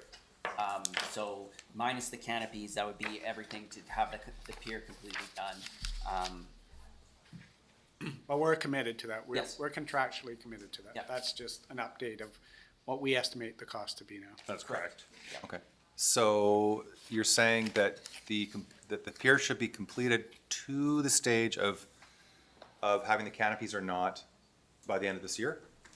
With the state that we would be, as it is shown in the budget right now, Councillor Woodward, would be for us to have the pier itself, the floating docks, the swimming area, the Ladybird building with the boat in it, and everything kind of tidied up around there. And it would be canopy ready, and that the foundations and all that are all ready for a canopy. But the way it's budgeted right now, it doesn't have the canopy included for 2023. Great, thank you for clarifying that. Councillor Payne? Just quick, so the reason we didn't spend nearly $1 million this year, was that just a supply chain issue? Yes, and again, we'll be happy to give you the whole Okay, blow by blow yep, on the get it. pier. Don't It's need the it's been details, just want- a fun one, but yes, you're correct. Like, Yeah. $900,000. Yeah. And that's one of those cases where it's, you know, rolling it forward, Yep. Yeah. adding a little Get bit it. additional to get done what we committed to getting done, and, yeah. Yeah. Perfect, All right. thank you. Great, so we'll come back to the pier and we'll get a full explanation on that. Yes. Okay, so moving on to the next subject. Yeah, the next piece is at Cottonwood Park. So there's a nice drawing that we have at the back there of sort of the plans for that park area to regrade the parking area. We got some of the grant funds remaining to sort of help complete that, but the remainder we would pull from Community Works Fund and some other funding sources to try and get that piece done. But to create the flow through the one-way traffic, angled parking, have the Silica Lane Bridge there as well, so that would have the traffic flow a little easier, and like I say, the angled parking, and just get that all tidied up and finished for 2023. Now, may I ask clarification on that? That would not be done before market season, or would that be done during market season or after market season? Well, that's a very good question, Councillor Woodward. What I had, well, I guess I was hoping to have a discussion with Sebastian about that. We could either front end the all of that kind of capital paving work and concrete work and focus there first, with the idea that we would get through that so we could be ready for summer in the park. That may still present some conflict with the first market of the year and all that, because I seem to remember it starts a little bit earlier. Yes. Or we could do it at the end of the season. I didn't think that doing it in the middle of the summer made sense, and so it was kind of either trying to front end it or do it at the end, but I didn't know which way would be desired or the most beneficial. And so we were just kind of getting into the planning, myself and Rob Nystrom, on, okay, so when are we doing the various pieces? And so that was something that we were speaking about, but we were hoping to have some further discussions to plan out when is the optimum time to do it. Yeah, so we're gonna meet, we'll give you an update on, you know, what they estimate the length of the project, et cetera, is. And just to let you know, that current drawing back there isn't a finalized drawing either. So we've had a few versions of this, and when staff will meet around how do we meet the best outcome for circulation, you know, parking, you know, pedestrian, cycling, and both these are concept drawings at this stage, and we'll come to a conclusion on what that final circulation and parking looks like. But the concept is the same. You know, we bring sidewalks in there, you know, create a place where vendors can drop off stuff and pick up their stuff, and you know, have that one-way circulation through the parking area using that back lane and replace that lane. So all those pieces are in there. Just what that final design is still. So on a just a totally practical level, like May is opening, so I can't imagine this work being done by May. Probably isn't gonna happen for May so you're then. probably I gonna think it need would to- be better for us to on the back target end. the back end of the season Yeah. than would be my And, my you know, thoughts. we may have to use, you know, if we're in the middle of this, and you may have to use the Rod and Gun Club parking primarily, and the others, and that's just the reality of, you have to build in the construction season. Yep, for sure. Fair enough. Councillor Payne, then Councillor Tate. I do remember being at a council meeting, I'm not sure when it was, where there was a discussion around the C-can at the Nelson Leafs Recycling being not in environmental compliance, being so close to the That creek. actually, Is that? no, that was a that was concern. something else? And then a lot of work was done. It's lifted, it's fully, like it's, So it's just gonna it's- be there, it's stay gonna be there, I think, until the recycling depot moves itself. And that is also City of Nelson land that it is sitting on? I think that's on Okay, the that's private privately lot. owned land? Okay, thank you. Councillor Tate? I know. If the parking is blocked, is there an opportunity to direct parking towards the Railtown parking as well, rather than just the Rod and Gun Club? Like, Yeah. is there an Yeah. Oh, opportunity for to sure. do some direction? Yeah. Oh, for Yeah. sure, yeah. Okay, We- good. Typically with something like that, we'd want to get signage out and all that Perfect. kind of stuff. Okay. So, yeah. Thanks. I got excited. Okay, so we're definitely not, this is not gonna happen by May. No, I don't see it happening by May. So it looks like it would be like probably a mid-season to late season. I would think that just based on, you know, with the activity of the market and all that, my thoughts would be to target it towards the end of the season, and that we may, I can't remember when's the last. October, mid-October. So that would be pushing it. We'd probably have to be starting in September. Yeah, at it's some a point in lot Sep- slower. Yeah. So by the end of August, it gets slower, so. Okay. Well, let us look at We'll have schedule to and iron it out. length of time, and, you know, maybe you can do some work in the spring to get rid of the junk that's there now, and do Yeah. some grading or some That utilities. was kind of or what I thought of too, whatever. Kevin, is there could be some pre-work that we do just to Yeah. get rid of the foundations and stuff in there and smooth it out for the season, but then come back and do the construction in earnest in the fall. Yeah. Okay, awesome. Next item? Of significance on here, I think drop into the last piece here is the Nelson Hoops basketball court. That was one that, again, the Nelson Hoops group is providing funding for, as well as some grant funds that they received.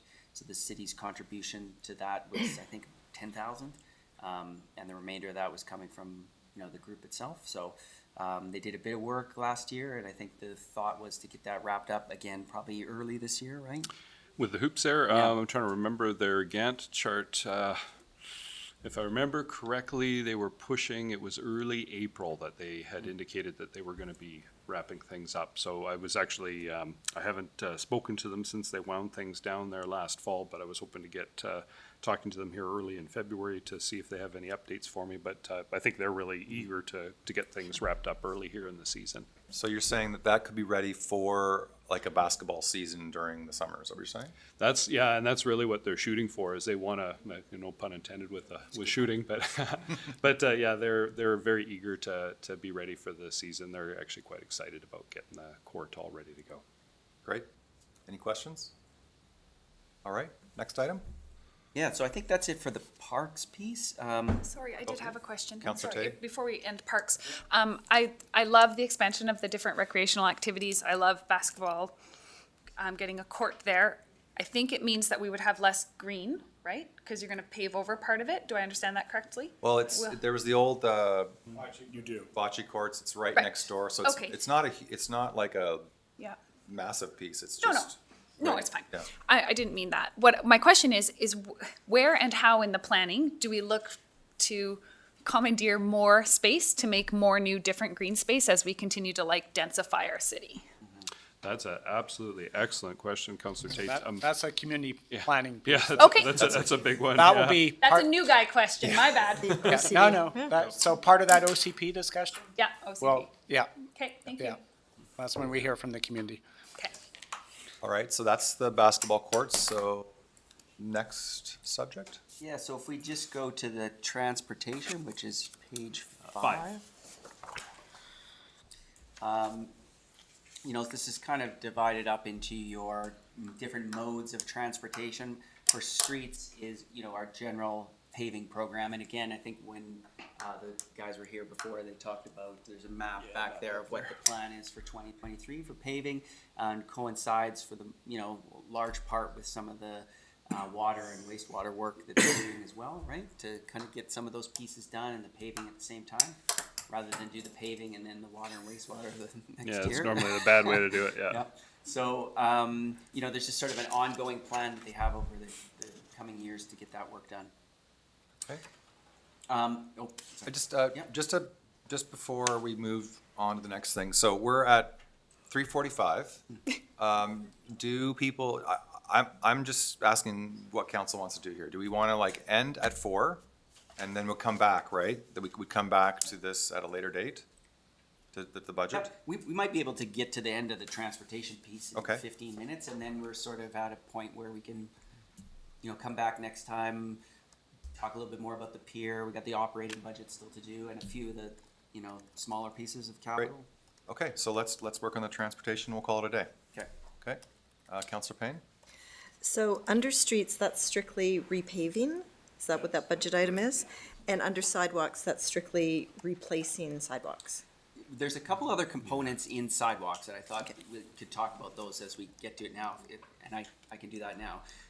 If there's another time, that's fine with me. I just wanted clarity Yeah. around No, my it's- understanding. Yeah, so there's, you know, your general sidewalk replacement budget that you'll have in there. But there's a couple of additional things for this year that are included in that. One of them is, you know, One in Fairview? Sebastian's group has applied for some grants. One of them is for Fairview sidewalks, part of the active transportation plan. And the other one is to take a look at those Salvation Army stairs. That's, I've included that in the sidewalks piece, but it's, you know, part of that foot active transportation side of things. What are we gonna do with those stairs? You know, to remove them, to replace them, do they connect to the building, are they not connected to the building? Still some conversations to have there, but that's part of that budget as well. So your basic replacement, but as well a couple kind of special projects for 2023. And what about the city stairs? Are they included under this? The steps that go up and down between blocks and neighborhoods? Is that part of the sidewalks? If you were gonna do some projects involving them? Yeah, if you had to replace it, you know, Yeah. cover it, whatever, Yeah, that would the be right, in this budget item. Right, budget item for that kind of work, yeah. Thank you. All right. Yeah, and then as far as the cycling piece, again, that's an active transportation grant that Development Services applied for to do some bike parking. Also a bit of design work to plan, you know, future rollouts for active transportation. And I'm thinking you had Rosemont area, I think was sort of the next area of focus, or? Yeah, sure, yeah, if you want to update on the active transportation piece. Well, then gets to Musical- musical chair. Gets to move. You need like lapel mics or Coming back. something. Yeah. Yeah, so essentially, we're almost done the conceptual plans, and we're gonna start to do community engagement about the Rosemont component of the primary bike route, and we've asked for additional budget in the sum of $80,000 to do detailed design work. So if after the consultation, we can do some small tweaks, and then ideally we'd complete detailed design work in 2023, and then we'd be ready in 2024 for, or end of 2023 for some new grant opportunities, and then in theory, we'd be ready for construction in 2024, should funding be available. So that's essentially where we're at. So, so this might be a place where we actually budget those capital side of it in those future years. And, you could put grant / borrowing and obviously visit it at the time where we're at. Obviously if we can get grants and not have to borrow, that's the preferable method. And there, obviously, there's a number of grants out there that we're actively pursuing. And as Sebastian's saying, if we have a design ready to go, then we're further down the line to get those grants. So I think it makes sense for us to invest in the detailed design and be ready, truly shovel ready for that. But, maybe for the budgeting purposes, we applied for the grant, so we have an estimate of what we, at least at an order of magnitude, felt was the capital cost of that. And so I think maybe we budget that out there, and then I don't know what the next phase is, but again, maybe we, put some design money in, and I don't know if that's 2025, and construction money in the year after, and again, show it as borrowing or grants. Yeah, we can slot that in. And it wouldn't have any impact at the bottom line. It's just, having it in there, sure.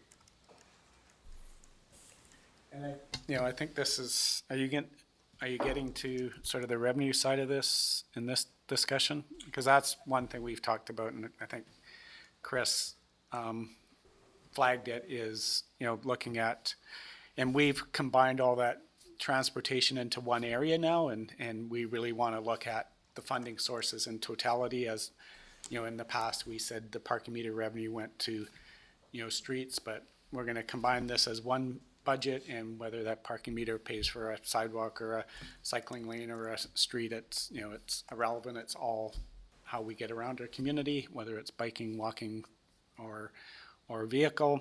And so on that revenue generation, if we're going to start to add more capital costs in here, like cycling, et cetera, we need more revenues, and certainly one area is parking meter revenue. So that is a number of things. We could expand the hours. Clearly Friday nights, Saturday nights are busy downtown. Sundays are busy downtown. The extent of our, what is metered parking, we can expand. Chris and Amy, I think, had a meeting with a parking provider where we don't have to put parking meters in, and to expand that parking, we can, have pay by phone parking in some areas, et cetera. So we won't have that full conversation here today, but just to let you know, we think there's some options there to, if we're going to expand the transportation, bucket, we need to also expand the potential funding bucket, and clearly, parking meter revenue is one of those options. Yeah, with just on the digital parking or the online parking options, there's so many things you can do that you can't do with coin.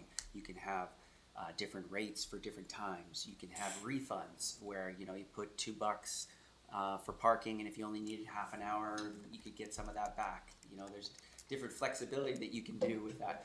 But the downside. No giving back for the parking meter. Yeah. No take back, no touch Well, back. but all of these things, what they do is they increase compliance. So if you're sitting there and you're thinking, well, I'll probably be out of here in half an hour, I just think I'll take my chance and not pay, then you don't pay for half an hour. And if our bylaw officer happens to be by and give you a ticket, he does or she does, but if not, then you got a half an hour of free parking. If you know that you could put an hour in and maybe you get half of it back, if you come back early, then you paid for half an hour parking that you maybe wouldn't have. So I'm not saying that one option's better than the other, I'm just saying there are options. And there's lots of flexibility there to do different things that you can't do with a coin. So, you know, I can foresee the medium term, the online being the first choice for parking and coin being sort of a secondary means of paying for parking. Okay, so just kind of, thanks Sebastian, yeah. You know, just conscious of time, a couple things on here. Transit exchange, of course, we've spoken a little bit about, and we've had presentations in the past. That's an 80% grant-funded project from BC Transit, and the 20% will be funded by the local government here in conjunction with the regional district in a cost-sharing model. So we'll be moving ahead with that here in 2023. Just kind of getting geared up to go out for some detailed design so we can come back and get some finite pricing and also work with our development services and staff here to sort of vision that project a little bit more. We talked about it when we mentioned the Cottonwood Park area, but redoing the Silica Lane Bridge, that'd be an important component of that. Just separated it out into the transportation side here, and we do have some funds in our bridge reserve that we can use to do that. As well as I think the plans for Kootenay River and Canal bridges is not so much actual capital works, but more of assessment of the That's correct, yeah. Chris, in that we're looking to have somebody come to do a proper inspection of the canal bridge. And on the Kootenay River Bridge, I think there was some what would be a more minor things that actually YRB has the ability to do some repair on. So it would be us having a really good, proper look at the one bridge and then trying to do some repair on the other bridge. And again, for new council, when we did the boundary expansion that brought the dams into the city of Nelson, there's a portion of Blewett Road that includes the two bridges out there that we're responsible for as the city. You know, I think we need to have conversations with government around that. Certainly what we're taxing for the boundary expansion certainly would in no way fund, you know, some major repairs on those bridges, and so I think that's definitely something we need to get on their radar, and you know, because we really don't need those bridges for ourselves. You know, they're part of the transportation network for that rural area, and somehow, you know, whether it's grant funding, et cetera, that, you know, or they change the taxation rate that is sufficient to maintain them, but, you know, would be in the negative if we had to spend some significant money on those bridges. Yes. Mayor, may I? Yes. Thanks. As we're talking about parking and the possibility of expanding parking in different ways, is there also an opportunity to look at electric charging as we're looking around the city at places where we're building new and different infrastructure, even just like bike charging or vehicle charging? And is that something that would benefit the municipal revenues? That's a Sebastian thing in terms of, That's you know, a Sebastian thing? we're gonna redo Baker Street at some stage, and that's when you have that opportunity to put in additional infrastructure. Okay, that's a great point. So as we have those different blocks that we saw Yeah. in our sewer presentation, are we redoing the streetscape at the same time, or is that just the underground? Yeah. No, as soon as we have to replace that underground, then we're tearing up the street, and that's the time to, you know, to redo the whole block. Gotcha, I'm with you. That- Thanks, Sebastian. Yeah, that paving's at end of life starting to get end of life on some of those streets in Baker.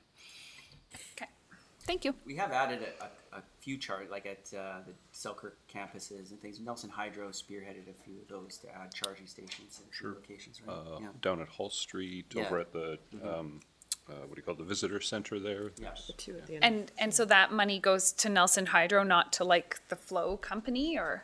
Well, right now, they're not metered. We're not charging for, it was to sort of spur, this transition to electric vehicles. So they're, Was one of the requirements of the grants that they, for, yeah. I think that might have been, I don't wanna say something that's not correct, but I thought perhaps part of the grant was that we wouldn't charge for the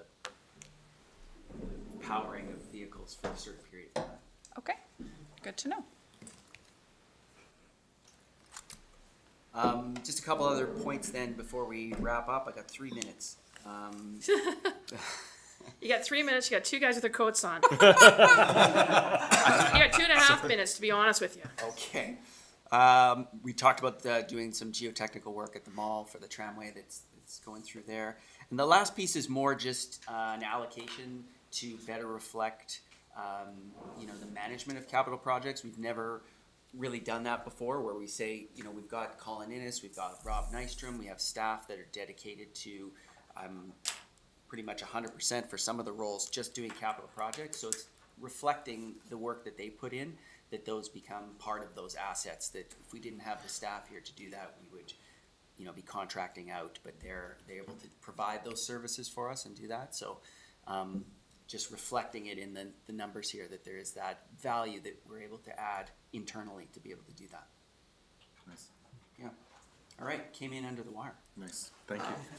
Okay, so I'm not gonna venture asking, does any counselor have a question? Because you will then get over your time, look at that counselor page, just always has to be. We just didn't finish the bottom. I didn't. But you can go, like I have to came go. late, you Yeah. leave early, You it's can okay. go, you can both go. But we can- Counselor Payne, did you have a question? Well, we just didn't finish the bottom of the page. Yeah, So so are those we are coming just back to that? No. I'm just following down with my ruler and I'm like, whoa, we're Okay, done, we'll finish what? that, we'll finish the page.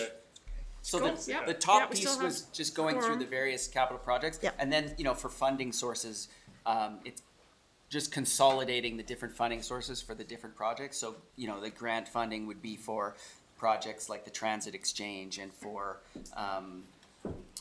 finishing up, some of the things that Sebastian's looking at, bike parking at Lakeside facilities, those, or not at Lakeside, but the bike parking facilities, those types of things, mostly the Transit Exchange in there.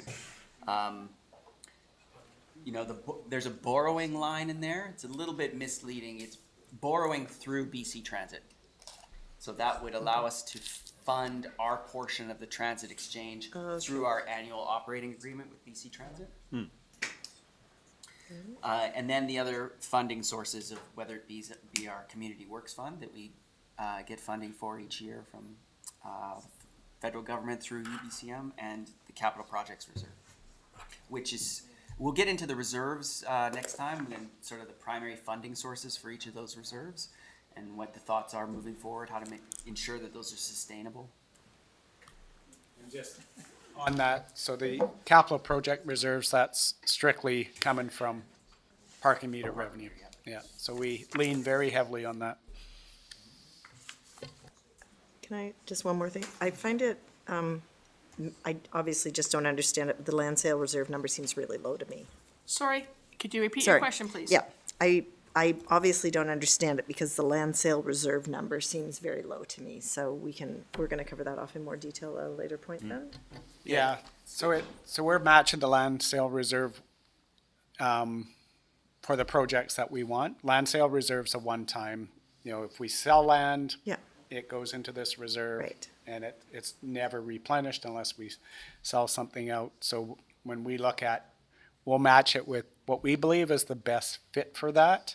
In this, Chris can explain why or why not we used land sale in this case.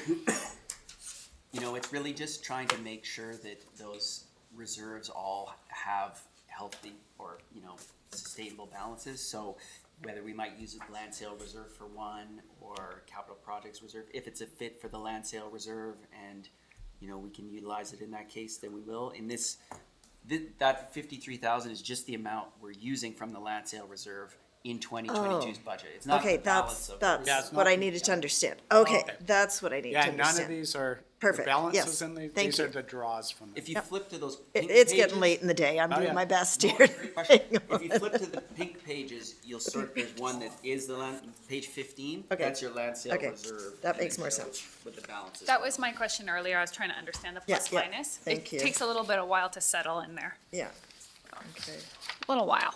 yeah, it'll take me more than a little while, but I'll get it. I'll get there. Sometimes we just need bigger desks so we can deconstruct these things and have the actual reserves out, so then we can see, because you look at this number and no, that isn't the total amount of reserve. Yep. And then you can go and look at the reserve and then you see like, oh yeah, we're going here to this reserve for these 3 projects. And then you can see how they line up better in terms of, well, that makes sense that we would use parking for active transportation versus parking revenue for the sewage treatment plant, right? I mean, it just flows a little bit better, but it's hard to, I have 3 screens.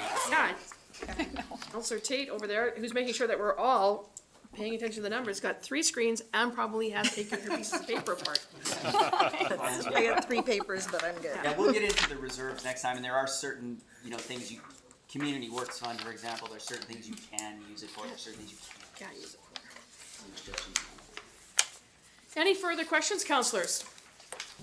I think it was another full-on day. Like I said, I will contemplate on agendas, maybe putting a few little time so we can see if we can keep on time for each thing to make sure that we get enough time for everything, and that we want to make sure. I'm always afraid of, at the end of the day, is like the last 10 minutes is sometimes the most important question of the day. And so there's always that danger. I mean, it's just the way the agenda flows when we have these workshop budgetary meetings.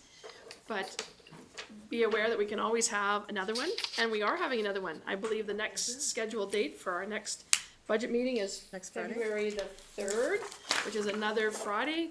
We will again be starting that day at 10 a.m. And on that note, We'll be continuing on then? Yeah. yeah, Okay, Yeah. Next Friday. yeah, we'll be Study it. continuing on. So at this point, and then also is it next week do we have council?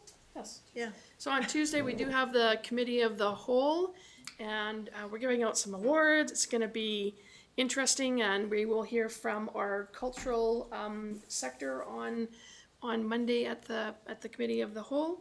So at this Tuesday? point, could I ask for a resolution to adjourn? That's been moved by Lockenberg, seconded by Page. All those in favor? Opposed? Carried. Thank you, everybody.